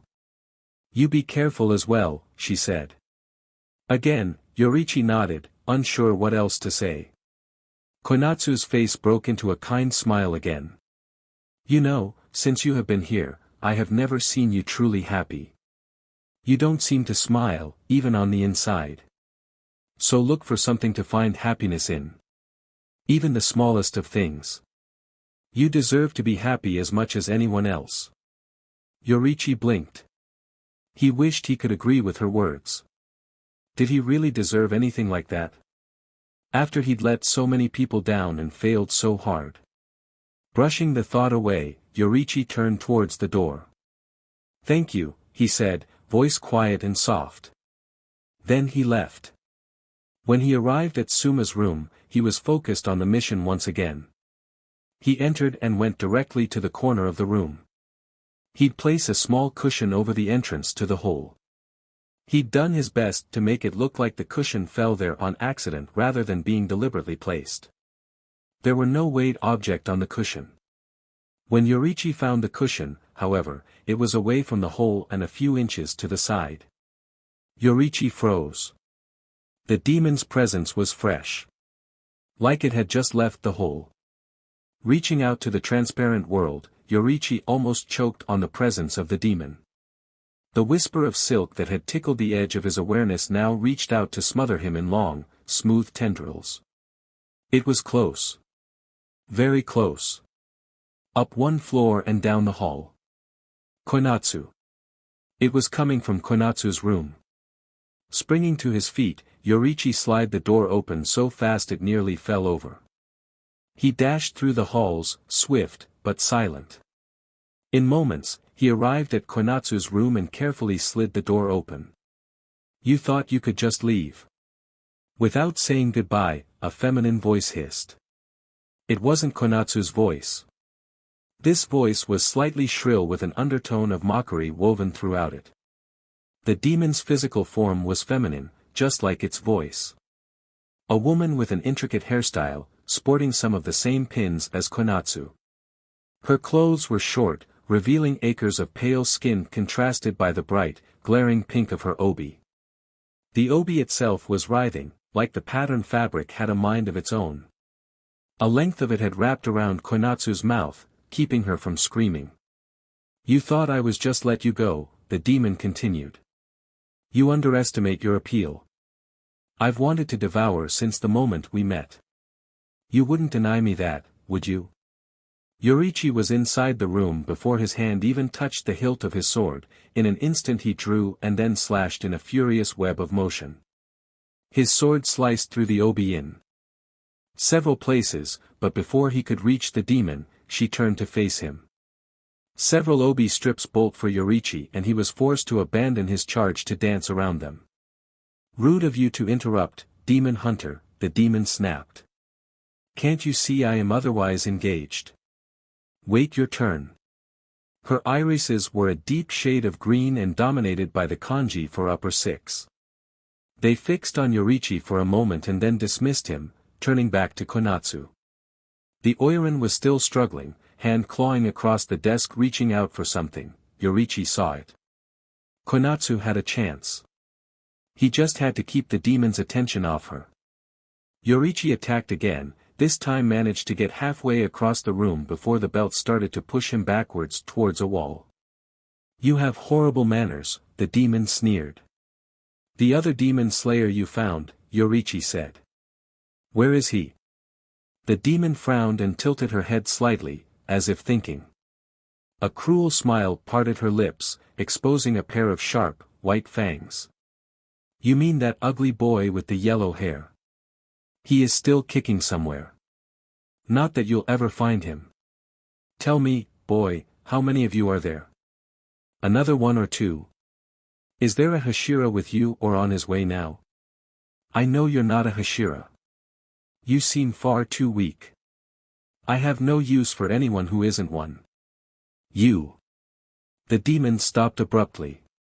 Casually, it twisted Koinatsu's wrist to make the Oiran let go of the silver pin she was trying to stab into its flesh.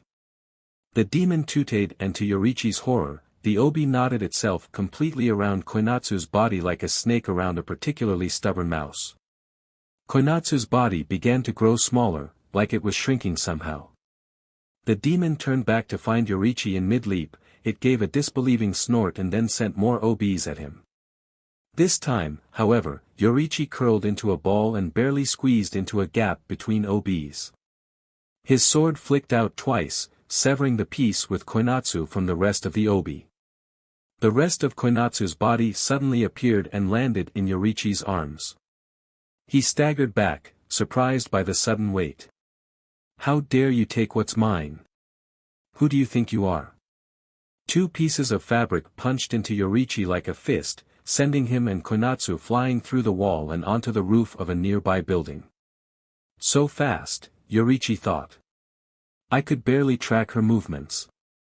Carefully, Yoriichi placed Konatsu on a stable part of roof behind and then turned, sword at the ready. He waited for the demon to emerge from the hole in the wall. In House Ajimoto, Inosuke ran down the hall with Kaijiro close behind. It's this way, Inosuke shouted. He skidded around several corners, making girls scream and nearly knocking over customers. Kaijiro gracefully dodged the people, broken plates, and spilled teapots the boar demon slayer left in his wake. They stopped in a small abandoned hallway and Inosuke cackled. This it. The hole that Junichiro described, he said. I don't see a hole, Kaijiro commented. I do sense a demon thought. You must be right. Of course, I am, Inosuke said. Lord Inosuke is always right. He drew his swords and attacked the floor, carving out a hole into he exposed the dirt floor. Beneath the crater in the floorboards Inosuke had just made was a tunnel, barely large enough for 2 arms to fit through. Inosuke gave a cry of victory and dove at the hole headfirst.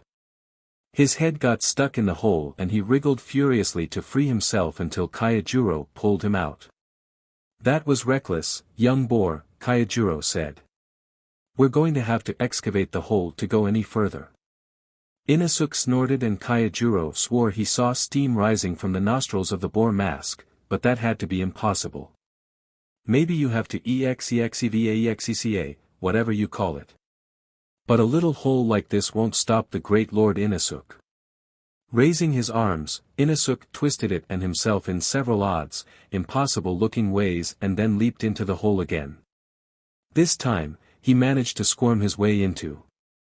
Stop. Young boar, you might get, Kaijiro began and then stopped.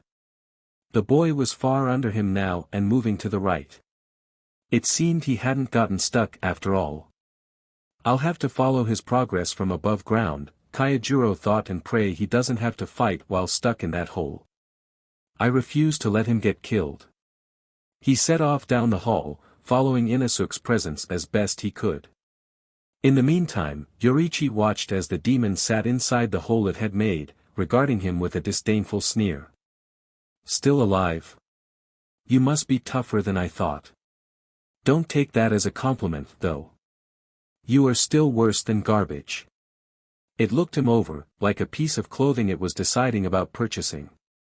The hair is quite a lovely shade of red and those eyes are a appealing, rich color. It's shame about that scar ruining your skin, though. The face might still be salvageable. Let's see a smile, boy. Look for something to find happiness in. Even the smallest of things. You deserve to be happy as much as anyone else. Even those kind words were true, it felt like a smile would be something precious. Too precious to give to this demon. Still not going to smile, huh, the demon chuckled. I can see why, but you don't look scared either. Maybe I'll just have to gouge out those eyes of yours. I can see if you'll finally look scared as I devour them. She licked her lips and eyed Yoriichi hungrily. Carefully, Yoriichi put Nezuko's box down beside Konatsu. I need you to protect, Konatsu, Yoriichi said. I'll be fine on my own. A grunt of complaint came from inside the box, then the door opened. Nezuko looked at him through the door, worry shining in her pink eyes. Yoriichi would have reassured her, but just then time ran out. The demon, apparently impatient, shot several OBs at him. After slashing the OBs aside or deflecting them, Yoriichi leaped off the roof towards the demon. I have to take the battle away from Nezuko and Konatsu, he thought. If I can do that, all I will need to do is hold out until Kaijiro and Inosuke realize something is wrong and come looking for me. The demon leaped into the air towards him and shot out its OBs. They attacked from different angles at first and then gathered together to hammer at him in one thick piece. For his part, Yoriichi focused on getting closer to the demon. He spiraled through the air, slicing through OB pieces only when necessary. He used his strikes to guide his falling body towards the demon. But it was all moving too slow and Yoriichi knew it. By the time landed, he'd only managed one strike at the demon's body and one that was easily dodged. Still, Yoriichi realized as he landed that something wasn't quite right. My strikes are cutting through the obi, he thought. I'm only using water breathing, and at an intermediate level at best. An upper ranks is never that easy to cut through, even if it is just their weapons. Something isn't right. Yoriichi watched warily as the demon descended in a swirl of belts, still landing on its high geta, though, why it continued to wear those in combat was a mystery. It said something about being impressed with his aerial combat skills and swordsmanship. Yoriichi didn't hear. He focused on the demon's image in the transparent world. For a moment, he thought he saw 2 hearts, 2 pairs of lungs, and 2 brains inside the demon. The second set smaller and curled up in the torso area, then he blinked and they were gone. The demon's anatomy was normal. Hey, are you even listening to me? The demon said. No, Yoriichi said flatly.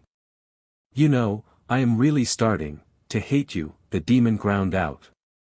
Here you are like a rat on the edge of death and you still have that annoying, calm look on your face. What's it gonna take to make you look terrified, huh? Do I have to rip your lungs out while you're still screaming for it to work? For a moment, Yoriichi considered telling it that human anatomy did not work that way, one had to have air to scream, but decided against it. You are a pathetic human. You are not even a Hashira. What can one lone pathetic human even do? You should despair, the demon cried. In a way, it was right. Yoriichi was alone, facing off against an upper rank. The powers they gained from the BLD and the selection process for being an upper rank made them nearly unstoppable. In his old body, he would have had more than a chance of victory. Like this. Could he do it like this? Could he defeat an upper rank? You are wrong about something, Yoriichi said. I am not alone.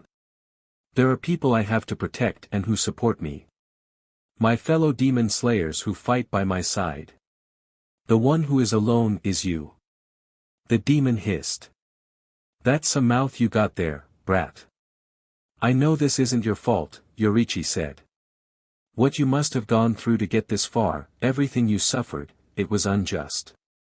It's unjust to ask you to sacrifice your life even now. So I won't ask. I will defeat you because I must and pray that the human you once were, the one I respect, will understand my decision. The demon growled. You talk a big game, trash. Think you can take off my head? Bring it on. Gathering itself up, the demon lunged and began to go on the attack once more. Tanjiro followed the young boar away from the Ajinomoto house and into less populated areas. The boar was lucky his spirit was so bright, like the glare of the sun off the top of a rock, or he might have been without backup. In the middle of a narrow, deserted alley, the boar's spirit suddenly grew further away. He must have dropped into something. Reaching out, Tanjiro could feel another presence as well, this one darker and hissing with malevolence. Raising his sword above his head, Tanjiro performed the third form of flame breathing, slicing downwards with all his considerable strength. His blow lit up the night in a flash that quickly disappeared as it bit into the ground beneath him. Then the earth beneath Tanjiro began to move, crumbling in on itself. Tanjiro stabbed his sword through one of the bigger pieces of earth and rode it down towards his ally and the demon. The demon growled and jumped back from Yoriichi. It looked over in a different direction, a look of annoyance on its face. So loud, it complained. That racket is giving me a headache. What is it you humans are up to? How many of you are there anyway? You never did say. Yoriichi didn't reply. If the demon was going to give him a chance to catch his breath, he wasn't going to argue. It sounds like it's coming from the Ajinomoto house's direction, the demon mused. That got Yoriichi's attention. If Tanjiro and Inosuke had run into trouble, he might have to hold out longer or kill the demon himself. Exactly how many of you are there? 4, 5. It does not matter, Yoriichi said. The demon smirked. If you were willing to tell me the truth, I might spare your worthless life. Isn't that all you humans want? To scrape out another day? Yes, there is hope where there is life, Yoriichi replied. But I know better than to tell you. Don't want to sell out your friends, the demon snorted. They'd do it to you in a heartbeat. You humans always do.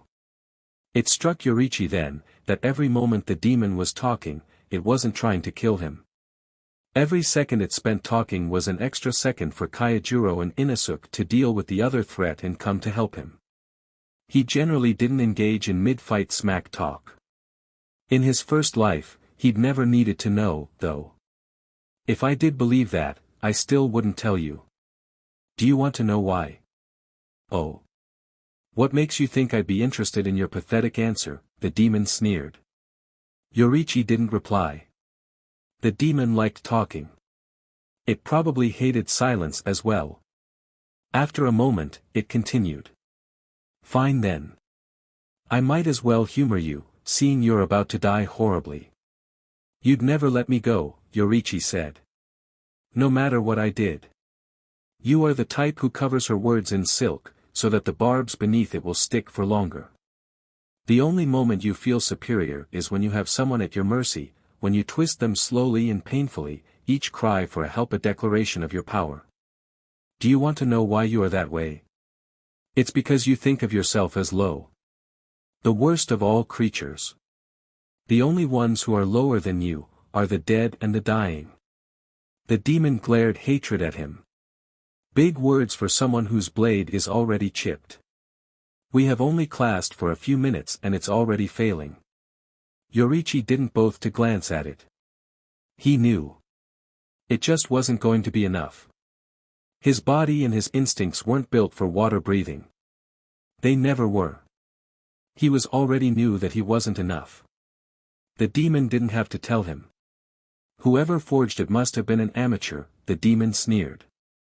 You think you can defeat me with such an inferior weapon? Another cloud of dust rose and a smashing sound echoed through the night. That again, the demon snarled. I am done with it and I am done with you. It's time to end this. The sword is chipping because I am putting too much force into my blows, Yoriichi thought.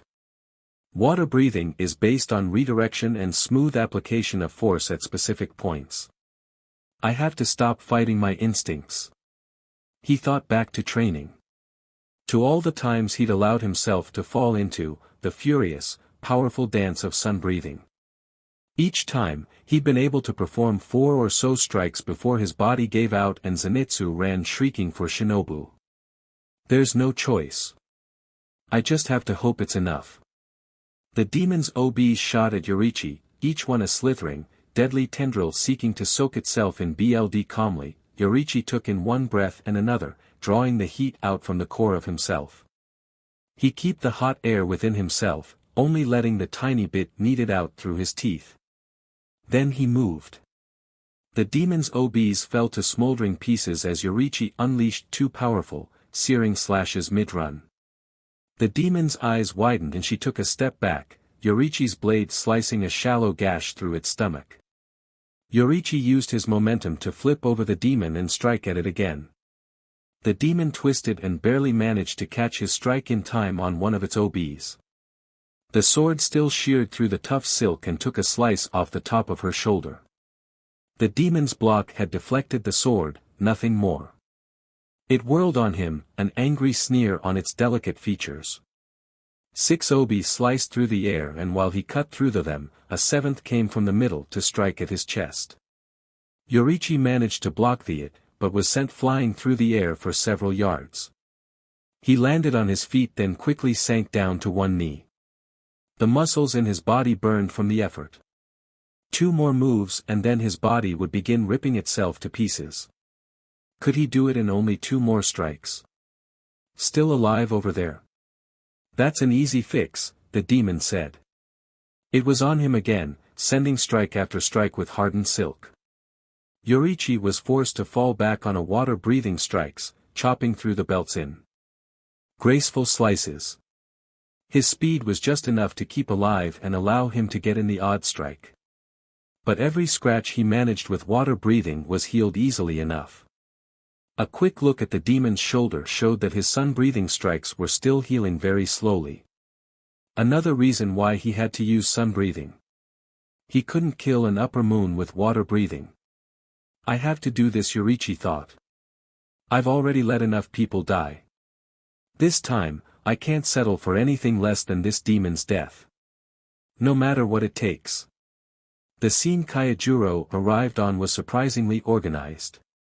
He was falling into a vast cavern with a floor lined with old bones and pieces of silk. On one side, a bright silk obi stared at him with green cat-pupilled eyes and a slightly agape mouth. Across from them, the boar slayer stood in a circle with several other people. Tanjiro noted with relief that one was the boy with the yellow. The other three were women, dressed in short, colorful kimonos and wielding kunai. He recognized them on sight. Before he could greet them, though, there was a bit of business he needed to take care of. He'd spotted the belts with humans imprinted on them, and it only took him an instant to recognize them as containers. Pushing off the rock underneath, Tanjiro flew through the air, slicing through the belts between the humans. Silk obi pieces rained to the ground as he landed in front of the small group of humans. "Sorry, it took me so long," he said. "But I am here now. Glad to see you are both looking all right." A quick glance showed all three women were blood-stained, scraped up, and bruised, but otherwise healthy. Suma's large blue eyes teared up and Makio stared at him. Hinetsuru smiled and said, "Glad you can join us. Is Lord Tengen with you?" "No," Tanjiro replied. He wouldn't have been able to keep a level head. MSTR sent him on an assignment while I came to look for you. With the help of a few other core members, that is. "That's right," the boar said, waving one of his swords. "The great Lord Inosuke found them first. Not you." Tanjiro chuckled. "So you did, boar, so you did. And now?" He turned and leveled his golden eyes at the piece of silk with the eyes, the demon, in the cavern. "It's time to set this demon ablaze." Yoriichi had just fended off 5 strikes, each one aimed for a different part of his torso, when he felt a charge of malevolent energy hurtling towards them. He threw himself back as several silk obi pieces shot towards him like an arrow and then flew past him to embed themselves in the demon. It tilted its head slightly as the belts disappeared into its body, like it was listening to something Yoriichi couldn't hear. When the last pieces of the belt vanished, the demon grinned and leaped to the roof. "I knew it," the demon crowed. "A Hashira really did show up. Magnificent. I can't even picture how pleased he will be." Her hair had changed from black to white with green tips, and its presence had nearly doubled in size. Had Yoriichi been fighting a weaker version of her this entire time? There was one way to find out. Before Yoriichi could leap up on the roof to re-engage the demon, however, disaster struck. A man came out of one of the houses, shouting about keeping the noise down. More heads poked out of windows and people came out of doorways. They watched as the man marched towards Yoriichi, berating him about the rules and how unwelcome he was. Yoriichi shot a quick glance at him. "This area isn't safe," he said, raising his voice. "You need to leave. Right now. Take as many people as you can with you." The man froze and stared at Yoriichi in mixture of shock and anger. Unfortunately, the demon chose that moment to strike. This time, its slashes tore through the alley. Yoriichi managed to push the man most out of the way, so the strike cut into his wrist instead of taking his arm off. The cost was a painful slash to Yoriichi's own chest. Chunks of buildings started to fall down, the walls closest to the alley sliced through by the demon's attack. Several of the wall fell to reveal people stained with blood, their own or from someone close by. Yoriichi heard at least one woman crying, begging her husband to get up. So much suffering. All it caused in an instant from one upper moon's attack. The upper moon itself, smirked and then walked away across the rooftops, its heels clunking on the tiles.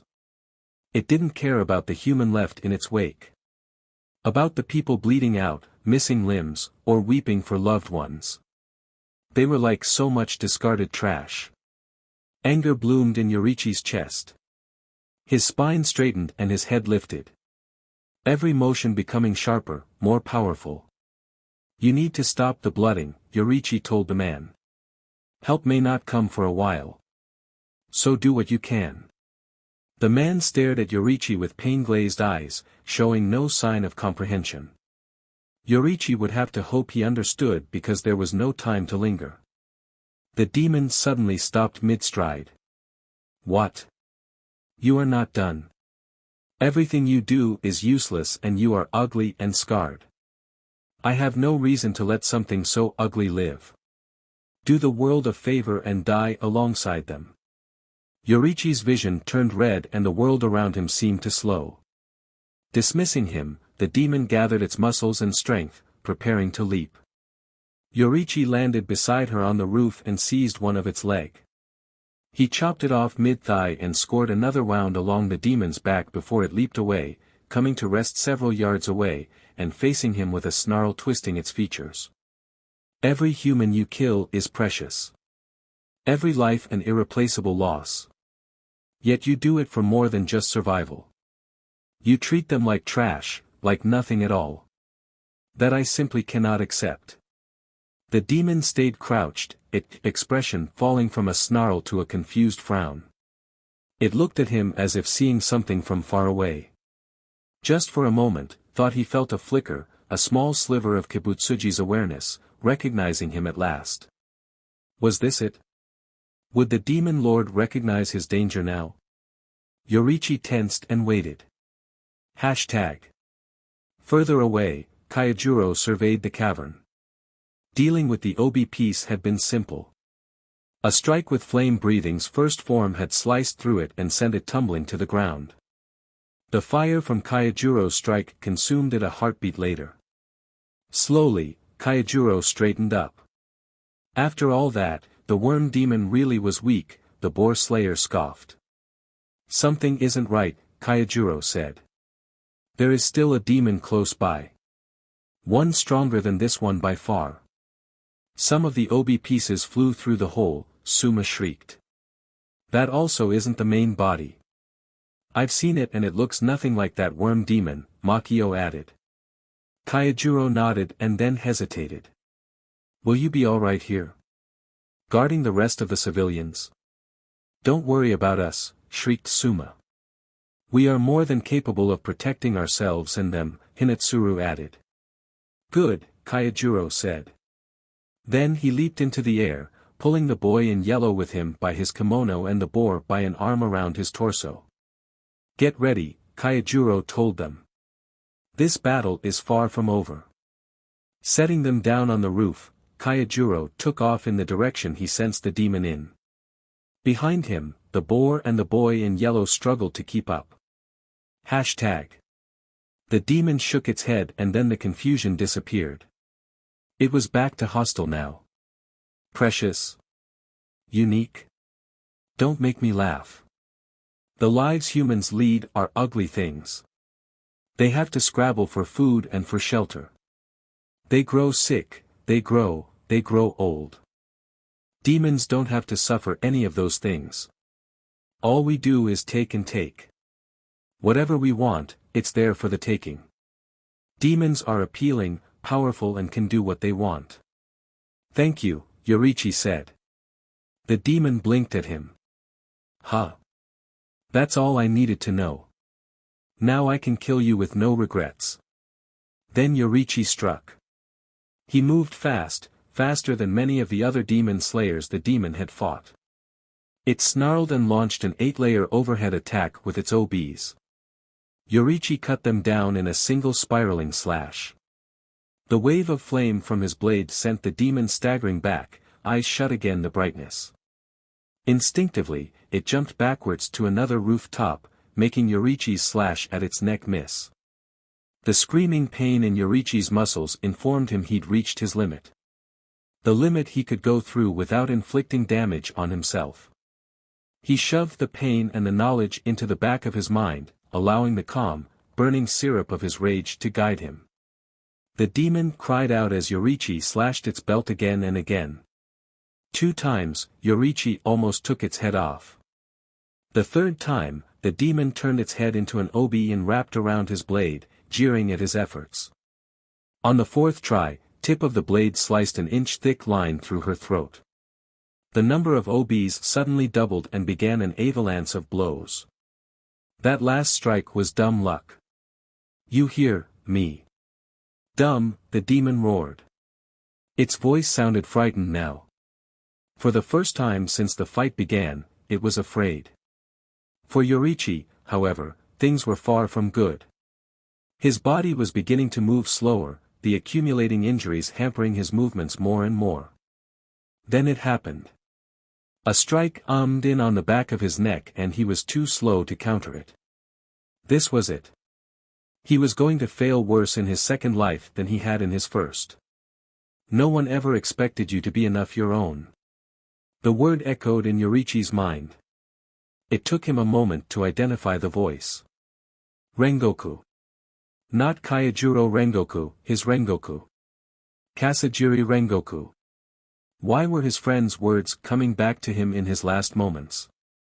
As if the universe had heard his question, the answer came sailing out of the darkness and attacked the demon. Nezuko flew towards the demon and took it head off with one powerful kick.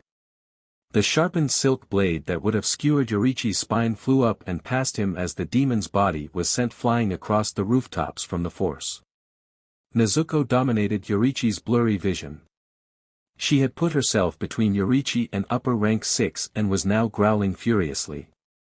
Seeing his sister fighting to protect him brought back the second part of Kasajiri's advice to him that day: we win because we fight together, not because one of us can do it all on our own. Leaving Nezuko behind was a mistake, Yorichi realized. I should never have been trying to do this on my own. Working with someone, with my sister, I might have a chance. That was when the coughing started. Yorichi hunched over, hacking into his hand. He saw red on his palms and tasted copper in his throat.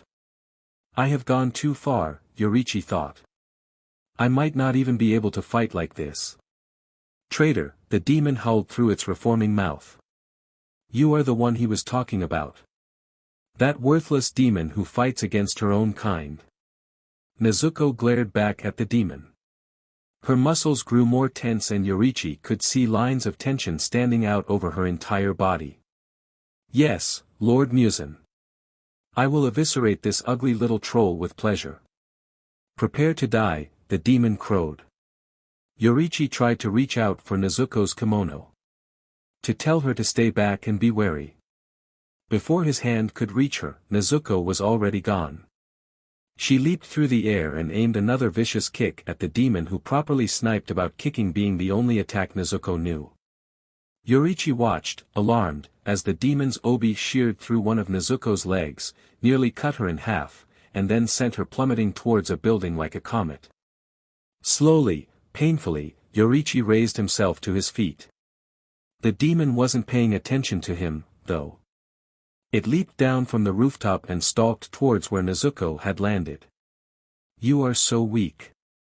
Have you eaten any humans at all? How did you escape Lord Muzan?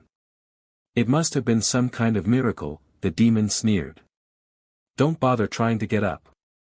You are only half developed. There is no chance of you regenerating soon enough to continue fighting. So just lay there and... The demon's words were cut off as Nezuko rose from the rubble.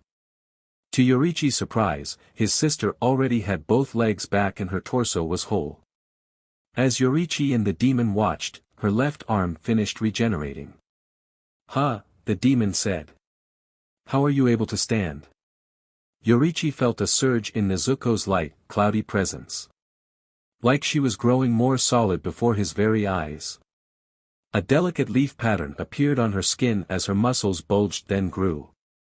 With a snapping sound, Her bamboo GG broke and she bared her fangs at the upper rank demon.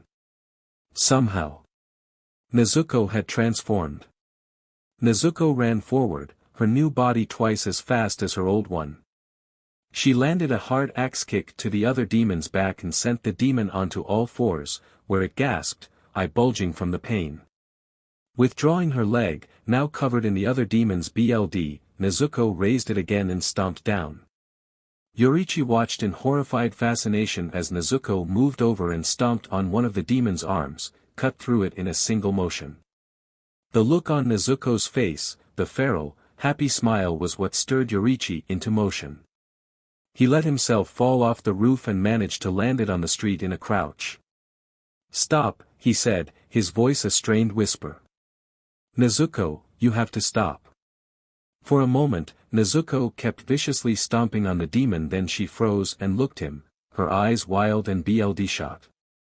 They were slowly starting to clear.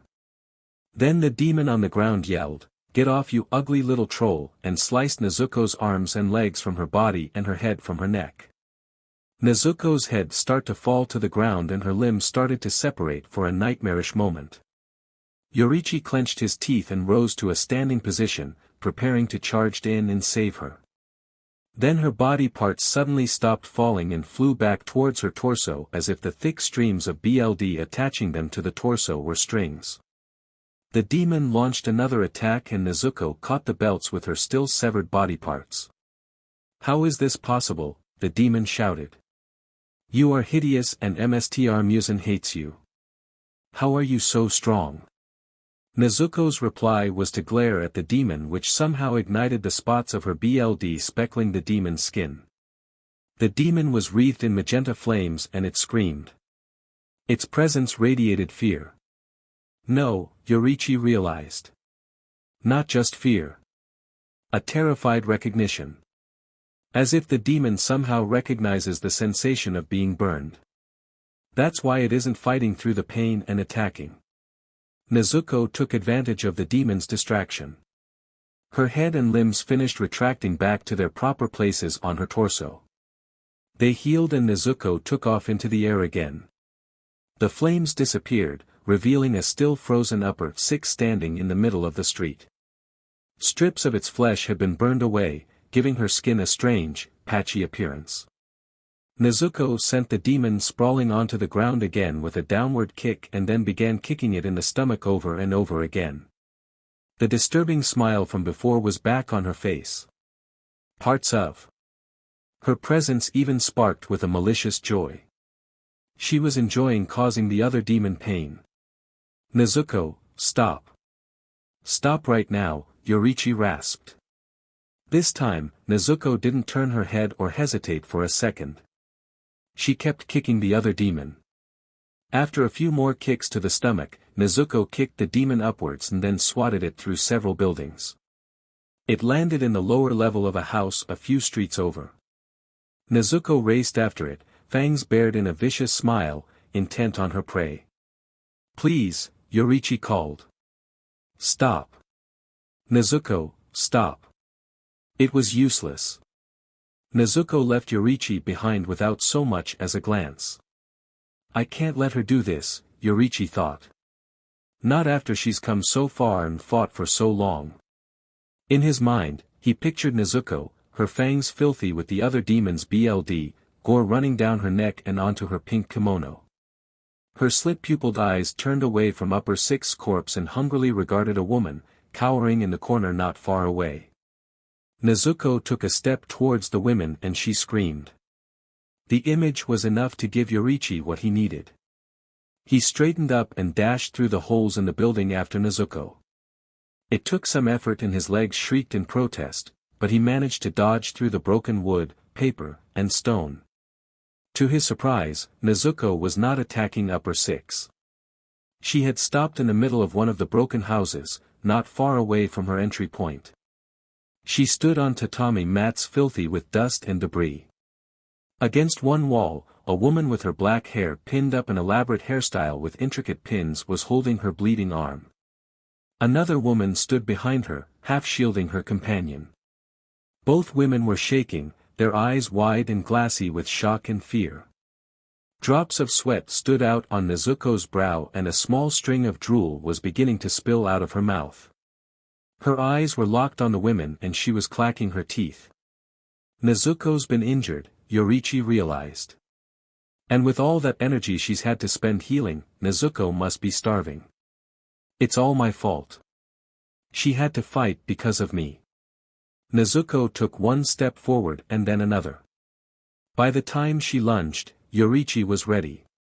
He flipped in front of Nezuko and stood between her and the women. When Nezuko tried to run past him, Yoriichi matched her movements. "This isn't you," Yoriichi said. "You don't want to do this. Fight it, Nezuko." She growled at him and tried to dodge around him again. "You think you want human blood," Yoriichi said. "You think you want human flesh. Fine." Taking his sword, Yoriichi slashed himself across the arm and held it out to Nezuko. "Then eat me first. I can't fight this battle for you, I can't even fight it with you. But I can do this for you. I can act as a shield between you and others." Eyes locked on his blood, Nezuko took a step forward. If she takes it, Yoriichi thought, I will have to kill her. There is no other option. At least, I will be the only one to suffer, though. Nezuko stopped and her hands balled into fists so tight that her claws punctured small holes in palms. She gritted her teeth and then reached down to her black haori. Her claws tore a strip from its edge and offered it to Yoriichi.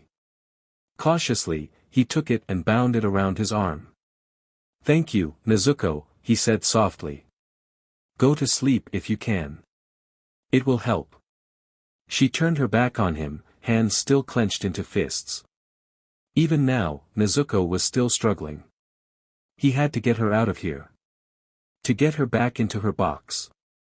Suddenly, Nezuko turned, eyes wide. She grabbed Yoriichi and leaped into the air, through the ceiling and into the upper floor of the house.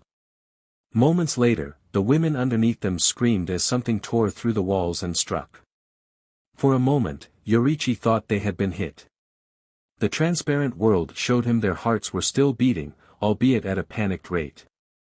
He opened his eyes to see more people clustered in the corners of the room he was in. A man in a red haori was protecting a woman. Two more women stood frozen in shock in the opposite corner. "Run," Yoriichi told them. "Get out of here." Nezuko dove to the floor, taking Yoriichi with her. Another crack and two obs punched through a wall of the room they were in, knocking it down. The demon stood in the hole, its face a mixture of perfect, healthy skin and ugly red burn marks. "The nerve of you, doing that to me," the demon hissed.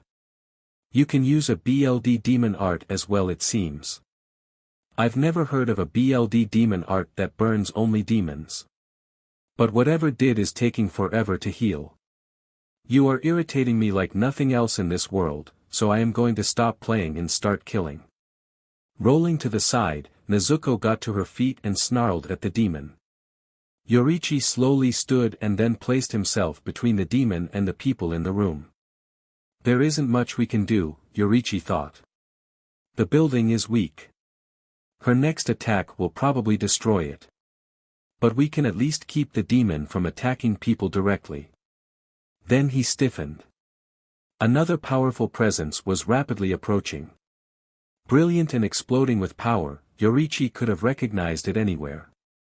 The demon shot obs at them like arrows, but they were all cut out of the air by a burning blade. Tanjiro was standing in front of them.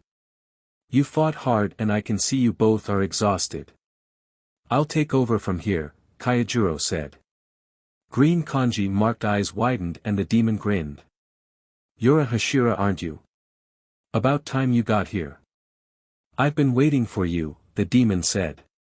"Is that so?" Tanjiro asked. The smile he gave was formed like his usual one, but there was somehow a menace to it. A kind of burning intensity. This wasn't the cheerful smile he gave his friends and co-workers. It was filled with a furious joy, the joy of battle. This was a fighter's smile. The demon started to speak. Kayajiro darted toward the demon so fast, Yoriichi barely had time to register the movement. It seemed like Kayajiro blurred and then appeared behind upper six. Sorry to keep you waiting, Kayajiro said. Upper six's head toppled into its hands. The head was upside, eyes wide in confusion. Yoriichi held his breath. Did Kayajiro really do it? Did he kill an upper-rank demon with a single strike? Strange, Kayajiro muttered. The kanji says upper six, but for the demon to be that weak. He walked out from behind the demon, sword up and held in a guard, then he backed up so he was between the demon and Yoriichi and Nezuko again. You have the nerve to interrupt me and cut my head off, you thug.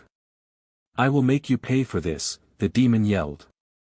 Kayajiro tilted his head and looked down at it. Your head is severed and yet you still live, Kayajiro stated. Maybe you aren't as weak as you seem. Who are you calling weak? The demon shrilled. I am one of the upper ranks of the 12 Kazuki. One of the most powerful demons in existence, you pathetic piece of trash. Far from fading, Yoriichi sensed its presence was starting to swell like an overfilled sack. The bulge in the sack was growing bigger and soon, it would burst its way out. Are you an upper rank? Kayajiro asked, sounding curious. Forgive me. But you don't seem to meet their standards. Perhaps you are a lower moon. You could also be lying. I am stronger than you, the demon snapped. I am upper six. Yet you lost your head in one blow, Kayajiro pointed out. Just because I lost it doesn't mean I've lost yet. I am an upper rank demon. The demon's presence was stretching, preparing to release something. Rengoku, Yoriichi began to say, but Kayajiro spoke at the same time and his words went unheard. It seems like you have lost to me, Kayajiro stated. You have lost your head and a demon can't live for long without one. I may be upper six now, but I will become stronger. I'll climb the ranks of the 12 Kazuki until I am number 1, the demon cried. Kayajiro frowned. That seems a little much for you. Maybe try for a more attainable dream. Like passing away peacefully. The first hole in the demon's presence appeared and the sheer malice leaking from it filled the entire room and then some. Rengoku, there's. I really am upper six, the demon shouted and then it began to cry. Just go ahead and die. All of you should just die. Its body moved and Kayajiro tensed for an attack, but its fists simply beat the floor in frustration. Its eyes were filled with tears. I am sore, Kayajiro began, but Yoriichi cut him off, shouting as loud as he could. Rengoku, there is something coming. It's building up an attack. Kayajiro looked at Yoriichi over his shoulder, eyes wide and then quickly shifted his attention forward. His body and sword were eerily still, waiting to explode into action. The demon began to scream for her brother just as the presence finally ripped open. A second demon pulled itself from the stump of her neck, rising, slowly, but surely outwards. Kayajiro charged at it. The demon twisted out of the way and emerged fully from the beheaded demon. Soon, it stood facing them, making the room drown in its spiraling, consuming rage. In contrast to the demon they'd been fighting, this one looked like an emaciated man with black spots on his pallid skin and green hair. As Yoriichi watched, the new demon crouched by the female-looking one. Picking up her head, it set it on her shoulders and began to comfort her. Come on now. You just need to reattach your head and you'll be fine, it said to its sniffling sibling. Yoriichi stood there, shocked by what he saw. Not the demons caring for one another, he'd known demons could act human-like and had their own emotions, but because he'd caught sight of the kanji on the newcomer's eyes. Upper six. Just like the demon Kayajiro had beheaded. Did they somehow share the rank? Losing your head like that, the new demon asked mockingly. Well, you haven't always been the sharpest tool in the shed. Yoriichi felt a bit of anger at that. How could one supposed sibling act like that to another one?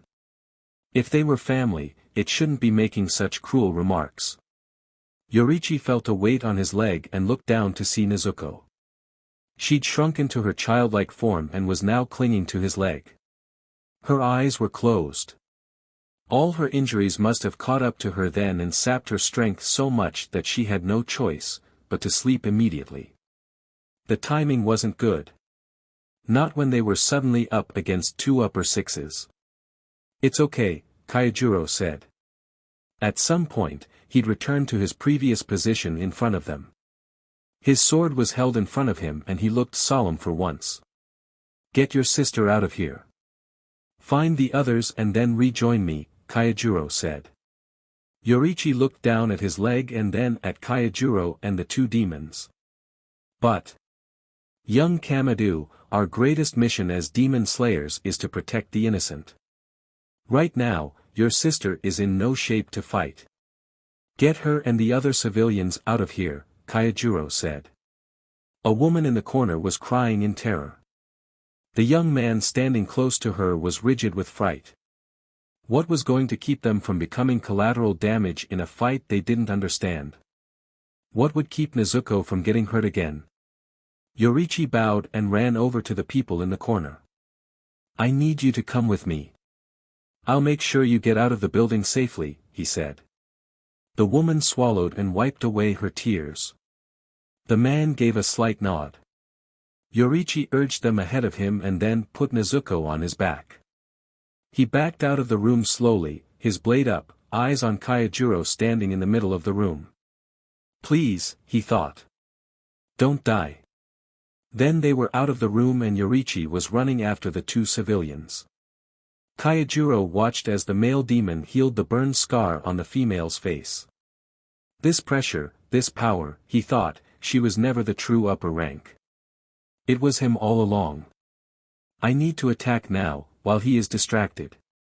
Leaped forward, Tanjiro used the third move of flame breathing to chop downwards at the demon's neck. One of the bone scythes it was gripping came up in a block while the other swung at his face. Tanjiro twisted and the scythe whistled past his head, missing by less than a hair. "Not bad," the male demon commented, his voice deep, but oddly squeaky. "I was trying for the kill that time." The demon turned around. Its posture remained lazy and indolent. Like Tanjiro's strike hadn't even fazed it. "You were able to dodge, though, weren't you? Isn't that good for you?" Tanjiro stiffened. "Such a lucky man, aren't you?" the demon said. "It's not luck. It's skill," Tanjiro replied. Sure, the demon said, waving a scythe dismissively. "But that face of yours, that bright hair, and those golden eyes. Your skin too. No birthmarks, blemishes, or scars. You've also got that meat on your bones. No matter what, I can't seem to gain weight. You should eat more tempura," Tanjiro said. "Lots of calories and very tasty." The demon blinked. "Huh. Dumplings too and dango. You must try sweet potatoes. Try everything your heart desires," Tanjiro said. "Bah, human food. It's worthless," the demon scoffed. "No, it is not. It brings happiness, joy even. It would certainly help you put on some weight," Tanjiro insisted. The demon growled. "Are you being serious right now? Demons eat humans, not what humans cook. I can't eat human food." "Well, you asked," Tanjiro said. "I answered. So agreeable. I'll bet you get tons of attention from the ladies," the demon snapped. Tanjiro frowned. "I've never really thought about it." "You take it for granted too," the demon snarled. "I envy you so much." It started to scratch itself. Claws dug deep into the skin and made bloody furrows. "Drop dead," the demon screamed. "Would you mind doing that? Make it the most painful way imaginable too." This isn't right, Tanjiro thought. Why would it hurt itself? Something in the air had changed, becoming darker and more malevolent. "Brother wait," the first demon, the female one cried. He is not the only one bullying me. The ones who burned me should die too. Kill them. I've been trying so hard over here, and even though I am trying my hardest they won't die. That boy cut me so many times and the girl kicked me then burned me. No matter how I tried, they kept coming back and picking on me. I can't take it anymore.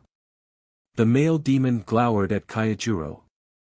The scratches he had made on himself were beginning to heal. I get what is happening now, and what you have done to her is unforgivable. My sweet, fragile little sister was doing her best. Using what little brains and brawn she had to work with. You bullied her. I am going to have to massacre each and every one of you who so much has touched her. It's strange, Tanjiro thought. They are both acting so juvenile, and yet I can feel the pressure building. They will attack again soon. Your little sister hurt innocent people, Tanjiro said. She destroyed life after life and then tried to kill my Tsuguko and several of my comrades. If there is anyone who has done something unforgivable, it is her and you and all demons who take innocent lives. I cannot and will not forgive it. A sharkish grin split the male demon's face. It seems we have a problem then. I can't forgive what you did to my sister, and you won't stop bullying her. I am, you could say, a firm believer in revenge. I will exact the same amount of pain to what has been inflicted on her. As he spoke, the demon crouched and raised his weapons. Tanjiro instantly dropped into a crouch of his own, sword held high. As you die, the words will ring through your empty skull. Her name is Daki and mine is Jotaro. I will show no mercy. The demon threw his scythes at Tanjiro. They rushed towards him in glowing red circles, power pushing before like a pressure wave. Tanjiro swung his sword through the fourth form of flame breathing, creating a flaming shield between himself and the weapons. Flame met scythe in a resounding crash. Tanjiro was driven back several feet from the impact, but managed to stay upright. The scythes bounced off, tearing through a wall and out of the room, and came at him again from another angle, forcing him to repeat the same move. From outside the building, Yoriichi watched as the scythe spiraled back into the building, leaving clouds of dust behind. He had yet to locate Nezuko's box. Inosuke and Zenitsu's presence were aimed at this location, so he had decided to wait for them. From what he was seeing, though, they didn't have much time. How long could Tanjiro hold out against something like that, Hashira or no? As usual, Yoriichi heard Inosuke before he saw him. Fight me, worm belt, Inosuke bellowed. Fight me now, you coward. Lord Inosuke is here, so you can run, but you can't hide. Following in his wake was an oddly quiet Zenitsu. His eyes were shut tight and he was, to all appearances, asleep. Inosuke, Yoriichi said. Zenitsu, glad to see you are all right. Yoriichi looked closely at Zenitsu. In the real world and the transparent world, his presence was calmer than it had ever been and far more settled. I see, Yoriichi thought. That explains everything. No time to address it, though. Tanjiro is fighting upper 6, Yoriichi explained. There are 2 of them now. Nezuko was badly hurt and needs to sleep to heal. I have to get her back to her box. Could you help Tanjiro while I do? You as well, Zenitsu. Inosuke lifted his head, the snout of his mask tilted up proudly. Of course, I am always ready for a fight. Since I am generous too, I'll let you deal with the box. You are too kind, Yoriichi said flatly. Inosuke eyed him for a moment. Yoriichi could almost feel the boy's eyes narrowing as he looked for a hint of sarcasm. Finally, he said, like I said. I am generous to my underlings. Zenitsu simply stood there, eyes closed and breathing even. Yoriichi had to take that as agreement. Shifting Nezuko so he was carrying her bridal style, Yoriichi ran off as fast as his battered body would let him. Back in the building, Jotaro was glaring at Tanjiro. I am so jealous I could die, he hissed. You really are such a good-looking guy. Defending yourself against my strikes. Showing off so much. In the eyes of those people you protect, you are some kind of brave hero. I'll bet they shower you with immeasurable affection and praise. I don't do it for praise, Tanjiro said.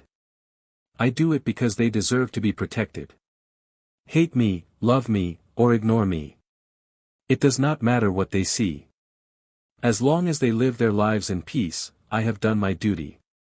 The demon sneered at him and clawed bloody furrows down its face. You have it all.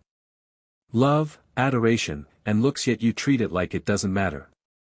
The way you stand there, all smiles and charisma, you remind me of the sun, and I have always hated the sun.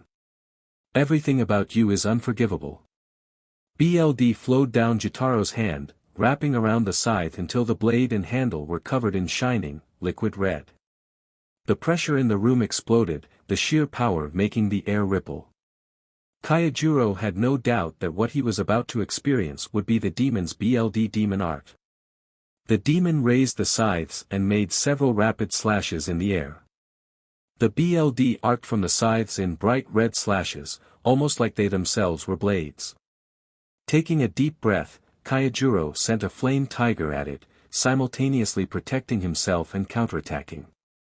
The flame tiger was shredded by the BLD, but was so hot that the BLD evaporated on contact.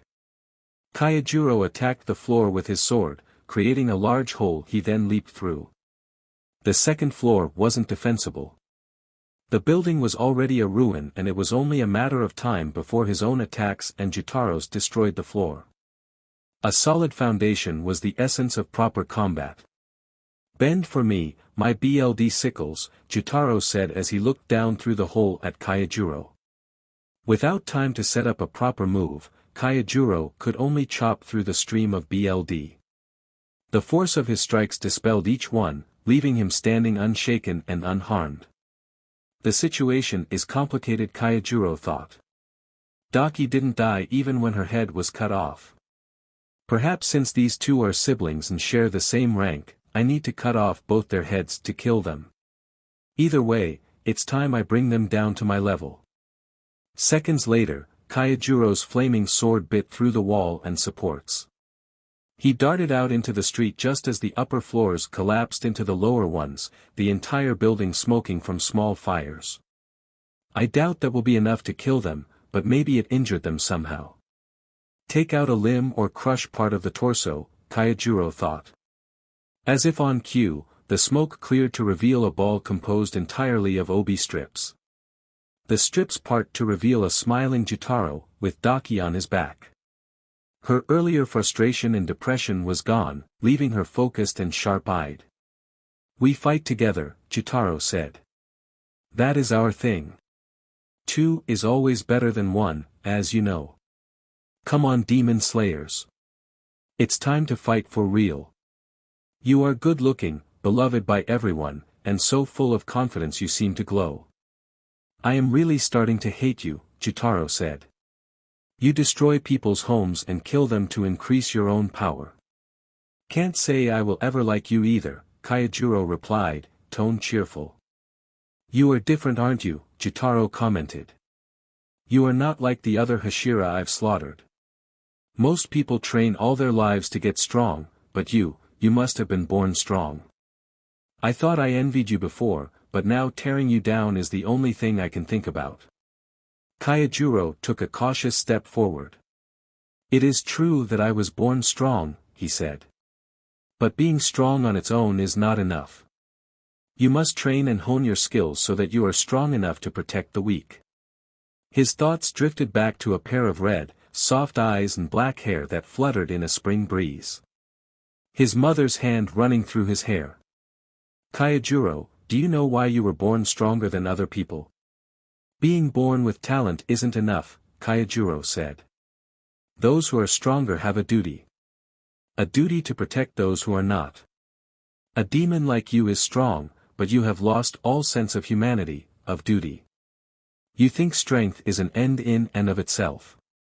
If you are not extraordinary, what is going on? Jotaro snapped. My BLD sickles were coated with deadly poison and it should have entered your bloodstream by now.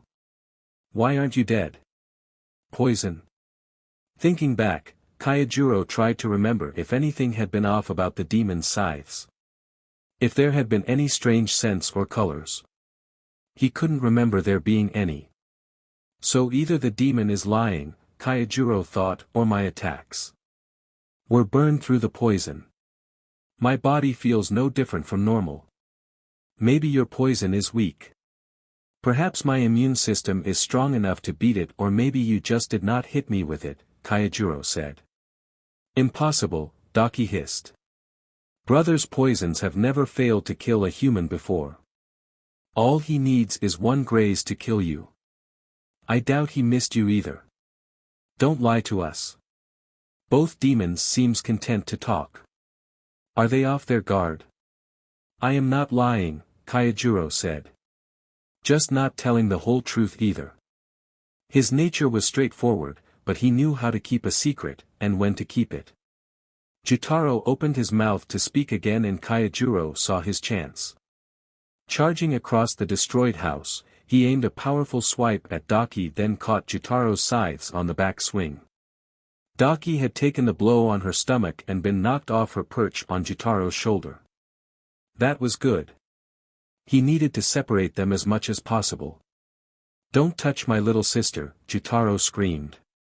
He pushed down on the lock between his and Tanjiro's blades. Tanjiro couldn't see it, but he could hear the hiss as the poison met his superheated blade and burned away. Behind him, Daki was attacking him with her obi strips. Tanjiro ducked and pushed upwards on his blade, sending Jotaro into the path of the obis. As Daki gasped and directed the strips, Tanjiro disengaged his blade and then swung for her, beheading her a second time in one smooth motion. This is it, Tanjiro thought. My chance to behead them both. Jotaro stood with his scythes raised, waiting for Tanjiro's strike. Instead of immediately closing range, Tanjiro cleaved the air in several swift strokes to send a flame tiger. The demon's eyes widened in surprise, clearly he hadn't seen the last one. That didn't stop him from ripping the tiger to shreds with his scythes, though. When last piece of tiger was cleared away, Tanjiro was so close to Jotaro, he could have spit on him. He swung a third form attack, but it wasn't fast enough. Jotaro had begun to react the moment his vision cleared. The tip of the sword sliced a dark line of blood down his neck and tore the demon's collar. Tanjiro was forced to jump to a safe distance, out of the range of Jotaro's scythes. His back was to Daki. She was still screaming about beheading and making him pay. Safe to say she wasn't out of the fight and wasn't coming back to it quite yet. Did he have another chance to take the other demon's head? Jotaro watched him with a sullen expression and wary eyes. You are on to us, aren't you? On to you? Tanjiro asked. Finding out our trick does not good. You will still die slowly and painfully. Just because you know doesn't mean you've won, Jotaro growled and then he smiled. As we speak, you are tiring. We are getting closer and closer to your inevitable death, aren't we? Tanjiro's breath was coming a bit fast and his muscles were starting to ache. His stamina was impressive, but this fight had already gone on for a while. All it would take was one slip. One moment where his body betrayed him and the poison would be in his system. He'd be good as dead then. Suddenly, Tanjiro's smile widened. It might be inevitable if I were alone, he said. But what was it you said? 2 is always better than 1. By that logic, 3 would be better than 2. As his finished speaking, Inosuke and Zenitsu burst into view, just as Tanjiro had known they would. You're done for now, demon. It is, I, Lord Inosuke, followed by my trusty underling, Zenitsu. Inosuke shouted. Zenitsu's eyes were shut tightly and his breathing was even. Somehow, though, his expression looked focused and he didn't seem asleep. How odd. And who are these 2 idiots? Jotaro asked. Friends of yours? You're the idiot, Inosuke yelled.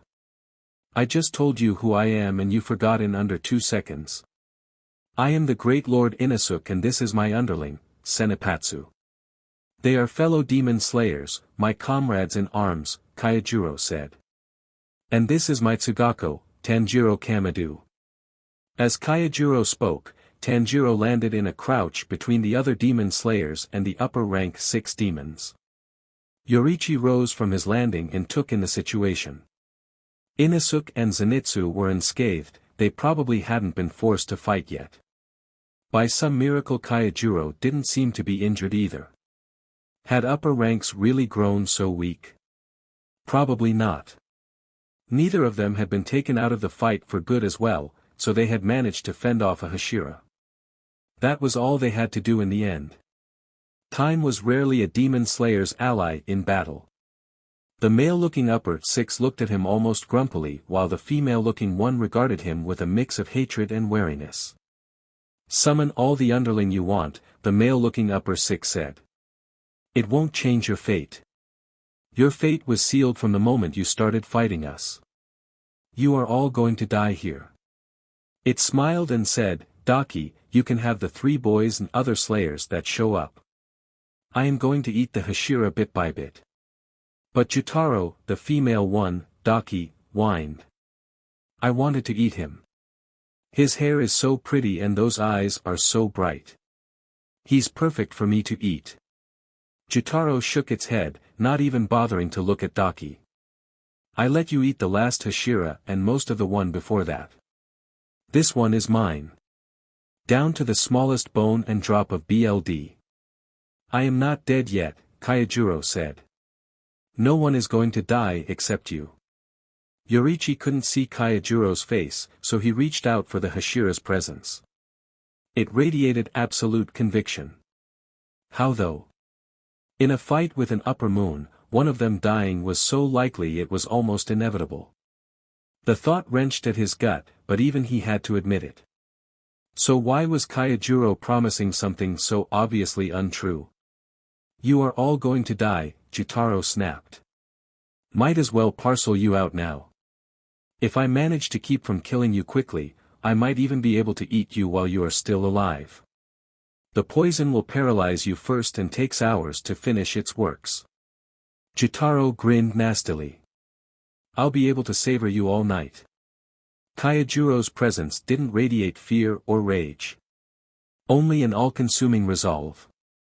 No one will die, Kaijiro repeated. Jutaro didn't bother with a response this time, it only glared at Kaijiro. Reaching out, Yoriichi noted that Jutaro's presence was 3 times stronger than Daki's yet somehow still connected to her by a thick thread, almost like a pipe. Their connection didn't make them equal. It was more like Jutaro was the main host while Daki was an offshoot of him. We are Demon Slayer Corps. We exist to protect the innocent. We will win. There is no other option, Kaijiro said. Yeah right, Daki sneered. All it will take is one hit, one good hit and brother's poison will kill you. Poison? Yoriichi thought.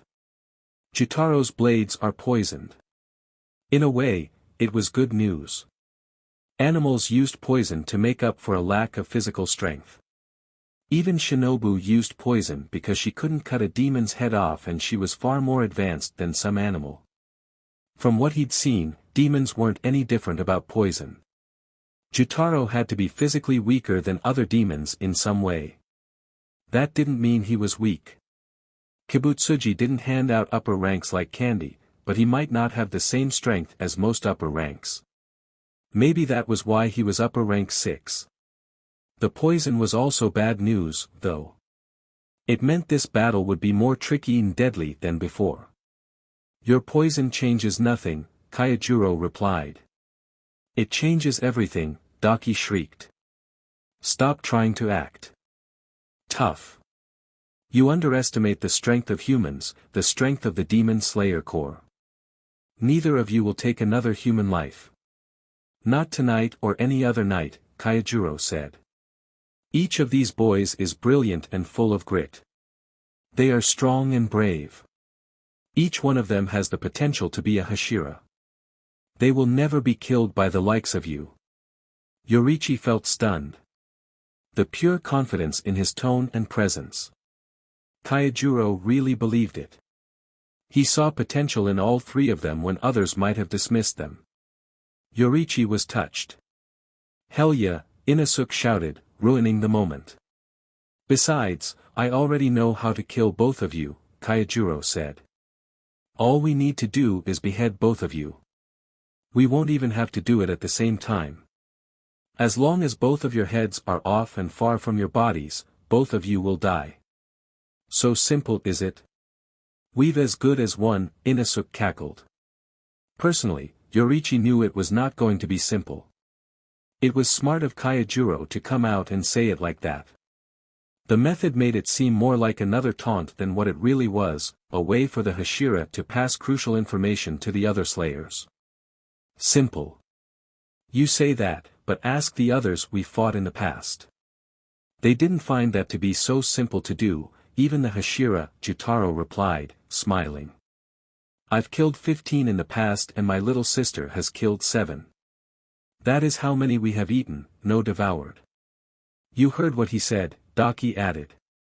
Not a single one of those fools lived to see daybreak. The long nights are on our side. Your deaths are inevitable, so you should just lay down and die. With that last word, Daki sent a belt at Yoriichi, the nearest human to her. Yoriichi dodged to the side and then sliced through the belt in 2 swift strokes. Boy of yellow, young Komado, Tanjiro shouted. We need to separate them. You 3 take Daki. I'll handle Jotaro. With an effort, Yoriichi bit back a protest. Jotaro was by far the stronger demon. It didn't make sense to leave Tanjiro alone to defeat him. When he thought of his friends, though, and how hard Daki had been for him to fight, Yoriichi realized that Inosuke and Zenitsu would die without help. He just had to hope that Daki could be defeated and Yoriichi could rush to aid Tanjiro before Tanjiro or Jotaro were killed. Zenitsu didn't wait for further orders. The boy crouched low and then attacked Daki nearly too fast for Yoriichi to follow his movements. In several swift, merciless strikes, Zenitsu drove Daki up into the air. Inosuke leaped after them, yelling in excitement. Yoriichi shot one last look at Tanjiro, who gave him a reassuring smile and then followed his friends to the rooftop where they and the demon had landed. Yoriichi landed in the middle of a conversation between Zenitsu and Daki. Even so, you shouldn't give the pain you suffered to others. You are wrong, Daki said. Its presence began to change and Yoriichi saw the link leading away and back to Jotaro suddenly strength. You couldn't be more wrong. All the hideous suffering we had to endure. Giving back what received makes sense. We make up for the misfortune we were driven to by our revenge upon the blessed. It lashed out at him with its belt strips, but Yoriichi stepped in front of Zenitsu. He cut the strips out of the air with a single water wheel. I am sorry for what happened to you, Yoriichi said. You didn't deserve it. I am sorry we weren't strong enough to stop it. What are you babbling about, Daki sneered. There is no way you demon slayers could have stopped it. Pity trickled into Yoriichi's heart. Did it remember the truth or was it something it was thinking of? There was no way to know for sure. Not without giving everything away. Do you understand, the way we have chosen to live our lives? Daki asked, its voice oddly mixed with another, deeper one. A third eye opened up on Daki's forehead. The eye opened vertically and was marked with the kanji for upper 6. We have killed all who have crossed or slighted us. We will slash through your throats, just as we did to every human who has come before you. Yoriichi felt his blood chill. No doubt about it, the link between the two was stronger. Did that mean the eye was some kind of channel? Would it allow Jotaro to see what Daki did? Separating them might be next to useless if it did. Tanjiro decided that fighting Jotaro alone was worse than fighting him with Daki had been. Inside the house, Jotaro's attacks were limited because the walls dampened the impact of his weapons if he launched an attack from outside. In their last exchange, Daki had been nearby and Jotaro risked hitting her if he launched an attack when she went in close for an attack. Another strike from over his shoulder had Kaijuro twisting. He brought up his blade just as the BLD sickle rebounded to attack him from the other direction. His weapons can come back, but he isn't actively controlling them, Kaijuro realized. The second time the attack will always be in the exact opposite direction from the first. There was also a second way to limit Jotaro's strikes. Kaijuro dashed in close and sliced at the demon neck. Unfortunately, Jotaro leaned back to avoid it, so the strike wasn't quite fast enough. The demon slashed downwards with its scythe blades and Kaijuro was forced to catch it on his sword, poison hissing and spitting. Locks were always dangerous with demons, but especially with this demon. If Kaijuro got too close, the vapors from the poison as it burned away would kill him as sure as the liquid version. Jotaro grinned and pushed downwards on the scythes. He had probably had the same thought about locks. Kaijuro twisted his blade, disengaging with Jotaro and taking off one of his hands in the process. Jotaro's eyes widened and Kaijuro raced in close again, only to be forced back when the demon aimed a kick that forced him to pick between retreating, being hit by the remaining scythe, or enduring the potentially bone-crushing force of the kick. Yoriichi didn't know what was going on with Jotaro, but Daki suddenly turned its attention from the three demon slayers facing it. Its muscles tensed like it was going to send a strike down at Kaijuro. That couldn't be allowed to happen. Pushing off his exhausted legs, Yoriichi darted in close for a strike. On Daki's other side, Zenitsu appeared, readying his own strike. Eyes widening, Daki hissed and turned her attention back on them. Her obis blocked Zenitsu from behind and she dodged the strike from Yoriichi so narrowly that the blade scored a line in her cheek. Cursing at them, Daki started to launch another wave of attacks, but was forced on the defensive again by Inosuke dive-bombing her from above. As she turned her heads and belts upwards, Yoriichi slashed at her torso and she had to split her attention to deal with. This allowed Zenitsu to slip in a strike from behind that took a slice out of her side. Daki howled and all three demon slayers jumped back to avoid her wildly slashing obs. This is good, Yoriichi thought. We are keeping her on the defensive. Whenever she blocks one of us, the other two counterattack. Our timing is close to perfect. 3 belts aimed for Zenitsu, another 3 for Inosuke, and 5 came for Yoriichi. He tried to slice them apart, but they went limp at the last second and his blade was caught. The tips hardened and covered around to strike at him. With an effort, Yoriichi ripped his hand and weapon clean, then swung at the strips quick enough to catch them before it could harden. He saw Zenitsu and Inosuke finish successfully fending off attacks of their own. The demon's power is perfect for fending off groups, Yoriichi realized. She has enough weapons to fend off twice our number if necessary. The good news is, Inosuke leaped at Daki, who sent several obs to ensnare him. Zenitsu batted the obs aside while Yoriichi struck from the side. It still has 1 mind. 2 maybe, if Jotaro can spare the attention, but with Kaijuro keeping Jotaro occupied. It is limited to 1. It can multiply its weapons, not its perceptions. That is its biggest weakness. It has 1 more. Give up. I can see everything now, including all of your movements. My brother's awake now, so I can show you what my true power looks like, it crowed. So you are saying, you are nothing without your brother, Yoriichi said, his tone flat. Daki's belts writhed and she stared daggers at him. What did you just say? She demanded. It makes sense, Yoriichi continued. Your head was cut off in a single strike earlier. If you are only powerful when he's around, that means you are weak. Take it back, Daki growled. You know, Panitsuro. You just might be onto something, Inosuke said. Isn't this demon supposed to be an upper rank or some high and mighty something? We've been fighting it for several minutes and none of us have even gotten hit. Sounds pretty weak to me. The eye on Daki's forehead twitched.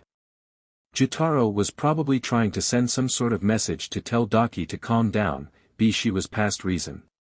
Shut up! She shrieked. I'll tear those ugly, filthy lying mouths from your heads. You shut up, Inosuke countered. That annoying voice of yours is so shrill, it's making my head hurt. With a roar, Daki's OBs shot out at them. The strikes were faster than before and were likely more powerful. What they were lacking was accuracy. All three slayers easily dodged, chopped, and ripped their way through them. Daki's second biggest weakness is its temper, Yoriichi thought. Get it angry enough and it will lose all reason in the middle of the fight. I remember its tantrum from before. It won't be able to aim properly or think ahead, and using its demon art to its full potential requires both. Howling in frustration, Daki swung another round of attacks while Inosuke taunted it about its inability to kill them. These attacks were easier to avoid than the first, and Yoriichi allowed himself a moment to dip into the transparent world.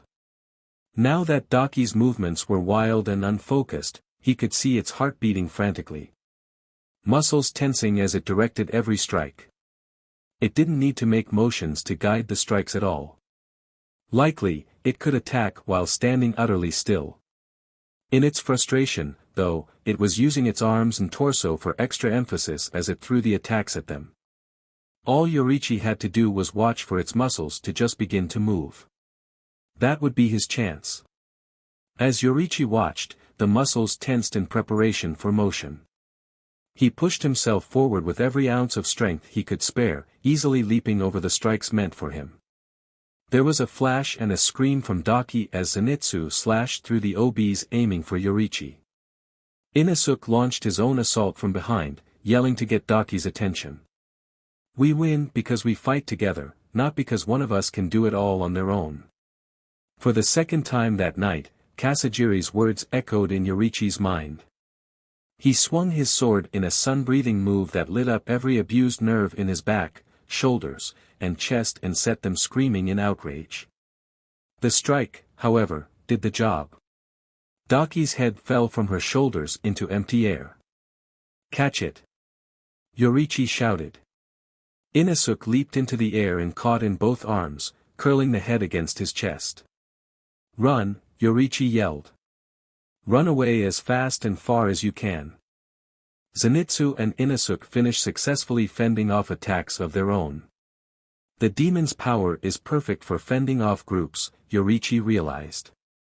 She has enough weapons to fend off twice our number if necessary.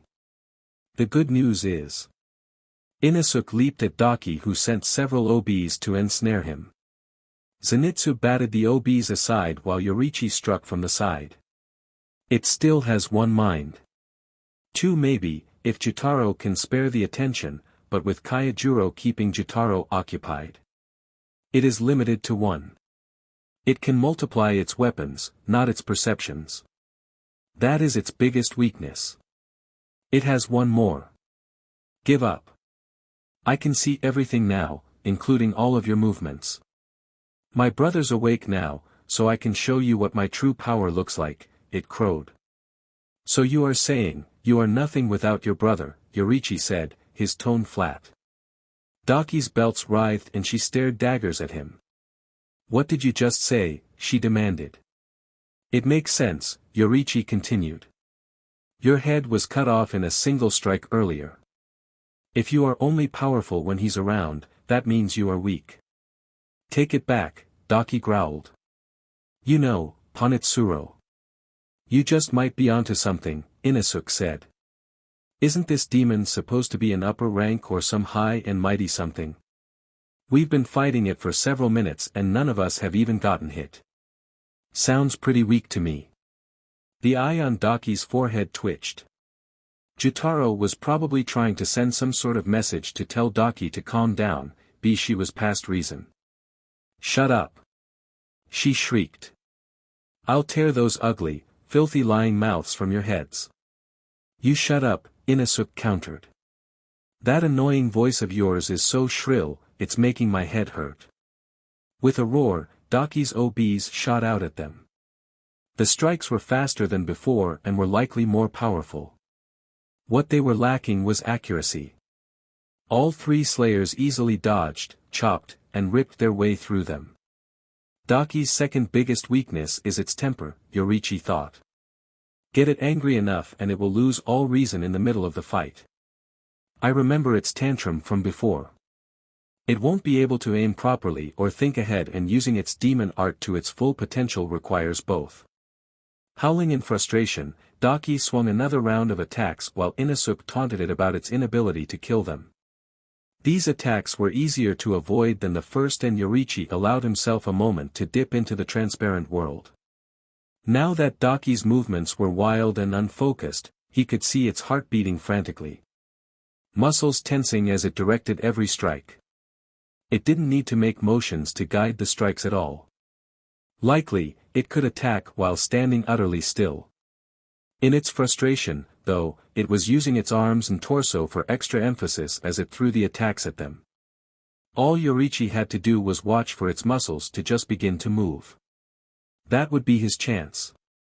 As Yoriichi watched, the muscles tensed in preparation for motion. He pushed himself forward with every ounce of strength he could spare, easily leaping over the strikes meant for him. There was a flash and a scream from Daki as Zenitsu slashed through the OBs, aiming for Yoriichi. Inosuke launched his own assault from behind, yelling to get Daki's attention. We win because we fight together, not because one of us can do it all on their own. For the second time that night, Kasagiri's words echoed in Yoriichi's mind. He swung his sword in a sun-breathing move that lit up every abused nerve in his back, shoulders, and chest and set them screaming in outrage. The strike, however, did the job. Daki's head fell from her shoulders into empty air. Catch it! Yoriichi shouted. Inosuke leaped into the air and caught in both arms, curling the head against his chest. Run, Yoriichi yelled. Run away as fast and far as you can.